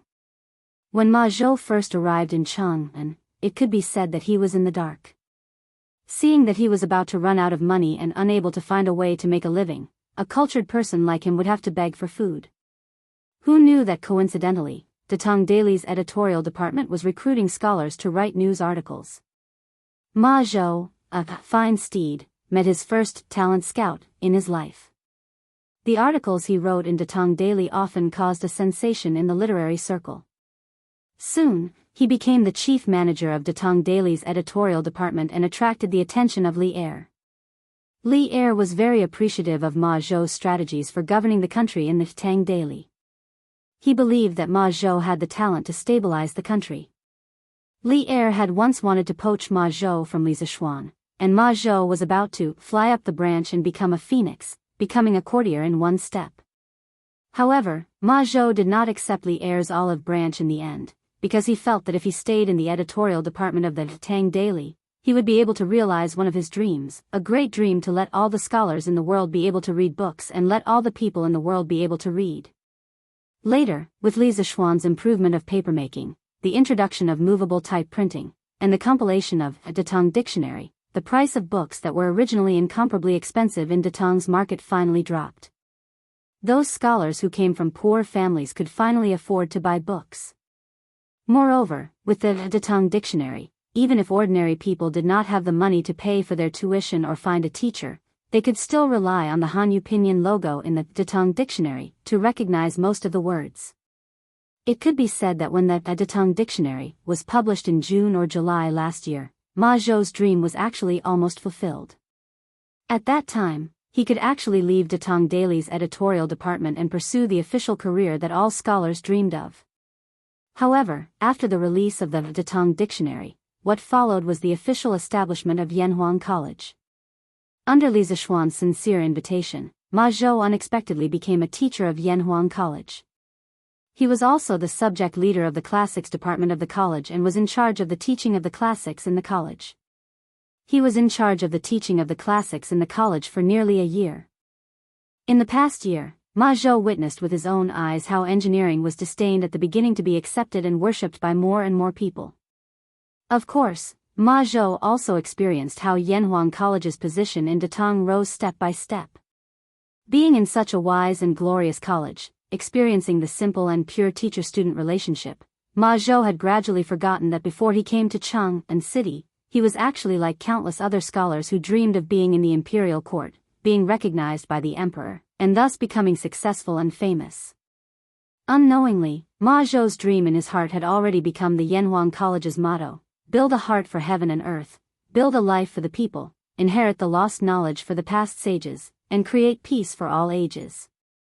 It had already become Li Zishuan's earth-shattering cry at the college's opening ceremony last year: as long as Yanhuang does not die, the Han family will not perish. Blood inscribed on the golden dagger axe, blood will never stop flowing. He had completely integrated into Yanhuang College. At this time, hearing Li Zishuan's question, Ma Zhou was silent for a long time before he finally said, "Marquis, of course I remember." Li Zishuan smiled slightly and said, "In the beginning, you trusted me and were willing to join the editorial department of Datong Daily and Chitsu Culture to help me make everyone in Datong able to read and read. Today, this goal has almost been achieved. I know that Brother Ma is ambitious and is not inferior to me in terms of strategy and wisdom. Whether it is the editorial department of Datong Daily or Yanhuang College, these places are a waste of talent for you. You once had a fierce tiger in your heart and wanted to be in the imperial court, make contributions, and make a name for yourself in history. However, you were unable to make a living and in the end, you did not even see the face of the emperor. Today, I want to release the fierce tiger in your heart and give you a good opportunity to become an official and make contributions. I wonder if Brother Ma is willing to give it a try. Become an official and make contributions? What does Marquis mean by this?" Hearing this, Ma Zhou could not help but frown and ask doubtfully. At the same time, Ma Zhou was also a little moved. After all, there was a saying that went, "Learn both civil and martial arts, and you will be able to serve the emperor." For thousands of years in China, scholars had a common dream, and that was to use the knowledge they had learned for more than 10 years in their official career and serve the emperor. Then, they would use their talents in the imperial court to realize their political ambitions and be praised by the people and make a name for themselves in history. Ma Zhou was also a scholar. In the depths of his heart, he also had a dream of becoming an official. Haha. This Marquis wants you to be the chief clerk of the Qingzhou provincial governor's office. What do you think? After staring at Ma Zhou for a moment, Li Zishuan suddenly laughed and said these earth-shattering words casually. What? Marquis, you want me to be the chief clerk of the Qingzhou provincial governor's office? When Ma Zhou heard this, he suddenly opened his eyes wide in disbelief and said. The position of the chief clerk was first established in the Qin dynasty. At that time, the prime minister and the general's office had a chief clerk, which was equivalent to the secretary general or chief of staff in modern society. The chief clerk under the general could also lead the army into battle and was called the chief clerk of the general. The famous Ban Chao was the chief clerk of the general. In addition, the prefectures in the border areas also had a chief clerk, who was the assistant to the governor and was somewhat similar to a private advisor. To a certain extent, staff positions like senior scribe and private advisor could only be regarded as officials and not official officials. Many proud and arrogant scholars were unwilling to take up such positions. However, it also depended on the type of senior scribe. For example, the senior scribe of the provincial governor's office was basically equivalent to the second-in-command of a province. Although it didn't have direct decision-making power, it had the opportunity to influence the provincial governor's decision. The stage wasn't small, especially since the land of Qingzhou now belonged to Li Zishuan's fief. Li Zishuan was both the landlord and the provincial governor. As such, the authority of the senior scribe of the provincial governor's office in Qingzhou was even greater. As long as Li Zishuan announced to the public that he wanted to recruit a chief clerk, there would definitely be countless scholars fighting to sign up. This rare opportunity had now landed on Ma Zhou so easily. It was completely Li Zishuan opening a back door for Ma Zhou. Yes. You are the most suitable candidate for the position of chief clerk in this marquis's heart. Brother Ma, are you willing to follow this marquis to create another career? Li Zishuan nodded and looked at Ma Zhou with a serious face. Chapter 1677. Qingzhou is located in a remote corner, and the local tyrants and officials are definitely colluding with each other. Moreover, the dragon head of the dragon sect was recently killed in Chang'an, so the situation in Qingzhou is definitely complicated and treacherous. This marquis needs a sufficiently capable and trustworthy person to go to Qingzhou and stabilize the situation for the time being. Brother Ma, whether in terms of talent or intelligence, you completely meet the requirements. It all depends on whether Brother Ma is willing to lend this marquis a hand. In the principal's office of Yanhuang College, Li Zishuan stood up and solemnly clasped his hands at Ma Zhou. In history, Ma Zhou had come from a humble background, but in the end, he had climbed step by step to the position of prime minister and become Li Er's right-hand man. His talent, strategy, and political skills were beyond doubt. Although the current situation in Qingzhou was complicated, Li Zishuan was confident that it would not be a problem for Ma Zhou. Wouldn't the future prime minister of the Great Tang be able to easily govern a province? Of course, Li Zishuan had never thought of tying Ma Zhou to his side forever. This would be too much of a waste of talent. Ma Zhou had the talent to become prime minister, so he shouldn't just be a minor official. As long as the time was right, even if Ma Zhou didn't want to enter the court as an official, Li Zishuan would recommend Ma Zhou to Li Er. In the end, Qingzhou was just a small hurdle that Li Zishuan had set up for Ma Zhou to grind experience and level up. Once Ma Zhou had accumulated a certain amount of experience as an official, it would be time for him to start the main storyline of the imperial court. In the face of Li Zishuan's solemn expression, Ma Zhou couldn't help but turn solemn. To tell the truth, he was very conflicted. On one hand, he had lived in Yanhuang College in Datong Daily for more than a year, and he was already used to the people and things here. He had long been deeply infatuated with everything here, and he was naturally reluctant to leave. After all, humans were not plants and could not be emotionless. But if he had to stay in Yunshan for the rest of his life, in the editorial department of Datong Daily, Ma Zhou would feel that his life was lacking something, and it would be somewhat dull and tasteless. After a long silence, Ma Zhou's originally unfocused gaze gradually became resolute. He solemnly bowed to Li Zishuan and said, "Many thanks for Marquis's appreciation. This Ma is willing to serve Marquis faithfully." Ha ha ha ha. Good. Good. Good. Brother Ma, I was right about you. Li Zishuan looked deeply at Ma Zhou, then stepped forward and helped Ma Zhou up with both hands. He then laughed loudly and said, "With Brother Ma's help, the people of Qingzhou will live a good life in the near future. Marquis is too kind. In terms of governing the people, this Ma's insignificant ability can't compare to Marquis'." Ma Zhou shook his head and cupped his hands.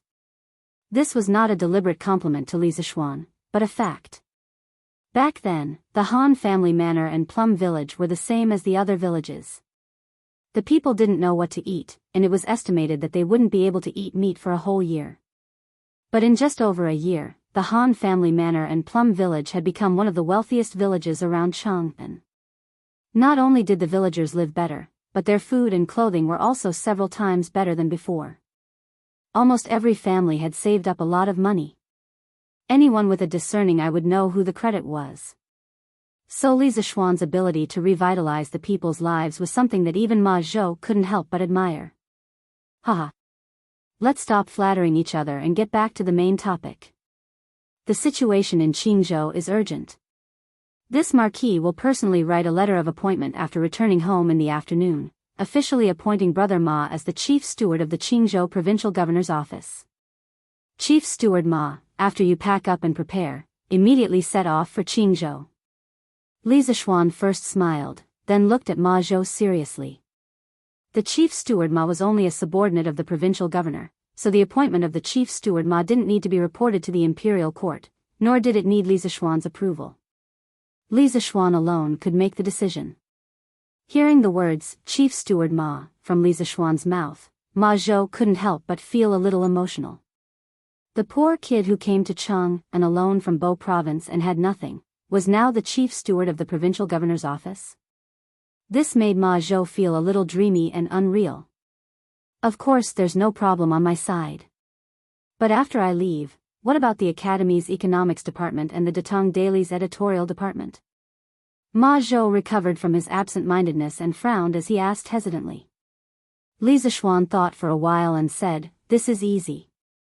For the Academy, let Mr. Kong Gui be the head of the economics department. With old Mr's knowledge, there shouldn't be a problem. As for the Datong Daily's editorial department, let Little Fishy be there first. If I have time, I'll go and take a look. Then I'm relieved. I'll be able to leave in the next 2 days." Ma Zhou heard and nodded. Then he suddenly thought of something. After a moment of hesitation, he said, "Since I came back from the north, Little Fishy seems to have become a little quiet. I've asked a few times, but I didn't get anything. This girl worships Marquis very much. If you have time, Marquis, you should go and take a look." Li Zixuan's heart skipped a beat. He suddenly remembered Li Yu's strange behavior at the Longmen Pass. After a while, he nodded and said, "Okay. I'll find time to talk to her." Ma Zhou heard and heaved a sigh of relief. He said, "That's good. That's good." Although he often bickered with Li Yu, Ma Zhou liked this clever girl very much. He treated Li Yu as his own little sister. Last time, Li Yu went to the north alone without a word. After that, she came back in low spirits.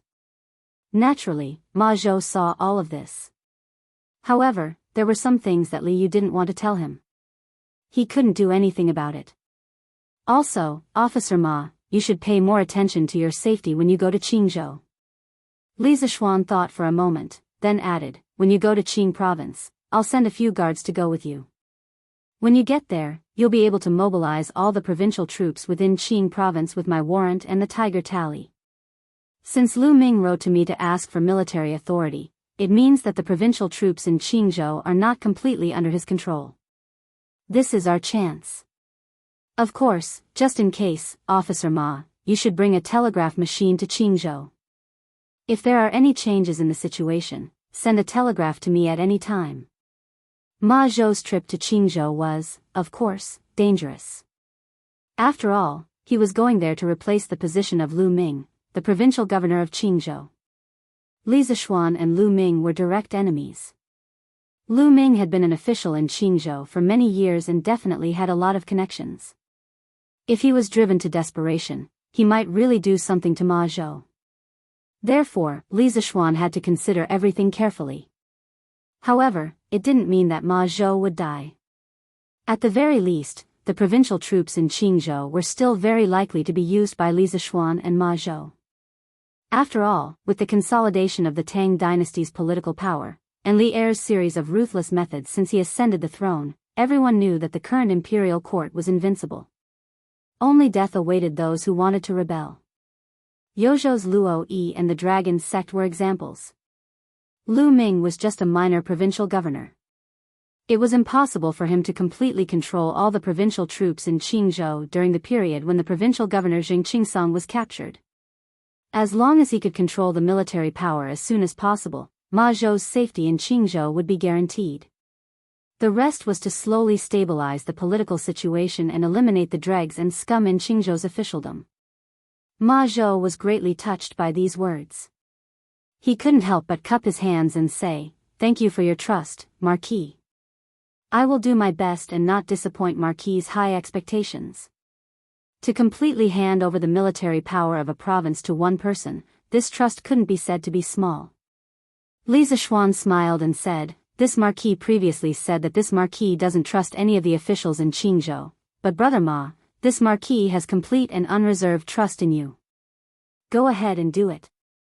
First, help this Marquis stabilize the situation in Qingzhou. When this Marquis is free, he will personally make a trip to Qingzhou." Ma Zhou was moved and said, "Yes, Marquis." The two looked at each other and smiled. Li Zixuan patted Ma Zhou's shoulder and said heroically, Then let's do something big in Qingzhou. After discussing the matters in Qingzhou with Ma Zhou, Li Zixuan went to the offices of the various disciplines. His main purpose was to look at the situation of the examination papers from yesterday. In addition, he also gathered Yan Silu and a few other discipline team leaders for a small meeting. They discussed the situation of Ma Zhou's appointment in Qingzhou, as well as the subsequent handover of some work. With regards to Ma Zhou's promotion, Yan Silu and the other teachers were sincerely happy for him. Some people saw from Ma Zhou that they might be able to rely on their achievements in the academy and Li Zixuan's appreciation to become an official. This made them even more motivated in their hearts, such as Su Hongji and Xiao Dian. Some people didn't care about being an official because they were already content with the status quo, such as Wang Ji and Mo Huai. Li Zixuan naturally didn't know what these teachers were thinking. However, even if he knew, he wouldn't say anything. Everyone had their own aspirations, and he respected everyone's aspirations. If these people wanted to enter the imperial court as an official, he would do his best to help. After all, these people represented Gong Shui, and this could be considered as expanding the influence of Gong Shui. After all the arrangements were completed, Li Zixuan quickly returned to the mansion in Lantian County. Then, he personally wrote a letter of resignation for Ma Zhou and stamped it with the seal of the Qingzhou provincial governor and his own personal seal. Lu Feng. Immediately send this item to Yunshan and personally hand it to Mr. Ma Zhou, understand? Li Zixuan came to the front yard and summoned the guard Lu Feng. The situation in Qingzhou absolutely couldn't be allowed to deteriorate any further. When Li Er handed Qingzhou over to Li Zixuan, it was mainly to let Li Zixuan pacify the influence of the Heavenly Dragon sect on Qingzhou as soon as possible and lead the local people to live a better life. If it wasn't for the upcoming Kingdom War, Li Zixuan would have personally made a trip to Qingzhou. Yes. Marquis. Lu Feng took the package that Li Zixuan handed over. He responded and immediately turned to leave the residence. Chapter 1678. After sending someone to deliver the letter of appointment to Ma Zhou, Li Zixuan sat alone in the study room and closed his eyes to think. Due to the complex of modern people, he had always wanted to be a big landlord. Therefore, he was very happy every time he received a piece of land.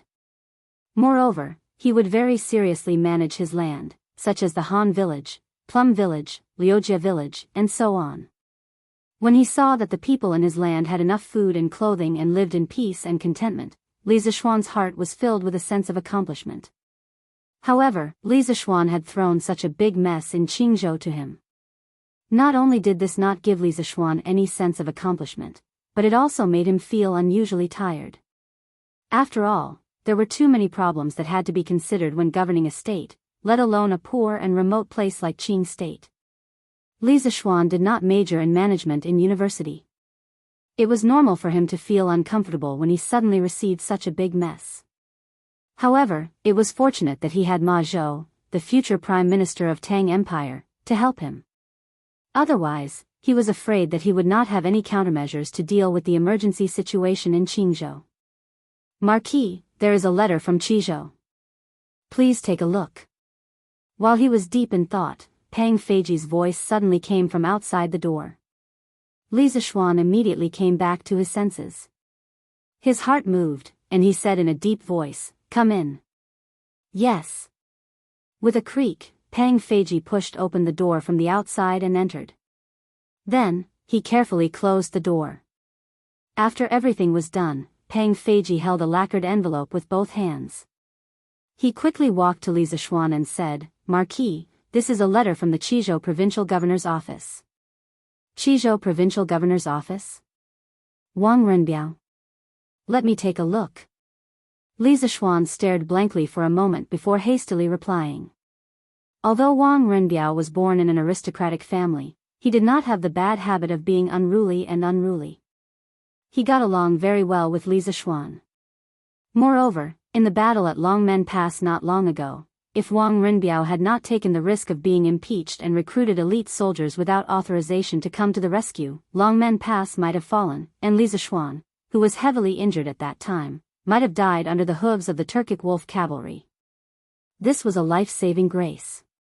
Not to mention, before this incident, Li Zishuan and Wang Renbiao's relationship was already very good. Therefore, when he heard that it was a letter from the Qizhou provincial governor's office, Li Zishuan was very happy. After receiving the letter from Pang Feiji, Li Zishuan quickly opened it and read it carefully. There were lines of elegant handwriting on the letter. As the saying goes, a person's handwriting is like their handwriting. However, looking at the elegant handwriting, he knew that this letter was definitely not written by a man. Looking at the contents of the letter, it was indeed not written by a man. I, Jingchu, pay my respects to Marquis. I have not seen him for more than a month, but I have heard of Marquis's actions of going up north to exterminate the locusts and ambushing the Turkic state preceptor. Marquis is valiant and brave, just like Li Guang during the Han dynasty. He is admirable. The beginning of the letter was a greeting, but at the same time, it also revealed the identity of the person who wrote the letter. It was Li Jingchu, and not Wang Renbiao as Li Zishuan had expected. Li Zishuan could not help but feel puzzled. He secretly wondered why Li Jingchu would write a letter to him. This was because he and Li Jingchu had never interacted directly. They had always interacted indirectly through Wang Renbiao. Could it be that something had happened to Wang Renbiao? After all, according to official history, Wang Renbiao had died in office due to illness. Thinking of this, Li Zishuan's heart suddenly sank. He hurriedly skipped the beginning of the letter and continued reading. On the 6th day of the 7th month, the eldest princess brought Provincial Governor Wang to Qizhou. Renbiao mentioned to the eldest princess about his marriage with me. When the eldest princess heard this, she was furious. She said that as a legitimate son of the Wang family, how could he fall in love with a commoner's daughter? She ordered Renbiao to break off his relationship with me. Renbiao did not agree. The eldest princess ordered the generals in the manor to expel me from the provincial governor's manor. Renbiao wanted to object, but filial piety was greater than the heavens. He could not openly contradict the eldest princess. He could only plead in every possible way and barely managed to protect me. In order to not make things difficult for Renbiao, I quietly left Yongzhou city that night. After my father was harmed by evil people, I no longer cared about matters of love. However, Renbiao took pity on me. He had done so much for me and even avenged my father's death for me. I am not made of gold and stone. How could I not be moved? I had thought that I was not worthy of the eldest son of the Wang family. I also expected that Renbiao and I would face many difficulties in the future. However, when things came to a head, the eldest princess and provincial governor Wang's determination exceeded my and Renbiao's expectations. I knew that it was impossible for me to step into the Wang family. I thought that as long as Renbiao could be happy, I would be satisfied. I originally thought that after I left Yongzhou city, I would be able to resolve this crisis. However, who knew that a few days ago, I heard rumors that Renbiao had fallen seriously ill and was bedridden again. I was extremely worried and returned to Yongzhou city. I wanted to visit the provincial governor's manor, but I was refused entry by the eldest princess's people. Helpless, I found Renbiao's old housekeeper and borrowed the provincial governor's manor's name to write a letter to Marquis. Marquis is Renbiao's best friend, and Renbiao is usually very respectful of Marquis. This humble girl does not have extravagant hopes that Marquis will allow this humble girl and Renbiao to be together forever. I only hope that Marquis can counsel Renbiao and help him resolve the knot in his heart so that he can recover quickly. This humble girl, Li Jingchu, respectfully greets you. After reading the letter, Li Zishuan's expression turned grave. He thought to himself, what's bound to come has indeed come. When Li Zishuan found out that Wang Renbiao was infatuated with Li Jingchu, he had predicted that the upper echelons of the Wang family would strongly oppose this marriage. At that time, Wang Renbiao had expressed that even if he was expelled from the Wang family because of Li Jingchu, he was willing to accept it. At most, he would just find another way to make a living. But who knew that Wang Renbiao would be so angered by Princess Tong, and that he would be bedridden? Furthermore, from the looks of it, he was currently under house arrest. Otherwise, he would definitely have chased after Li Jingchu when she left Yong City.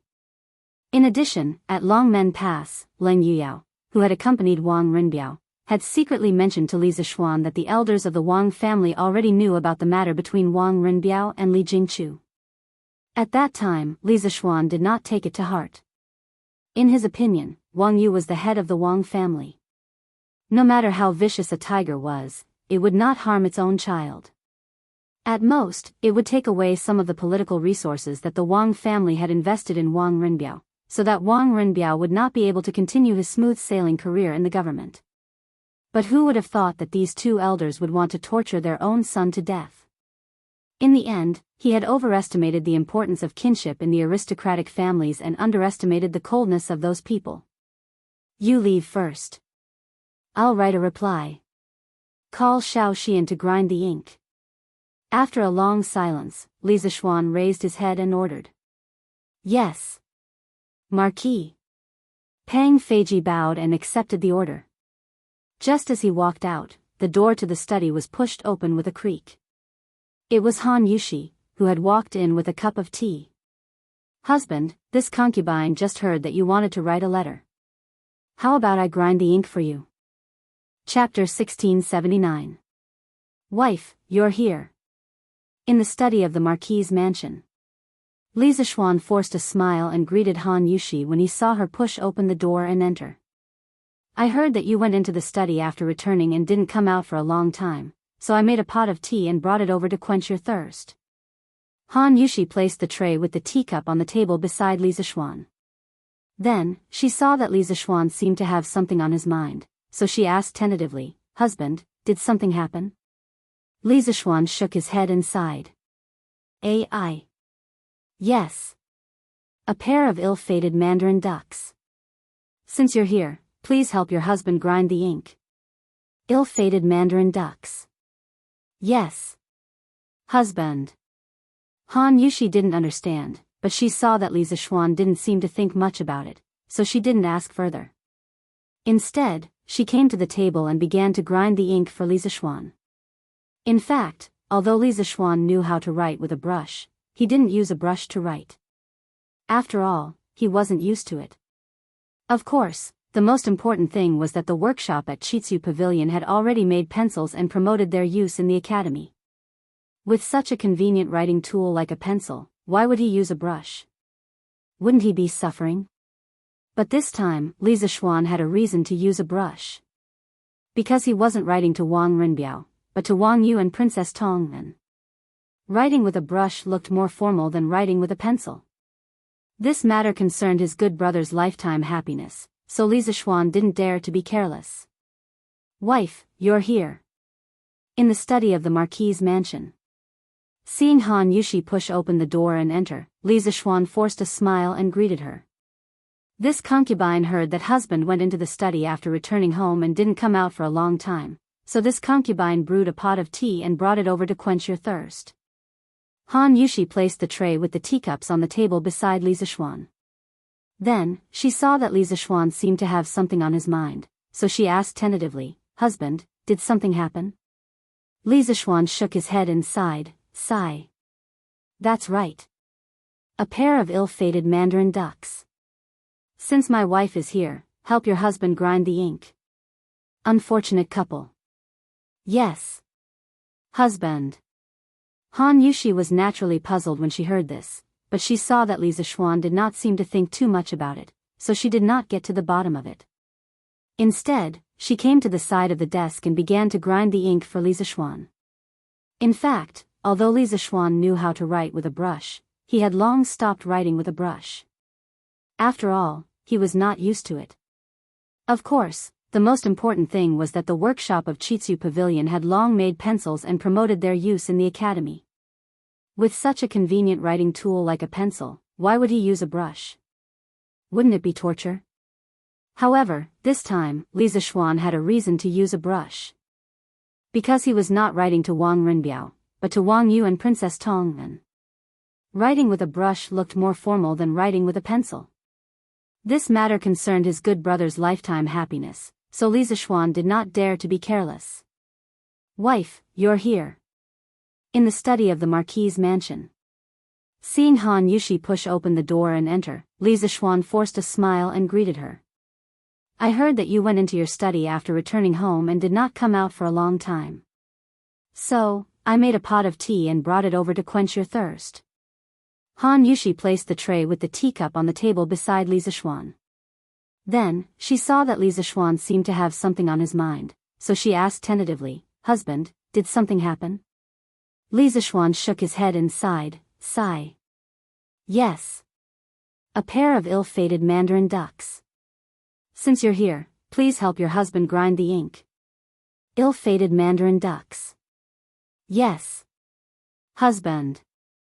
Han Yushi was naturally puzzled when she heard this, but when she saw that Li Zixuan did not seem to think too much about it, she did not probe further. Instead, she came to the side of the desk and began to grind ink for Li Zixuan. In fact, although Li Zixuan knew how to write with a brush, he had long stopped writing with a brush. After all, he was not used to it. Of course, the most important thing was that the workshop of Chitsu Pavilion had long made pencils and promoted their use in the academy. Why would he use a brush when he had a convenient writing tool like a pencil? Wouldn't it be torture? However, this time, Li Zixuan had a reason to use a brush. Because he was not writing to Wang Rinbiao, but to Wang Yu and Princess Tongmen. Writing with a brush looked more formal than writing with a pencil. This matter concerned his good brother's lifetime happiness, so Li Zixuan did not dare to be careless. "Wife, you're here." In the study of the Marquis's mansion. Seeing Han Yushi push open the door and enter, Li Zixuan forced a smile and greeted her. "I heard that husband went into the study after returning home and did not come out for a long time, so I made a pot of tea and brought it over to you to quench your thirst." Han Yushi placed the tray with the teacup on the table beside Li Zixuan. Then, she saw that Li Zixuan seemed to have something on his mind, so she asked tentatively, "Husband, did something happen?" Li Zixuan shook his head and sighed, "Alas. Yes. A pair of ill-fated mandarin ducks. Since you're here, please help your husband grind the ink." Ill-fated mandarin ducks. Yes. Husband. Han Yushi was naturally puzzled when she heard this, but she saw that Li Zixuan did not seem to think too much, so she did not get to the bottom of it. Instead, she came to the side of the desk and began to grind ink for Li Zixuan. In fact, although Li Zixuan knew how to write with a brush, he had long stopped writing with a brush. After all, he was not used to it. Of course, the most important thing was that the workshop of Chitsu Pavilion had long made pencils and promoted their use in the academy. Why would he use a brush when he had a convenient writing tool like a pencil? Wouldn't it be torture? However, this time, Li Zixuan had a reason to use a brush. Because he was not writing to Wang Rinbiao, but to Wang Yu and Princess Tongmen. Writing with a brush looked more formal than writing with a pencil. This matter concerned his good brother's lifetime happiness, so Li Zixuan did not dare to be careless. "Wife, you're here." In the study of the Marquis's mansion. Seeing Han Yushi push open the door and enter, Li Zixuan forced a smile and greeted her. "I heard that husband went into the study after returning home and did not come out for a long time, so I made a pot of tea and brought it over to you to quench your thirst." Han Yushi placed the tray with the teacup on the table beside Li Zixuan. Then, she saw that Li Zixuan seemed to have something on his mind, so she asked tentatively, "Husband, did something happen?" Li Zixuan shook his head and sighed, "Alas. Yes. A pair of ill-fated mandarin ducks. Since you're here, please help your husband grind the ink."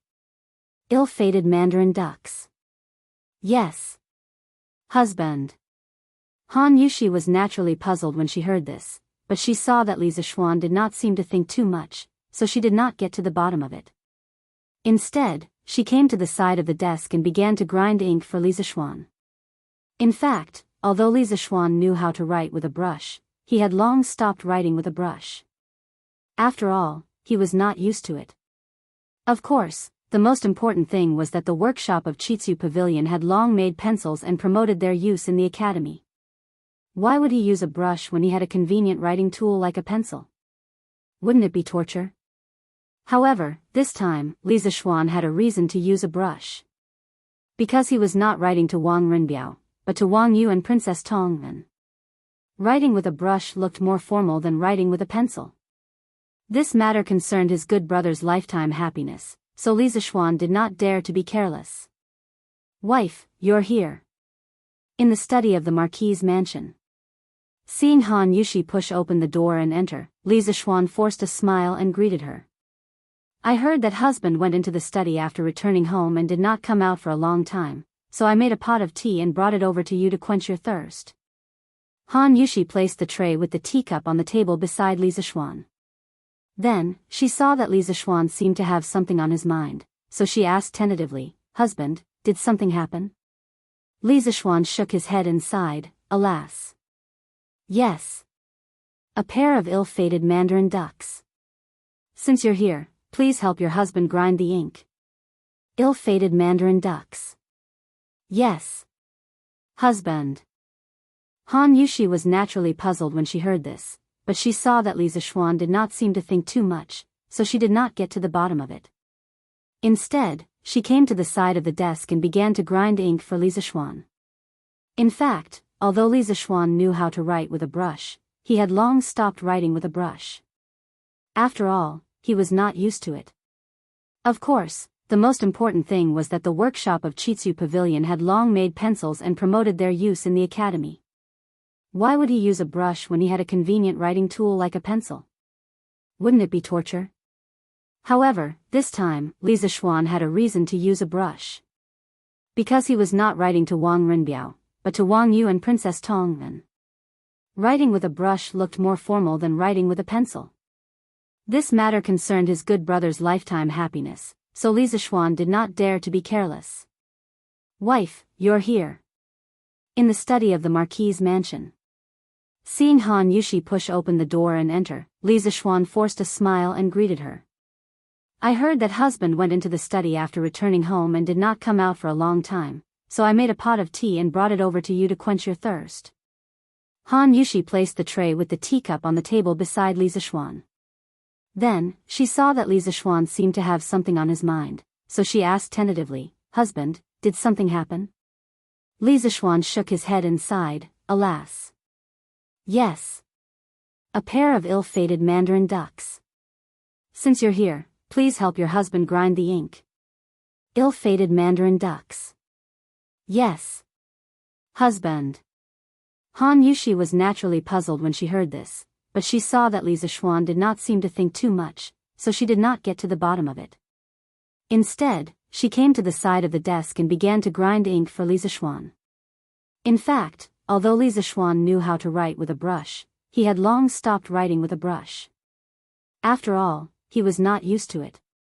Of course, the most important thing was that the workshop of Chitsu Pavilion had long made pencils and promoted their use in the academy. Why would he use a brush when he had a convenient writing tool like a pencil? Wouldn't it be torture? However, this time, Li Zixuan had a reason to use a brush.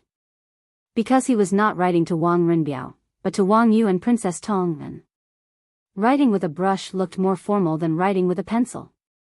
This matter concerned his good brother's lifetime happiness, so Li Zixuan did not dare to be careless. "Wife, you're here." In the study of the Marquis's mansion. Seeing Han Yushi push open the door and enter, Li Zixuan forced a smile and greeted her. "I heard that husband went into the study after returning home and did not come out for a long time, so I brewed a pot of tea and brought it to you to quench your thirst." Han Yushi placed the tray with the teacup on the table beside Li Zixuan. Then, she saw that Li Zixuan seemed to have something on his mind, so she asked tentatively, "Husband, did something happen?" Li Zixuan shook his head and sighed, "Alas. Yes. A pair of ill-fated mandarin ducks. Since you're here, please help your husband grind the ink." Ill-fated mandarin ducks. Yes. Husband. Han Yushi was naturally puzzled when she heard this, but she saw that Li Zixuan did not seem to think too much, so she did not get to the bottom of it. Instead, she came to the side of the desk and began to grind ink for Li Zixuan. In fact, although Li Zixuan knew how to write with a brush, he had long stopped writing with a brush. After all, he was not used to it.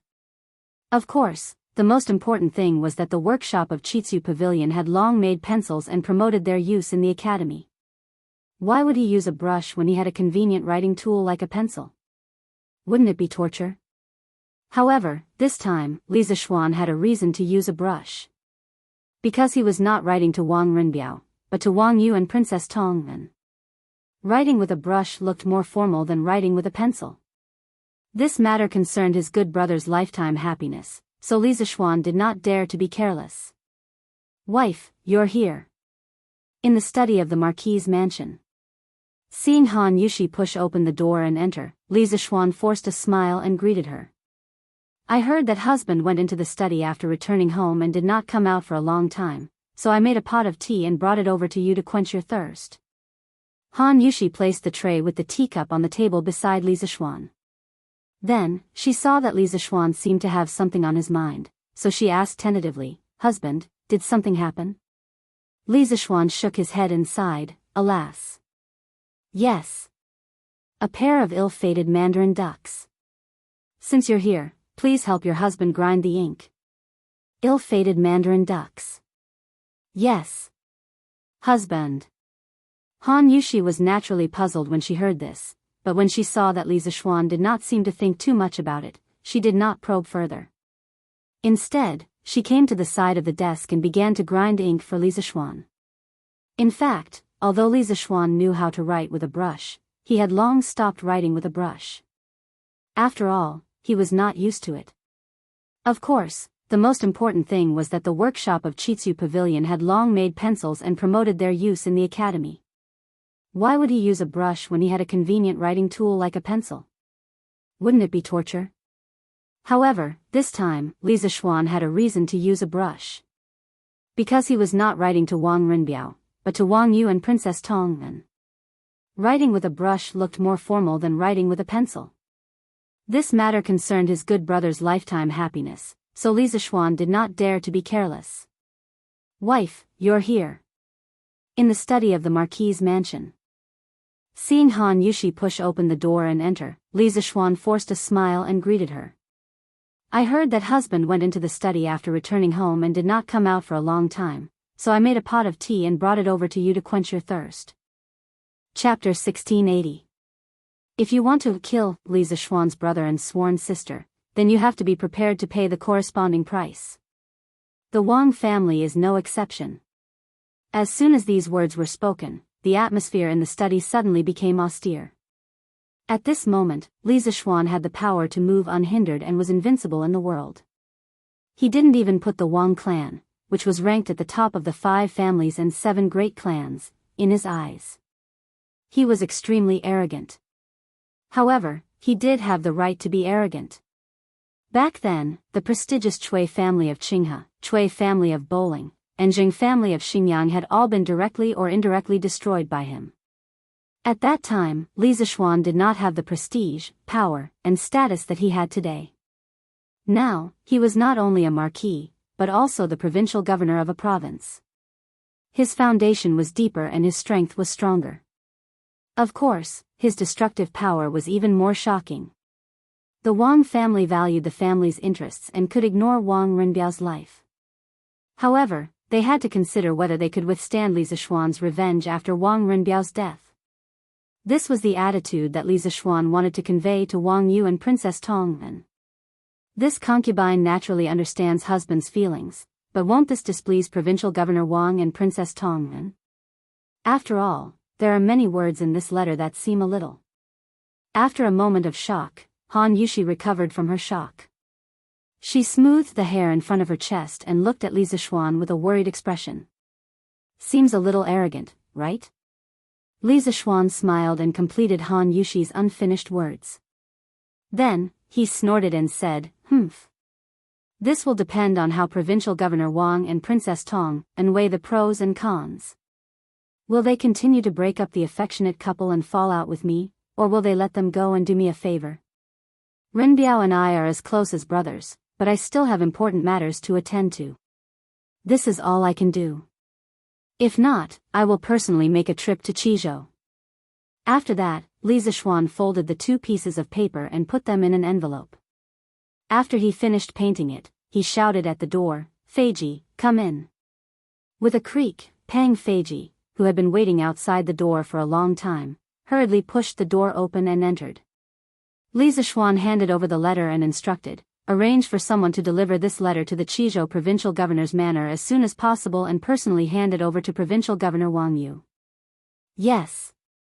Marquis. Pang Feiji bowed and accepted the order. Then, he took the letter and left. Only Li Zixuan and Han Yushi were left in the study. Li Zixuan picked up the teacup that Han Yushi had just brought in. Although the tea was a little cold, it was still fragrant when he placed it at the tip of his nose and sniffed it. Li Zixuan took a sip. Husband, you mentioned that you have an important matter to attend to. Is it the matter of going to the Black Armored Army's camp in 2 days? Yes. That's right. Li Zixuan put down the teacup and nodded. Although Rinbiao's situation is critical, there might be other solutions. Now that the kingdom war is imminent, at such a crucial time, nothing can be compared to the preparation for the Turkic Khaganate. This concerns the lives of millions of people in the Tang Empire.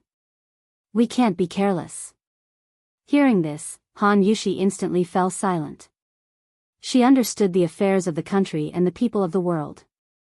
But now, her loved ones were about to embark on an extremely difficult and dangerous path for the so-called people of the world. This was a little hard for her to accept. However, when she thought of Wang Rinbiao and Li Jingchu, this pair of ill-fated lovers, Han Yushi felt that she was extremely lucky and happy. At least she could be together with the person she loved. Moreover, after marriage, her parents-in-law treated her very well. There had never been any discord between the mother-in-law and daughter-in-law that occurred in ordinary wealthy families. So, what else was she not satisfied with? Husband, don't worry and go. I will take care of the house. After a moment of silence, Han Yushi spoke. Since there were some things that she couldn't stop, she could only wholeheartedly support Li Zixuan and not let Li Zixuan have any worries. Yes. Haha. With my wife's words, your husband can rest assured. Li Zixuan hugged the beauty beside him and chuckled. Sigh. Why do we have to stay in the academy for the makeup exams when everyone else is on vacation? Moreover, we only have 1 or 2 days to prepare. How can our exam results be good? Yunshan, Yanhuang College. Ching Chumo, who had just come out of the cafeteria after lunch, kicked the pebbles on the road listlessly and grumbled softly. All right. Cho Nyo. Don't complain. Take the time to rest when we get back to the dormitory and continue with our revision. Li Ku, who was walking half a body's length in front of Ching Chumo, paused and looked at Ching Chumo. I should be able to finish the rest of my revision this afternoon. Then, I will help you with your revision. Hee hee. Little Ku, you're the best. No. Little Ku, you're done with your revision so quickly? Ching Chumo couldn't help but chuckle when he heard that. Then, he realized that something was wrong. He couldn't help but widen his eyes and exclaim in surprise. He had just started his revision yesterday and Li Ku was about to finish it today. This was really a case of comparing people to people and goods to goods. Haha. What's so strange about that? Li Ku chuckled and said casually, actually, before we went to the north, I had already started revising my homework and preparing for the exam. During the days we were in the north, we were on the road during the day and before we rested at night, I would usually read for 1 to 4 hours. F***CK. I was wondering why the lights in your room went out so late every night. Little Ku, why didn't you tell me earlier? Ching Chumo slapped his head and suddenly realized something. Then, he said with a hurt face. It was as if he was blaming a good friend for studying secretly without telling him. Those who didn't know the truth would probably praise him for being a good student who loved studying. Hearing that, Li Ku looked at Ching Chumo and said, Cho Nyo, even if I told you earlier, would you really be able to calm down and study in advance and prepare for your exams? Ching Chumo was stunned. What Li Ku said did make sense. Even if he was given a chance to choose again, he would not study and prepare for exams while he was on his way to the north to kill locusts. There was no other way. He was born to be active. Little Ku. Don't hit people in the face and don't expose people's shortcomings when scolding them. You're not being nice. Qing Chimo was embarrassed by Li Ke's words. He scratched his head and couldn't help but say, "All right. Brother Cho Nyo, there's no point in arguing about this now. I think we should go back to the school and rest. I'm almost done with my revision. If you need me in the afternoon, I can help you with your homework." Tai Dan smiled and said, "Don't worry." "Haha. That's great. Iron Egg, you're a good brother. After the exams, Old Cheng, will treat you to a drink at 100 Flowers Tower." When Qing Chimo heard this, he immediately burst into laughter. 100 Flowers Tower, wasn't it a brothel? This idiot wanted to bring Iron Egg, who was not even 20 years old, to a brothel. Tai Dan was no longer the poor country boy he used to be. Naturally, he had heard of the 100 Flowers Tower before. Therefore, he immediately blushed at Qing Chimo's words and hurriedly said, "Don't worry. There's no need to drink. We're classmates, it's only right that we help each other." "Yes, it's only right." Qing Chimo was instantly amused and said with a smirk, "Hey. Iron Egg, you're shy." "Haha. What's there to be shy about? Let me tell you, when I was 8 years old, As this idiot spoke, he couldn't help but start to brag about his heroic deeds. Meng Wenhao and Kusher Qing, who had just returned from Shuzhong, couldn't help but smile when they saw this. Isn't that Qing Ke? Where is he going?" When they were approaching the academy's Guanghua building, Li Ke suddenly saw Li Tai hurrying along the main road of the academy towards the gate. He couldn't help but ask in confusion. "Qing Ke?" "That's right. Qing Ke just finished his exams a few days ago. Can't you just ask him to help with your homework?" Hearing the two words, Qing Ke, Qing Chimo's eyes suddenly lit up. He smiled and immediately ran in the direction of Li Tai. As he ran, he shouted, "Hey! Qing Ke, stop! Stop!" Li Ku and the others instantly understood the reason why Qing Chimo was so enthusiastic. They couldn't help but cover their faces with their hands. It was really shameful to be associated with this guy. A moment later. "Virgin, you want me to leak the exam questions to you and help you cheat?" Absolutely impossible. Qing Chimo's intention was actually very simple. He just wanted Li Tai to recall the questions of the final exam from a few days ago. Then, he would be prepared for the makeup exam the day after tomorrow. But how could Li Tai help him do such a shameful thing? After understanding the situation, Li Tai rejected Qing Chimo's offer without hesitation and said, "Don't worry. Virgo, I advise you to give up on this idea. First, no one in the academy will help you recall the exam questions. Second, your exam papers this time may not be the same as ours. Instead of thinking about this, it's better to take the time to revise." Qing Chimo pursed his lips and whispered, "It's fine if you don't want to help. If the makeup exam questions are not the same as yours, will Yamacho come up with another set of exam questions?" Li Tai rolled his eyes and couldn't be bothered with this idiot. At this time, Li Ku asked, "Qing Ke, I saw you in a hurry just now. Where are you going?" "Oh. To the workshop." Li Tai turned to look at Li Ku and replied, "Actually, I've been studying something new recently. I encountered some problems before, but after some guidance from Yamacho 2 days ago, I already know how to solve it. I want to take advantage of the time before Yamacho leaves Yunshan to make a sample for him to see." "New thing? Qing Ke, what is this new thing that you're so interested in?" Li Ku was naturally envious of Li Tai's personal guidance from Li Zishuan, but he was undoubtedly more curious about the new thing that Li Tai mentioned, so he couldn't help but ask. It's a tool that can transmit sound over a long distance. Simply put, it means that no matter how far apart two people are, they can talk and listen to each other through this tool."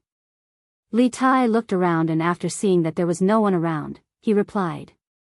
"Long-distance transmission? You can make such a godly object, Qing Ke? That's amazing."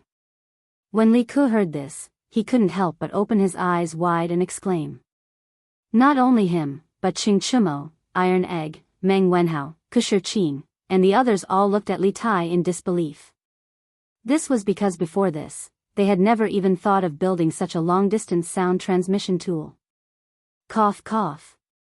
Lower your voice. Lower your voice. Although the telephone was not part of the Academy's trump card project, its research had always been carried out in secret. Seeing Li Tai's surprised face, Li Tai hurriedly said with a nervous expression, "That thing hasn't been completed yet. It's only in the experimental stage. In theory, it's feasible, but in reality, there are still many problems. Fortunately, Yamacho has provided me with some ideas to solve the problems. I've been busy modifying that thing for the past 2 days."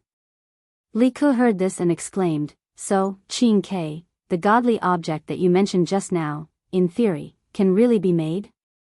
"Yes. That's right. In theory, it is indeed feasible." Li Tai nodded solemnly. Li Ke, Iron Egg, and the others couldn't help but look at each other. They could see the deep shock in each other's eyes. "Qing Ke, you're really amazing now. If that godly object of yours is completed, you must show it to us first." After a moment of silence, Li Ke couldn't help but exclaim, "Yes, yes, yes. If this thing is completed, I'll be the first to try it." Ching Chumo also excitedly echoed, "Haha. Of course, that's not a problem." Li Tai nodded with a smile. "Oh, right. Qing Ke, you said that you want to make it before Yamacho leaves Yinshan. What does that mean? Could it be that Yamacho has plans to travel abroad recently?" Kusher Qing asked at this time. Chapter 1681. "Uncle Ma, I heard you were looking for me." The next morning, in the new workshop of the interesting pavilion, in a room in the editorial department of Datong Daily, Li Yu knocked on the door and entered. She asked Ma Zhou softly, who was standing in front of the window with his hands behind his back. In the academy, people called Ma Zhou Mr. Ma. In the workshop, people called Ma Zhou Caretaker Ma or Old Ma. In fact, Li Yu was probably the only person who called Ma Zhou Uncle Ma. Ma Zhou was against this form of address at first because he felt that he was not that old. However, after a long time, Ma Zhou was used to this form of address given by Li Yu. At this moment, he turned around and smiled kindly at Li Yu. "Little Yu, you're here? Sit down and talk." As he spoke, he pointed at a chair opposite his desk. Li Yu never knew how to write the word restraint in front of Ma Zhou. Hearing this, she did not stand on ceremony and directly sat on the chair. Then, she said half-jokingly, "Uncle Ma, seeing how serious you are, could it be that you called me here today because of my good performance in the past year and you want to increase my salary?" Of course, this was a joke. Li Yu and Ma Zhou's relationship had always been good. The two of them often joked about similar things. However, what Li Yu did not expect was that Ma Zhou, who had just sat opposite her, actually nodded. "Yes. Little Yu, you guessed it right. I called you here today to increase your salary." Li Yu couldn't help but stare with her eyes wide open when she heard this.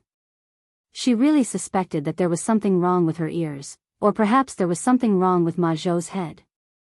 Otherwise, how could he have heard such shocking and unreasonable words? "Uncle Ma, you're not kidding me, are you? I don't have the time to play with you. I haven't finished my draft for today." After a moment of shock, Li Yu pouted and said with some dissatisfaction. Obviously, she didn't take Ma Zhou's words seriously. Unexpectedly, Ma Zhou said with a serious face, "Little Yu, I'm not joking with you. Over the past year, you've gone from knowing nothing about news writing to becoming the gold medal reporter of Datong Daily. All of us have seen the effort you've put in and the results you've achieved. Marquis and I do want to increase your salary. Not only that, but Marquis also plans to let you slowly take over the affairs of Datong Daily. In time, perhaps the entire Datong Daily editorial department will be handed over to you." "What? Sir, you want me to take over the editorial department?" When Li Yu heard that, she almost jumped out of her chair. She said in disbelief, "But I was only in charge of writing the news. Weren't you always in charge of the editorial department?" Why would Sir make such an arrangement? Li Yu was actually very satisfied with her current life. Every day, she would go out to gather information and write a few news articles. Every month, she would have a decent income. Occasionally, she would even be able to expose some illegal activities among the people, punishing evil and promoting good.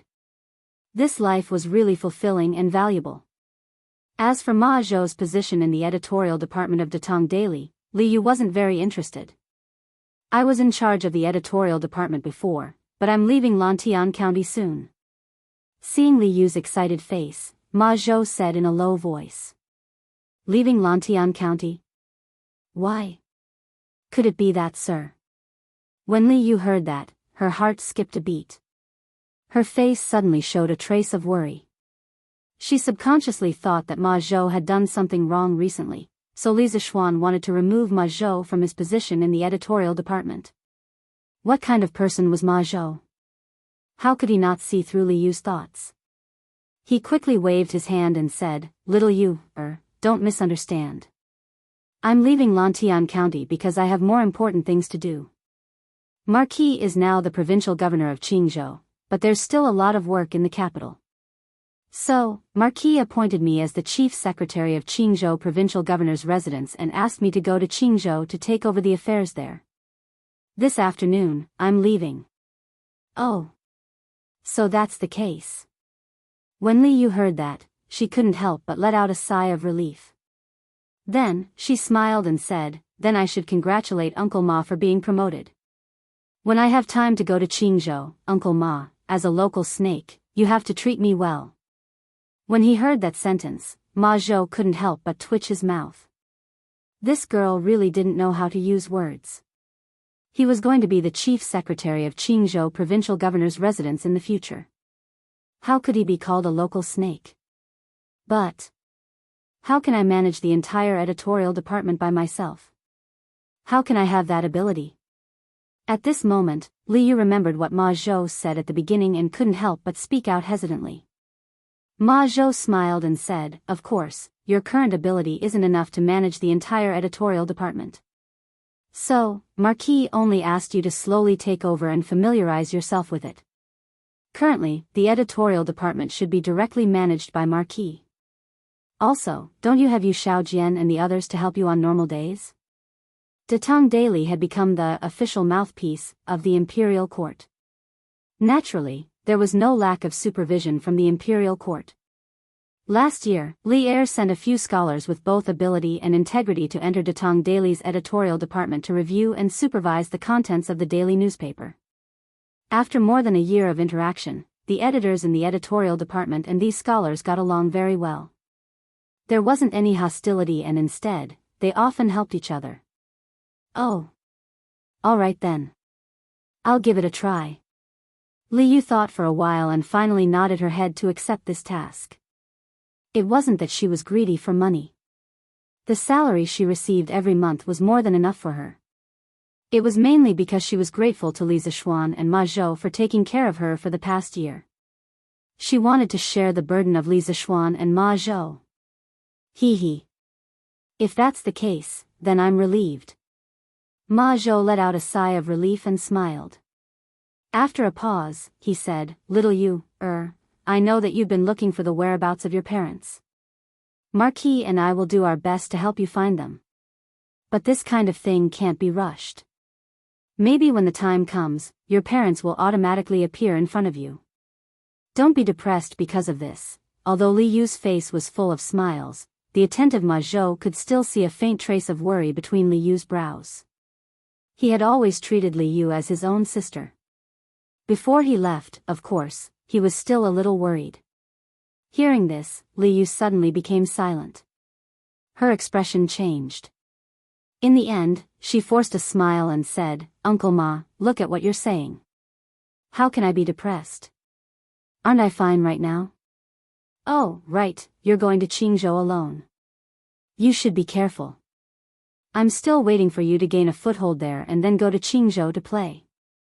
Ma Zhou sighed helplessly and said, You don't have to worry about my safety. This time, Marquis will send some guards to go with me. Little Yu, you, take care. After saying this, he stood up and walked out of the room with his hands behind his back. Li Yu quickly stood up and shouted at Ma Zhou. Uncle Ma, you take care too. Yu Yao, how's Ren Biao? Still not eating? Qizhou, Yong County, front hall of the provincial governor's mansion. Wang Yu and a well-dressed woman with a graceful temperament were sitting at the head of the table. Looking at Leng Yuyao who was standing in the hall, Wang Yu asked with a cold face. Leng Yuyao's face was as cold as usual.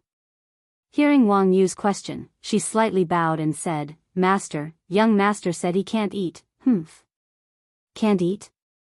Hearing this, the noblewoman sitting next to Wang Yu was instantly enraged. She slammed the table and said angrily, I think he's been bewitched by that little vixen. For that bitch, he doesn't care about anyone. Master and I have nurtured him for so many years, but he actually treats us like enemies for that bitch. How unfilial. That's right, this woman was Li Er's aunt and the current eldest princess of Tang dynasty, Princess Tongmen. She was also Wang Renbiao's birth mother and the current matriarch of the Wang family of Taiyuan. Madam, calm down. Madam, calm down. Seeing Princess Tongmen's rage, Wang Yu quickly played the role of the good guy. He had no choice. Although he was the current patriarch of the Wang family of Taiyuan, the current emperor intended to weaken the power of the aristocratic families. The Chui clan of Qinghe, the Chui clan of Bowling, and the Jin clan of Xingyang had been wiped out by the imperial court. The imperial power was now unprecedentedly strong. If the Wang family of Taiyuan wanted to continue its glory, they had no choice but to submit to the imperial family. Princess Tongmen was a relative of the imperial family. At this juncture, even Wang Yu, the patriarch of the Wang family, did not dare to offend Princess Tongmen. Calm down, calm down. How can I calm down? It's all because of your good son. We've nurtured him for more than a decade, but in the end, in his eyes, we're not even comparable to a lowly woman outside. Princess Tongmen did not give Wang Yu any face as she bellowed in front of all the servants. She was an ambitious woman. Although she was the eldest princess of the imperial court, once a woman married off, she was like spilled water. Sometimes, the imperial family could support her, but if she wanted to maintain a stable position in a large clan like the Wang family, other than the imperial family's support, she had to rely on her own efforts. Wang Renbiao was the key to maintaining her unshakable position in the Wang family. Thus, she had spared no effort in nurturing Wang Renbiao. However, she had never imagined that the eldest son of the Wang family, Wang Renbiao, would fall in love with the daughter of a commoner merchant. If news of this got out, Wang Renbiao would probably become the laughingstock of all the aristocratic families. After all, although the 5 surnames and 7 hopes were no longer as glorious as they were in the past, the bloodlines of aristocratic families were still noble and unattainable. In the imperial court, countless civil and military officials hoped that they or their descendants could marry a descendant of the 5 surnames and 7 hopes. This was especially true for Wang Renbiao, who not only possessed the bloodline of the Wang family of Taiyuan, but also the blood of the imperial family. His bloodline was noble. Now that Wang Renbiao wanted to marry a commoner, this was a stain on the bloodline of the aristocratic families. The other clans of the 5 surnames and 7 hopes would ridicule him, and the elders of the Wang family would not let him off. In the end, Wang Renbiao might be marginalized by the Wang family. In the future, the Wang family would not give Wang Renbiao any resources, much less any help. This caused Princess Tongmen's many years of planning and management to go up in smoke. It was said that a mother's status depended on her son. If Wang Renbiao could not provide her with a strong political foundation, as his mother, even if she had the status of a princess, she would soon be removed from the center of power in the Wang family. Therefore, after learning about Wang Renbiao and Li Jingqiu, Princess Tongmen flew into a rage and brought her husband to kill their way from Suizhou to Qizhou. In the main hall, Wang Yu had an embarrassed look on his face. He was truly helpless against the furious Princess Tongmen. Since he wants that bitch so much, I'll have someone tie her up and throw her into the river to feed the fish. Let's see if he's still willing to eat. After a pause, Princess Tongmen finally made up her mind. She stood up angrily and said to Leng Yuyao, take someone to that bitch's house and tie her up for me. This. Leng Yuyao was shocked. She was envious and jealous of Li Jingchu, but she knew that Wang Renbiao truly liked Li Jingchu. As long as Wang Renbiao liked someone, whether it was a friend or a love rival, she would do her best to protect them. However, Princess Tong had ordered her to kill Li Jingchu. Leng Yuyao was against this order from the bottom of her heart. Moreover, she knew that if Li Jingchu died like this, Wang Renbiao would not continue living and would not forgive her even in death. Madam, you mustn't. Before Leng Yuyao could say anything, Wang Yu could no longer sit still. He hurriedly stood up to dissuade her. Madam, Li Jingchu is just a commoner. She didn't steal or rob, nor did she commit any crimes. As an official of the imperial court, how can I let anyone take her away as they please? No matter what, this is still a human life. In a feudal society, there was naturally darkness everywhere. This was especially true for aristocratic families. Every month, servants and maidservants would die an unnatural death. In the eyes of the upper echelons, some human lives were indeed worthless. However, Li Jingchu was not a slave. She was a commoner. No matter if it was an aristocratic family or an official of the imperial court, no one could casually put a commoner to death. At the very least, they could not brazenly put a commoner to death like this. Even if Li Jingchu had committed a serious crime, Wang Yu and Princess Tong would not be able to kill her with just a few words. The imperial court was very strict when it came to the death penalty for criminals. It even required Li Heir to personally review it. Therefore, once a human life was involved, Wang Yu could not sit by and do nothing. After hearing Wang Yu's words, Princess Tong knew that she had misspoken. Her phoenix eyes were filled with anger. Humph. If we can't kill her, then we'll break her legs and scratch her face. Let's see if my son will give up then. Leng Yuyao, bring some people over now. Seeing that Princess Tong was willing to listen, Wang Yu sat back down. It was fine as long as no lives were taken. This was his principle and bottom line. However, Leng Yuyao did not immediately accept the order. She remained silent for a moment before gritting her teeth and cupping her fists. Forgive me, princess, but Yuyao cannot accept the order. The moment she said that, everyone was shocked. Princess Tong's eyes were filled with anger. She walked step by step to Leng Yuyao and said coldly, Leng Yuyao, you dare to disobey the order? Chapter 1682. If the ruler wants the subject to die, the subject has no choice but to die. This saying was used to describe the relationship between ruler and subject in feudal dynasties, but it also applied to the relationship between master and servant in this era. If the master wanted a servant to die, it was too easy. He could find a random reason to kill the servant, and the servant would not be punished by the imperial court's laws. Thus, in this era, the master was the servant's heaven. In the main hall, Princess Tong glared at Leng Yuyao, the anger and hatred in her eyes undisguised. If looks could kill, Leng Yuyao would have been riddled with holes by now. The other servants and maids in the room all kept quiet out of fear, not even daring to breathe loudly. They knew that although looks could not kill, a furious Princess Tong could very well kill someone. Your Highness, Yuyao does not dare. Leng Yuyao's heart trembled under Princess Tong's cold gaze. She got down on one knee and cupped her fists. Yuyao's life belongs to the family, so I naturally do not dare to disobey your Highness's orders. However, Li Jingchu is young master's beloved, shut up. Princess Tong was furious. Since you do not dare to disobey, then obediently follow this princess's orders. Pay attention to your status, there are some things that you cannot interfere in. You only need to listen to orders. Princess Tong's tone was incomparably cold. Everyone could feel that the matriarch of the Wang family of Taiyuan was on the verge of exploding with rage. Of course, no one was willing to provoke this terrifying woman at this time. Leng Yuyao didn't dare either, but she really couldn't bring herself to hurt a powerless woman, especially one that Wang Renbiao loved deeply. After a moment of silence, Leng Yuyao braced herself and gritted her teeth. Your Highness, young master is still bedridden, and Li Jingchu is the crux of young master's illness. Please take pity on young master, enough. Before she could finish, Princess Tong and waved her sleeve and laughed in anger. Good. Good. Good. None of you put me in your eyes. Very good. Men, drag Lang Yuyao away and give her 100 lashes. She will die.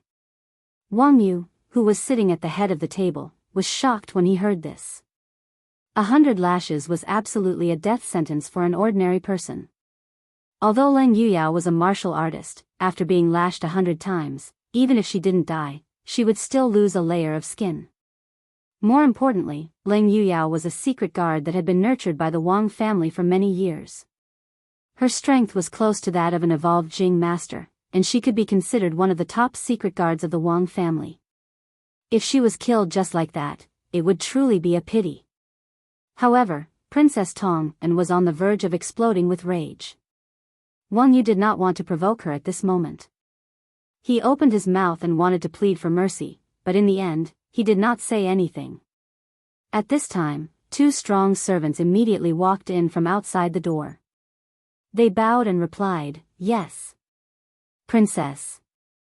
As soon as they finished speaking, the 2 of them wanted to grab Lang Yuyao's shoulders. However, Lang Yuyao stood up on her own and glanced coldly at the 2 of them. Merely this glance caused the 2 of them to feel a bone-piercing chill rise from the soles of their feet.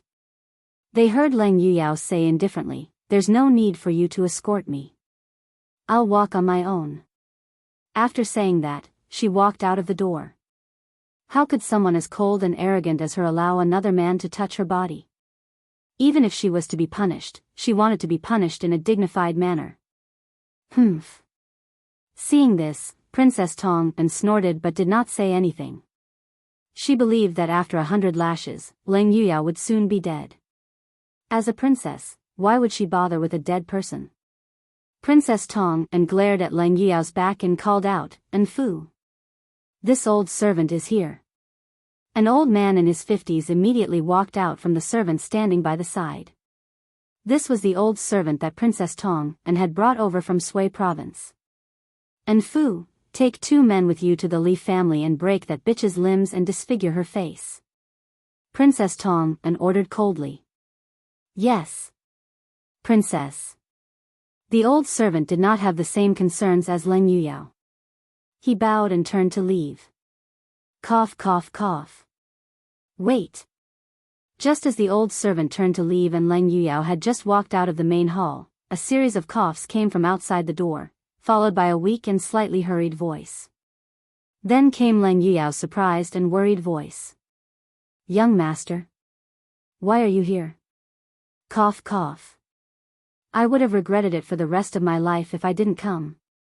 "Yao, come in with me." The person who had come was Wang Renbiao, who had been bedridden for many days. A moment later, with Lang Yuyao's help, he staggered into the main hall. Princess Tong and Wang Yu's hearts sank. Wang Renbiao's face was incomparably pale, and he looked like he was on the verge of death. Cough, cough. "Mother, father. Everything is this child's fault. It has nothing to do with Yao, or Jingchu. This child is willing to listen to mother's arrangements and take good care of my body. I will cut off all contact with Li Jingchu. I beg mother to let Yao, and Jingchu off." Wang Renbiao broke free from Lang Yuyao's support and barely managed to stabilize himself before cupping his hands at Princess Tong and Wang Yu. "Young master," Lang Yuyao was shaken. She was well aware of Wang Renbiao's love for Li Jingchu, but Wang Renbiao was actually willing to give up on Li Jingchu. Lang Yuyao understood that Wang Renbiao was doing this mainly to save her and Li Jingchu. Cut off all contact. Humph. Now you know how to listen to me? In my view, you just want to save these 2 women. What Lang Yuyao could see, Princess Tong could as well. She sneered and mercilessly exposed Wang Renbiao's intentions, then said, "You're right. You've already lost your mind. The dignified eldest son of the Wang clan is actually going to make an enemy out of your parents over a commoner girl? Now, only by destroying that bitch can you wake up completely. And Fu, continue to do as I say. The old servant hesitated for a moment, but he still bowed and replied, yes. Princess. Plop. Wang Renbiao suddenly fell to his knees. He gasped for breath and said weakly, Mother. Cough, cough. This child has never begged you for anything since he was young. Today, this child begs you to let Jingchu and Yao go. As long as you let them go, this child is willing to listen to all your arrangements from now on. The eldest princess's expression did not soften. Instead, she became even angrier.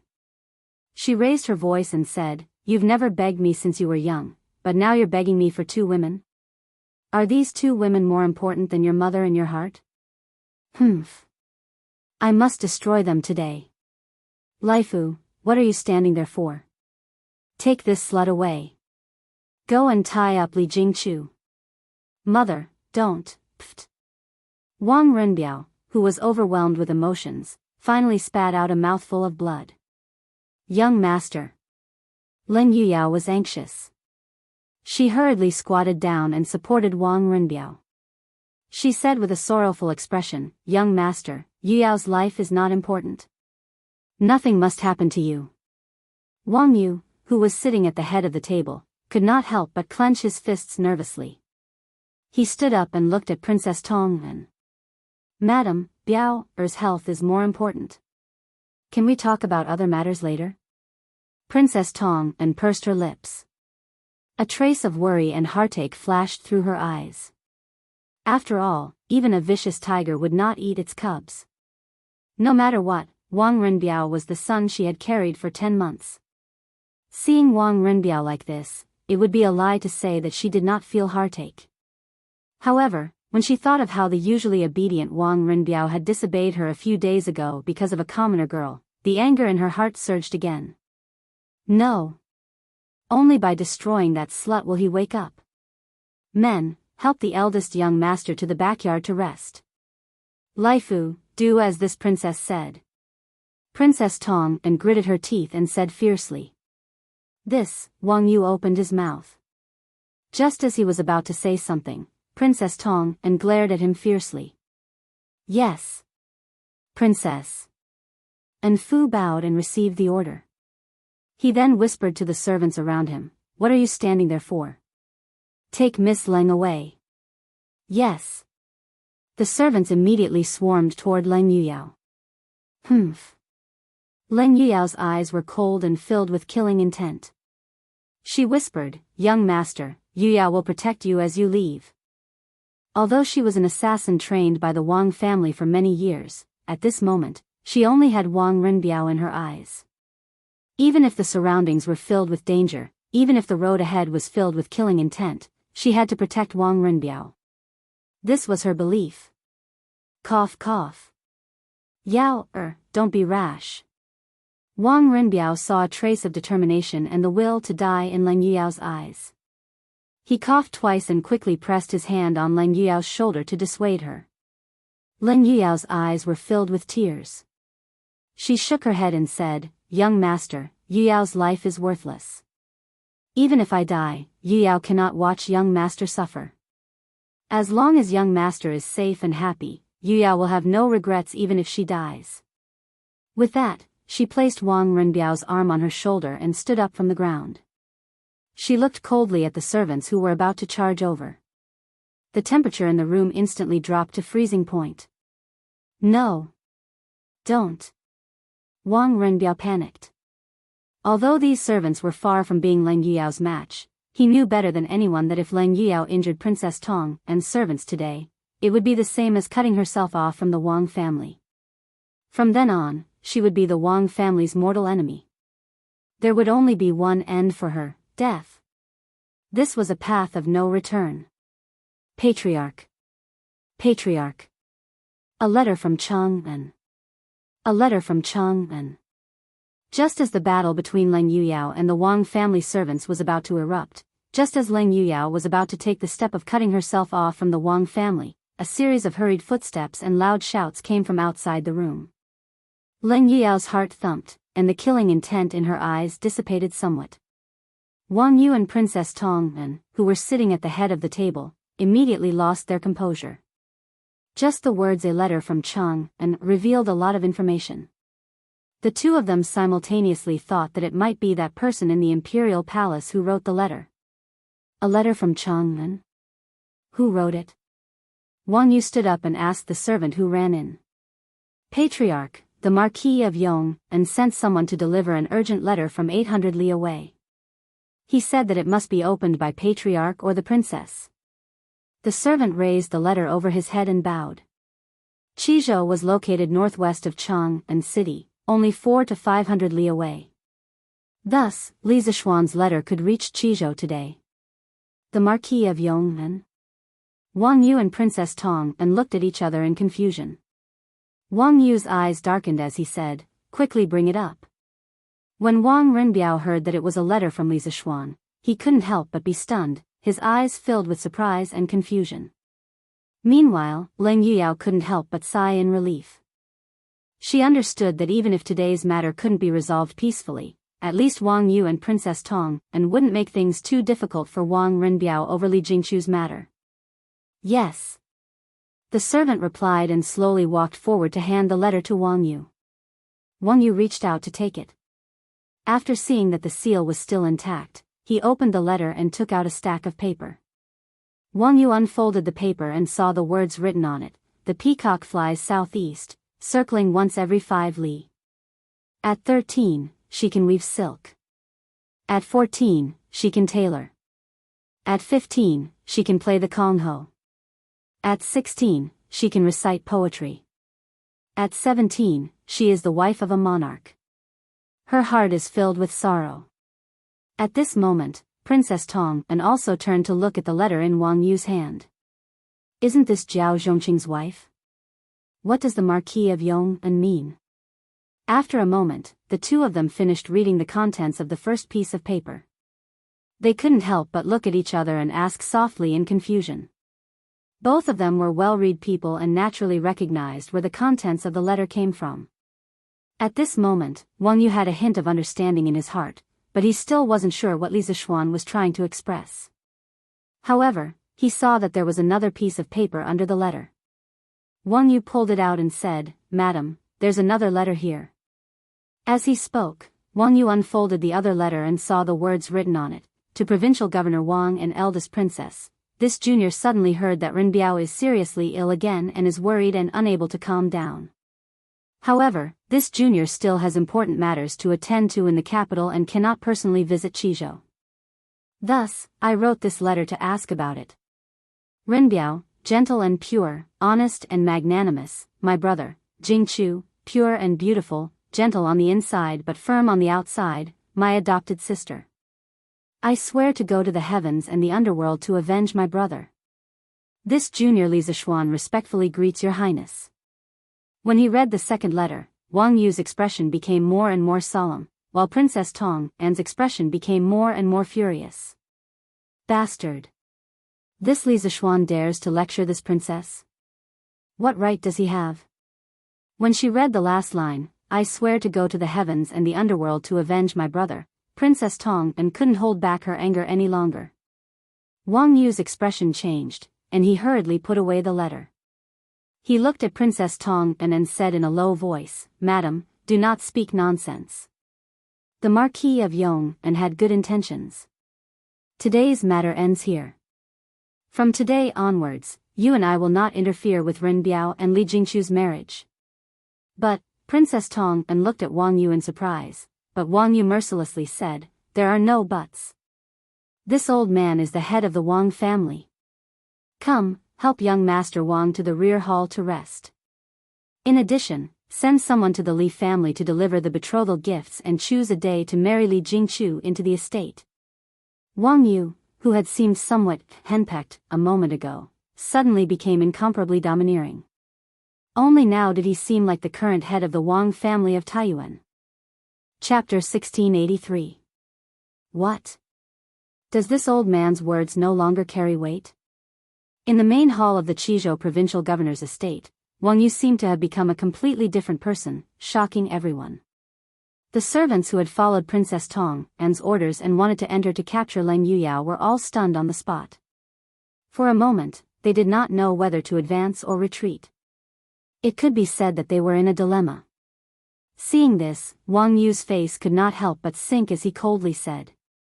He usually gave in to Princess Tong and on small matters, but modesty did not mean that he was afraid of her.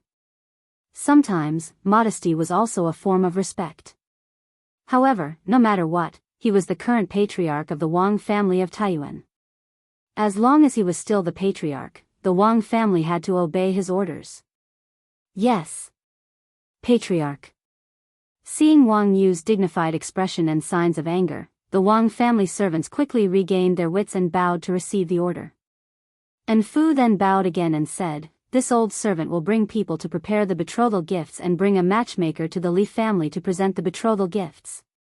Wang Yu nodded in satisfaction and said, Go. Seeing that her efforts over the past few days had all gone to waste, Princess Tong's eyes surged with anger and showed signs of exploding. However, Wang Yu's domineering "this old man is the patriarch of the Wang family" made Princess Tong's heart palpitate. After sharing the same bed for so many years, she knew that Wang Yu was serious at this moment. If she went against him now, she would not be able to get away with it. Even if she was the princess of the great Tang and Li heir's aunt, she could not do it. This was a family matter of the Wang family. Even if Li heir was the monarch of the country, he could not support Princess Tong at this time. As such, Princess Tong could only watch as Wang Yu arranged for people to propose marriage to Li Jingchu. At this time, Wang Yu walked in front of Wang Rinbiao and said with a smile, "Cousin, you don't have to worry about your marriage with Miss Li anymore. Father will help you arrange it. Right now, it is more important for you to take care of your body. Don't wait until the day of the wedding and still be sick in bed." Just a moment ago, his marriage had clearly been opposed by his entire family.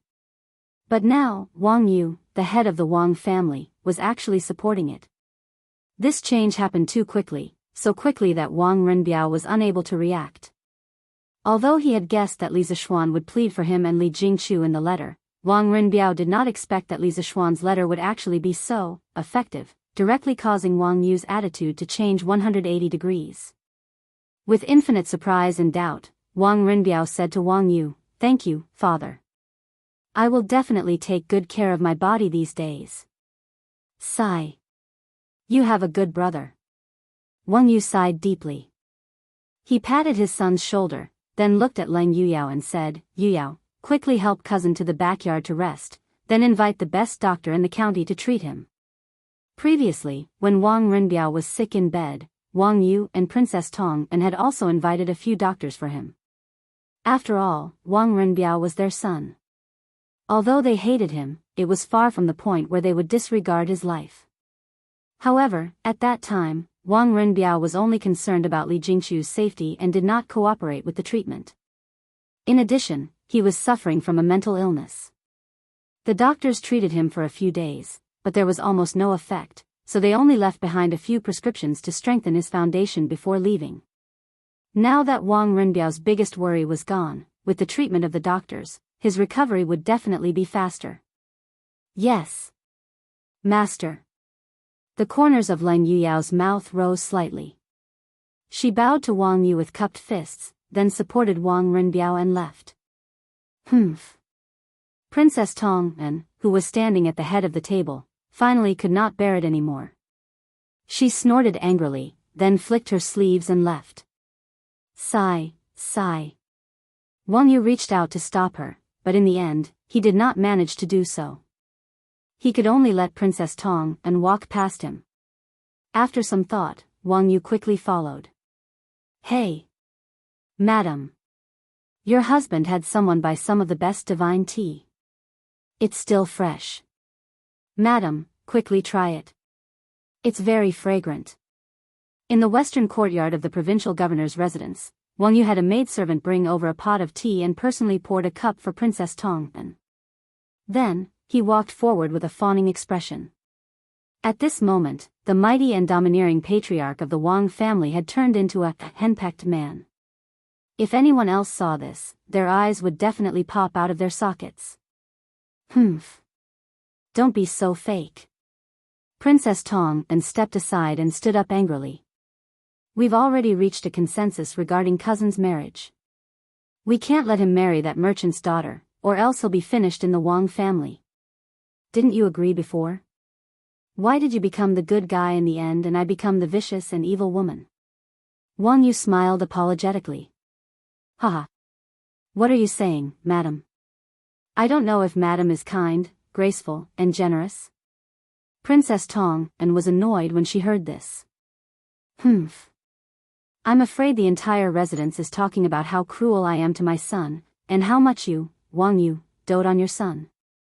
These words were naturally spoken out of anger.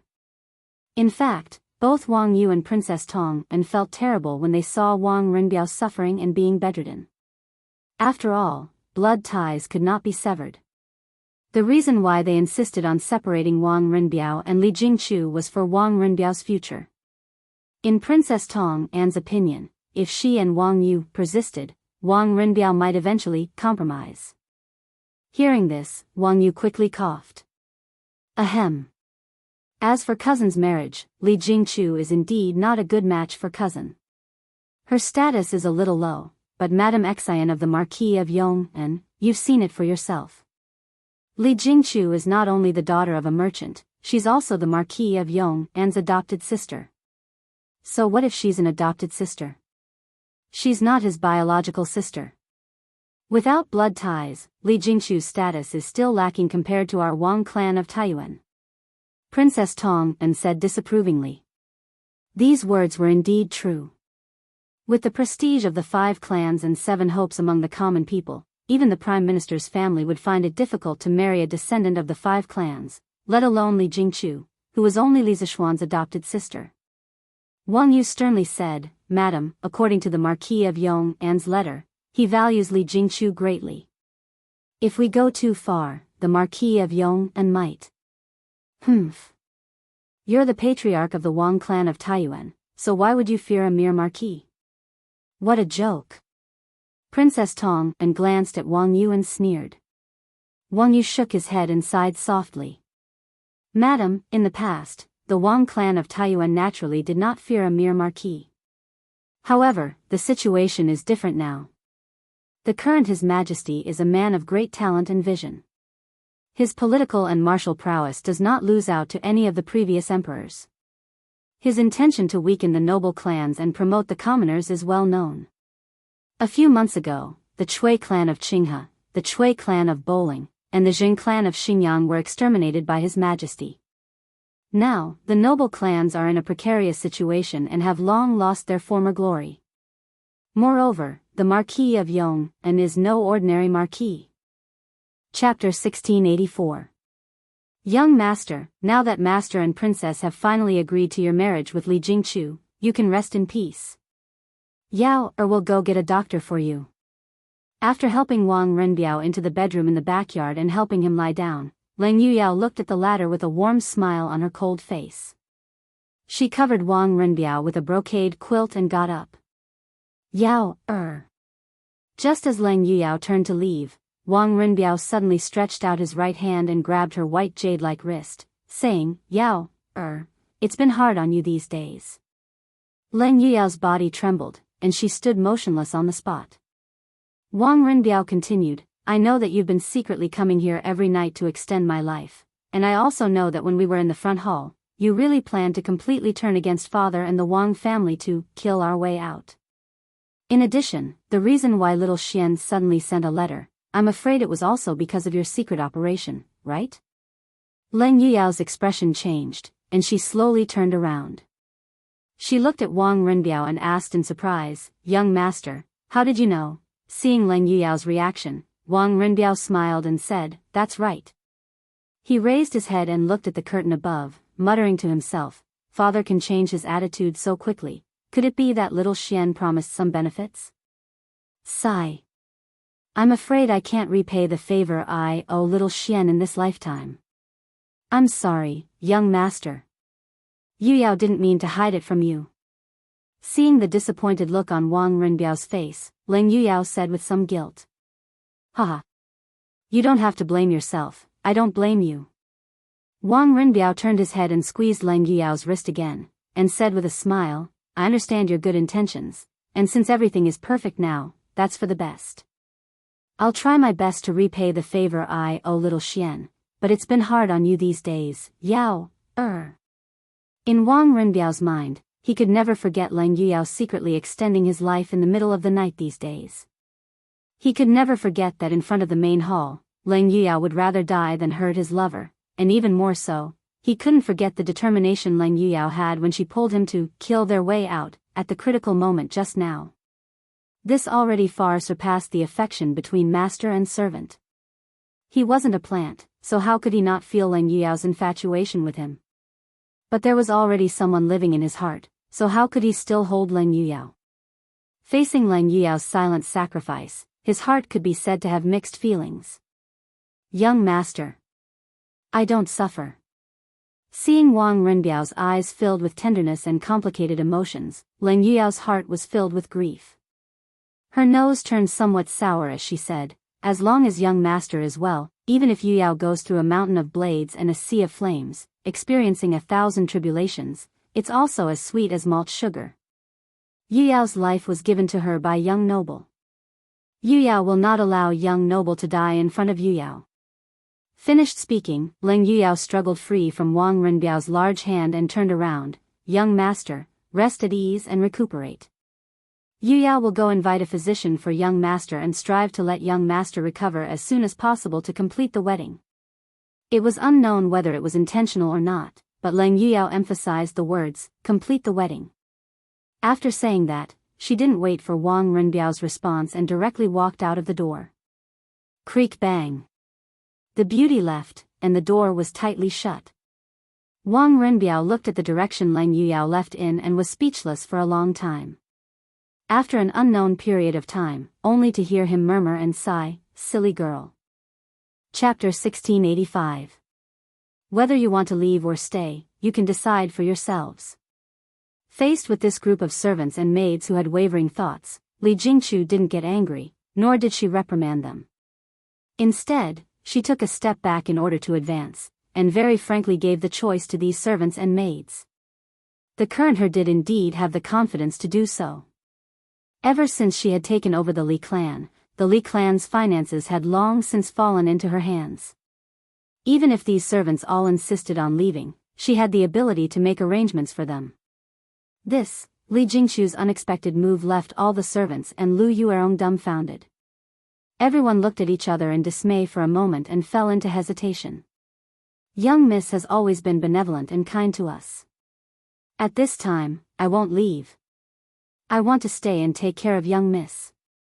At this time, a female servant wiped her eyes and stood out to say. That's right. Not to mention that the Wang clan might not make trouble for young Miss, even if they do, I want to stay by young Miss's side. Everyone knows how young Miss treats us normally. If you choose to leave now, aren't you afraid of being poked in the back? The maidservant's words received a response in an instant. A young retainer raised his arm and shouted. That's right. That's right. At this time, we can't be ungrateful. I won't leave. I won't leave either. For a moment, the rest of the servants began to shout in agreement. Lu Yuerong was completely dumbfounded. The development of the situation was completely beyond her expectations. This was completely illogical. Crazy. Have you all gone crazy? Aren't you afraid of the Wang clan's revenge? Don't you know the consequences of offending the Wang clan and Princess Tongren? Lu Yuerong staggered a few steps and roared at the servants with a pale face. Humph. You're so sure that the Wang clan will take revenge on you? Just as Lu Yuerong was yelling like a madwoman, the Li residence's gates were pushed open from the outside. A clear and cold female voice sounded, and the temperature in the front yard seemed to drop a few degrees. Lu Yuerong was shocked by the sudden snort. She quickly turned around and was dumbfounded again. She saw a woman in a white dress with a sword in her hand. She stood coldly and proudly at the entrance of the Li residence. This was not the main point. The main point was that behind the woman, there were two groups of men in dark red festive clothes. They were carrying large red wooden boxes one after another. They were walking in the direction where Lu Yuerong was standing now. You, who are you? You, what are you doing? Being interrupted, Lu Yuerong was just about to get angry and curse when she caught a glimpse of the sword at the woman's waist. She immediately swallowed her curses and pointed at the large men carrying the boxes, asking the woman, "What are you doing? Miss Lang, why are you here?" Lu Yuerong did not recognize this woman, but Li Jingchu did. She hurriedly stepped forward and greeted her with a smile. At the same time, she was a little puzzled because Leng Yuyao's entourage was too inconceivable. Wasn't the Wang clan going to punish her? But why were they carrying so many large chests? No matter how she looked at it, it didn't seem like they were going to punish her. Leng Yuyao did not immediately answer Li Jingchu's question. Instead, she coldly glanced at Lu Yuerong and said, "If it weren't for the fact that you are Miss Li's only living elder, I would kill every one of you on sight." Lu Yuerong couldn't help but shudder when she felt the faint murderous aura emanating from Leng Yuyao. However, Leng Yuyao's gaze didn't linger on her for long. After she finished speaking, Leng Yuyao looked at Li Jingchu. Leng Yuyao felt a little better when she saw that the latter's face had obviously become thinner. After all, Wang Renbiao hadn't just become thinner recently. He had almost paid the price with his life. "Today, I brought a matchmaker to propose marriage for the young master." Chapter 1686. A horse carriage and a troop of soldiers came down from the Cloud Mountain under the scorching afternoon sun and embarked on the long journey to Qingzhou. Ma Zhou didn't know what he would experience there, but he firmly believed that with his own ability, he could quickly stabilize Qingzhou. The road ahead was long and he understood that this was a great opportunity given by Li Zishuan to fulfill his political ambitions. He didn't want to waste it. Ever since Ma Zhou became the editor-in-chief of Datong Daily, he had published many articles in Datong Daily. Not only did his political views attract the praise of a considerable number of court officials, even the heir had read a few of his articles and praised them to no end. Therefore, it was actually very easy for Ma Zhou to enter the court as an official at this time. As long as Li Zishuan recommended him, he would be able to obtain an official position. However, he had just entered the court and hadn't made any contributions. Furthermore, he didn't take the proper path of the imperial examinations. At the beginning, he wouldn't be able to become a high-ranking official. At most, he would be an assistant official in some yamen. Therefore, Ma Zhou thought that rather than being an unknown and powerless assistant official in the court, it would be better to follow Li Zishuan's wishes and go to Qingzhou to take the position of the provincial governor. As an official, with Li Zishuan's trust and important position, he could more unscrupulously display what he had learned and realize his political ambitions faster. Therefore, even though he knew that the road ahead was bumpy and full of thorns, Ma Zhou still resolutely embarked on the road to Qingzhou. However, whether it was him or Li Zishuan, they didn't expect the situation in Qingzhou to be far from simple. Furthermore, in the near future, there would be an unprecedented change in Qingzhou. "Uncle Ma. You must be safe. I'm still waiting for you to send someone to bring me to Qingzhou to play." On a small hill at the foot of the Cloud Mountain, a young girl wearing a red dress was facing the east. She looked at the group coming down from the Cloud Mountain. She clasped her hands together and closed her eyes to pray. "Girl, since you're here, why don't you go up and see Mr. Ma off?" Suddenly, a man's voice came from the side of the young girl. The young girl was shocked. She quickly opened her eyes and turned around. When she saw who it was, she hurriedly stepped forward and greeted him. "It's Mr. Why are you here?" The person who came was Li Zishuan, and the girl in red was Li Yu. She was wearing a red dress, and under the sunlight, she looked like a red koi, bright and beautiful. "Ha! After sending Mr. Ma off, I was preparing to go down the mountain to the workshop.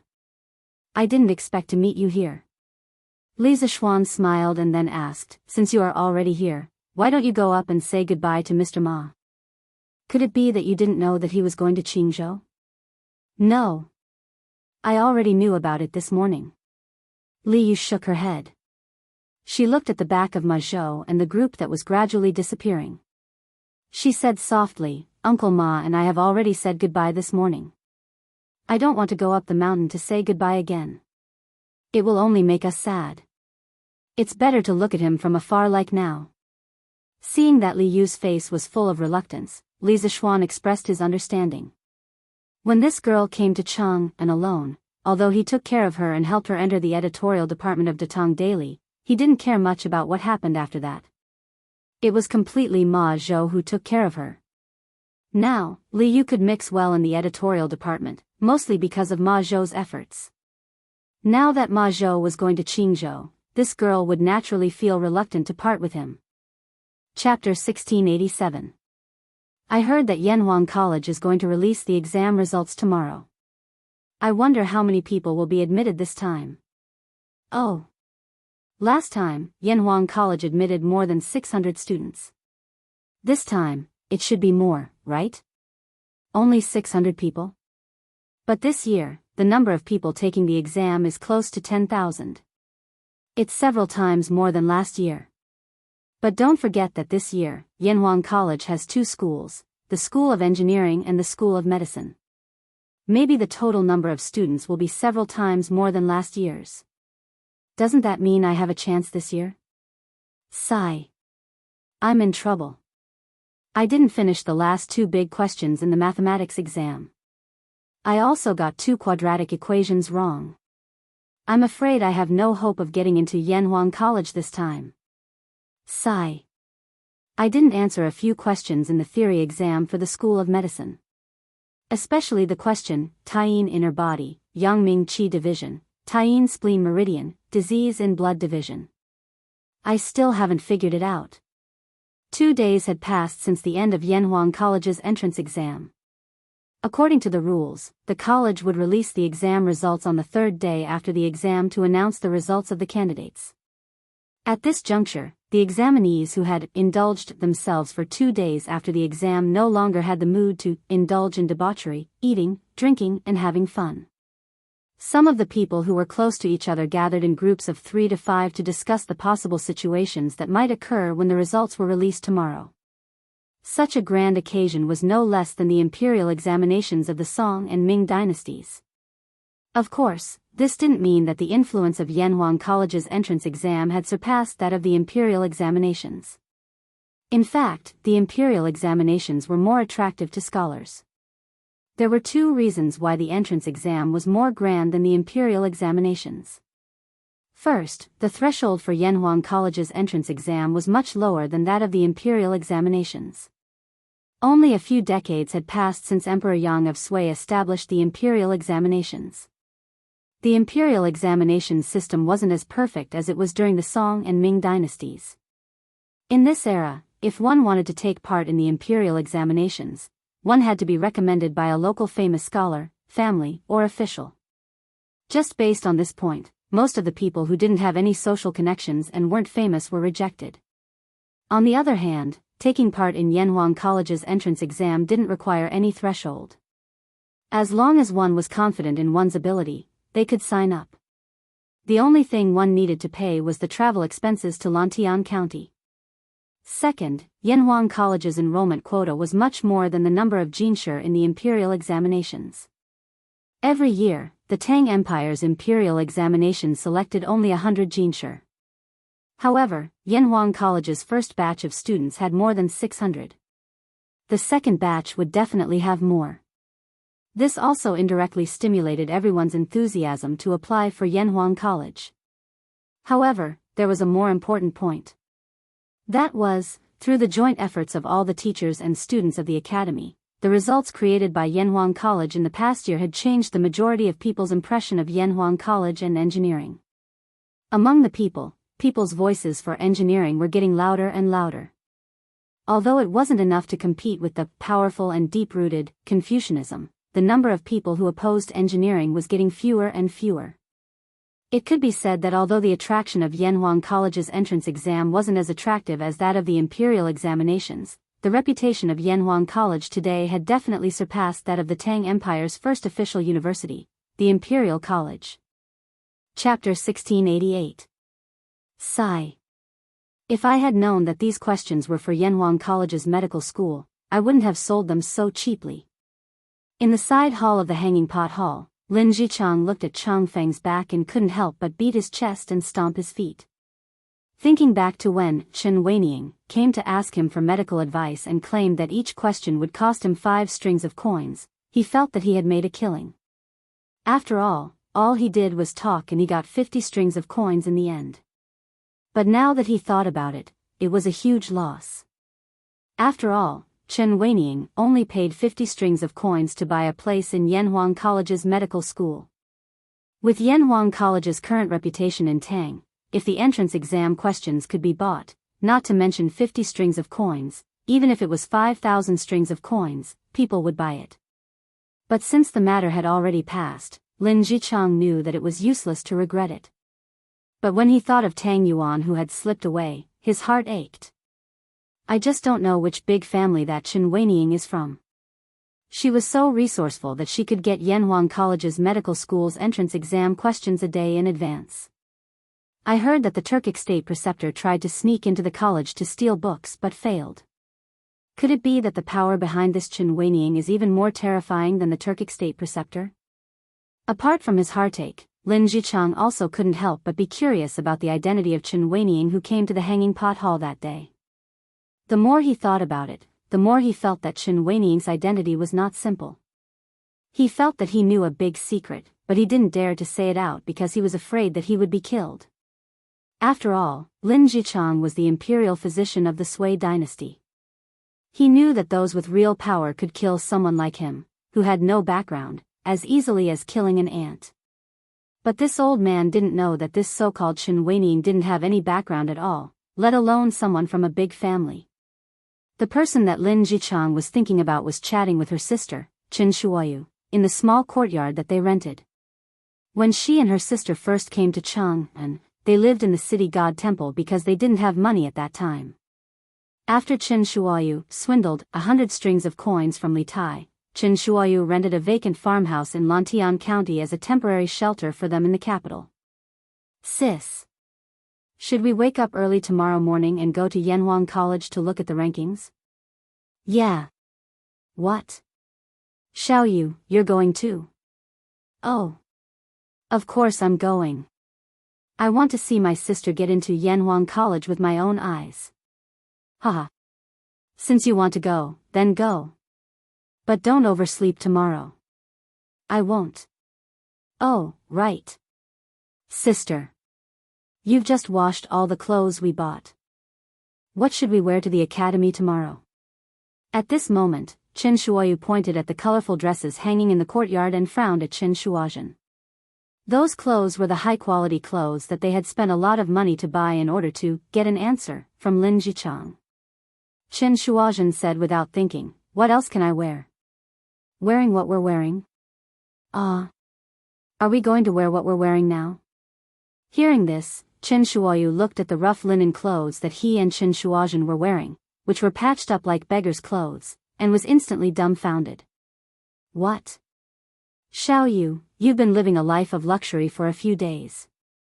Now you can't live a hard life? Chen Shuozhen couldn't help but tease. Sister. I'm not. Chen Shuoyu hurriedly said, I just think that tomorrow is a big day for you to get into Yanhuang College. We should wear something nice. Dad and Mom will be very happy for you if they see you in heaven. Hearing Chen Shuoyu mention her late parents, Chen Shuoyu's heart softened. She went forward and patted Xiaoyu's head, then said softly, silly girl, getting into Yanhuang College is just the beginning. We sisters will live a better life in the future. After pausing, Chen Shuozhen smiled playfully and said, but let's not wear the clothes that we bought before. Are you afraid that the people from Hanging Pot Hall won't recognize us? Hanging Pot Hall? Sister, what do you mean by that? How can people from Hanging Pot Hall go to Yanhuang College? Chen Shuoyu was very confused. Chen Shuozhen waved her hand and said, why do you ask so many questions? Anyway, for the time being, we can't wear those clothes out. Ho! Marquis has helped us so much. We can't give him any trouble. Oh. Yes. Sister. Chen Shuoyu nodded, but she didn't quite understand. On the other side, after Li Zixuan brought little Yu to the workshop, Li Zixuan went directly to the editorial department of Datong Daily, while Li Zixuan went to the research base of the Trump Card Project, in the depths of the workshop. Inside, you could see the busy figures of Yanhuang College's teachers and students everywhere. They were all carefully selected Yanhuang College's teachers and students who were proficient in mathematics, physics, and chemistry. Everyone else in the college was on summer vacation, so they took advantage of the summer vacation to devote themselves to the research of the college's Trump Card Project. Yamacho, you're here. After passing through 2 courtyards, Li Zixuan bumped into a student, and this student looked very familiar. Li Yan? You didn't go back during the summer vacation? Li Zixuan was stunned for a moment before he came back to his senses. That's right, the student in front of him was Li Chuanfeng's son, Li Yan. Last year, this kid ranked in the top 5 in the entrance exam of Yanhuang College. Of course, it wasn't just the entrance exam. This child was also one of the top students in the academy's midterm and final exams. Unlike Bruiser, who was partial to his subjects, this child excelled in all of them, regardless of whether it was classics, mathematics, physics, chemistry, or geography. He could be considered to have a balanced development. At this time, Li Yan replied with a smile, I'm going back to Yamacho. My family lives in Chang'an, so I can go back whenever I want. But I think it's more meaningful to work on the college's Trump Card Project in the workshop than to go back home. Besides, my father lives in the college now, so it doesn't make a difference whether he goes back home or not. Haha. You child. Li Zixuan smiled happily. Then, as if he suddenly remembered something, he asked, Oh, right, what has your father been busy with recently? Li Yan thought for a moment and replied, I don't know the specifics, but my father seems to be very confused recently. At this point, Li Yan seemed to have something to say. Li Zixuan asked curiously, confused? Taoist Li is so knowledgeable, but you also have times when you're confused? Li Yan cupped his hands and said, Yamacho is too kind. In fact, my father has been sorting out the orbits of other planets near the Earth through the Academy's telescope in recent months. He found that the orbits of these planets follow a certain pattern, but he hasn't completely found out what the pattern is. Also, are these patterns related to the heavenly axiom recorded in the Taoist classics? My father has been very confused. When Li Zixuan heard this, he immediately understood. Li Chunfeng had finally walked into the Hutong Alley. There was going to be a collision between science and metaphysics. Haha. It seems like Taoist Li has gained a lot in the past 6 months. Li Zixuan came back to his senses and patted Li Yan's shoulder. He smiled and said, Don't worry, your father is only at a dead end for now. When he really figures out these problems, he will be the most powerful person in Taoism in the past thousands of years. Li Zixuan could not provide any substantial help to Li Chuanfeng's confusion. It was hard to tell whether science and metaphysics were mutually exclusive, or if there was something in each of them.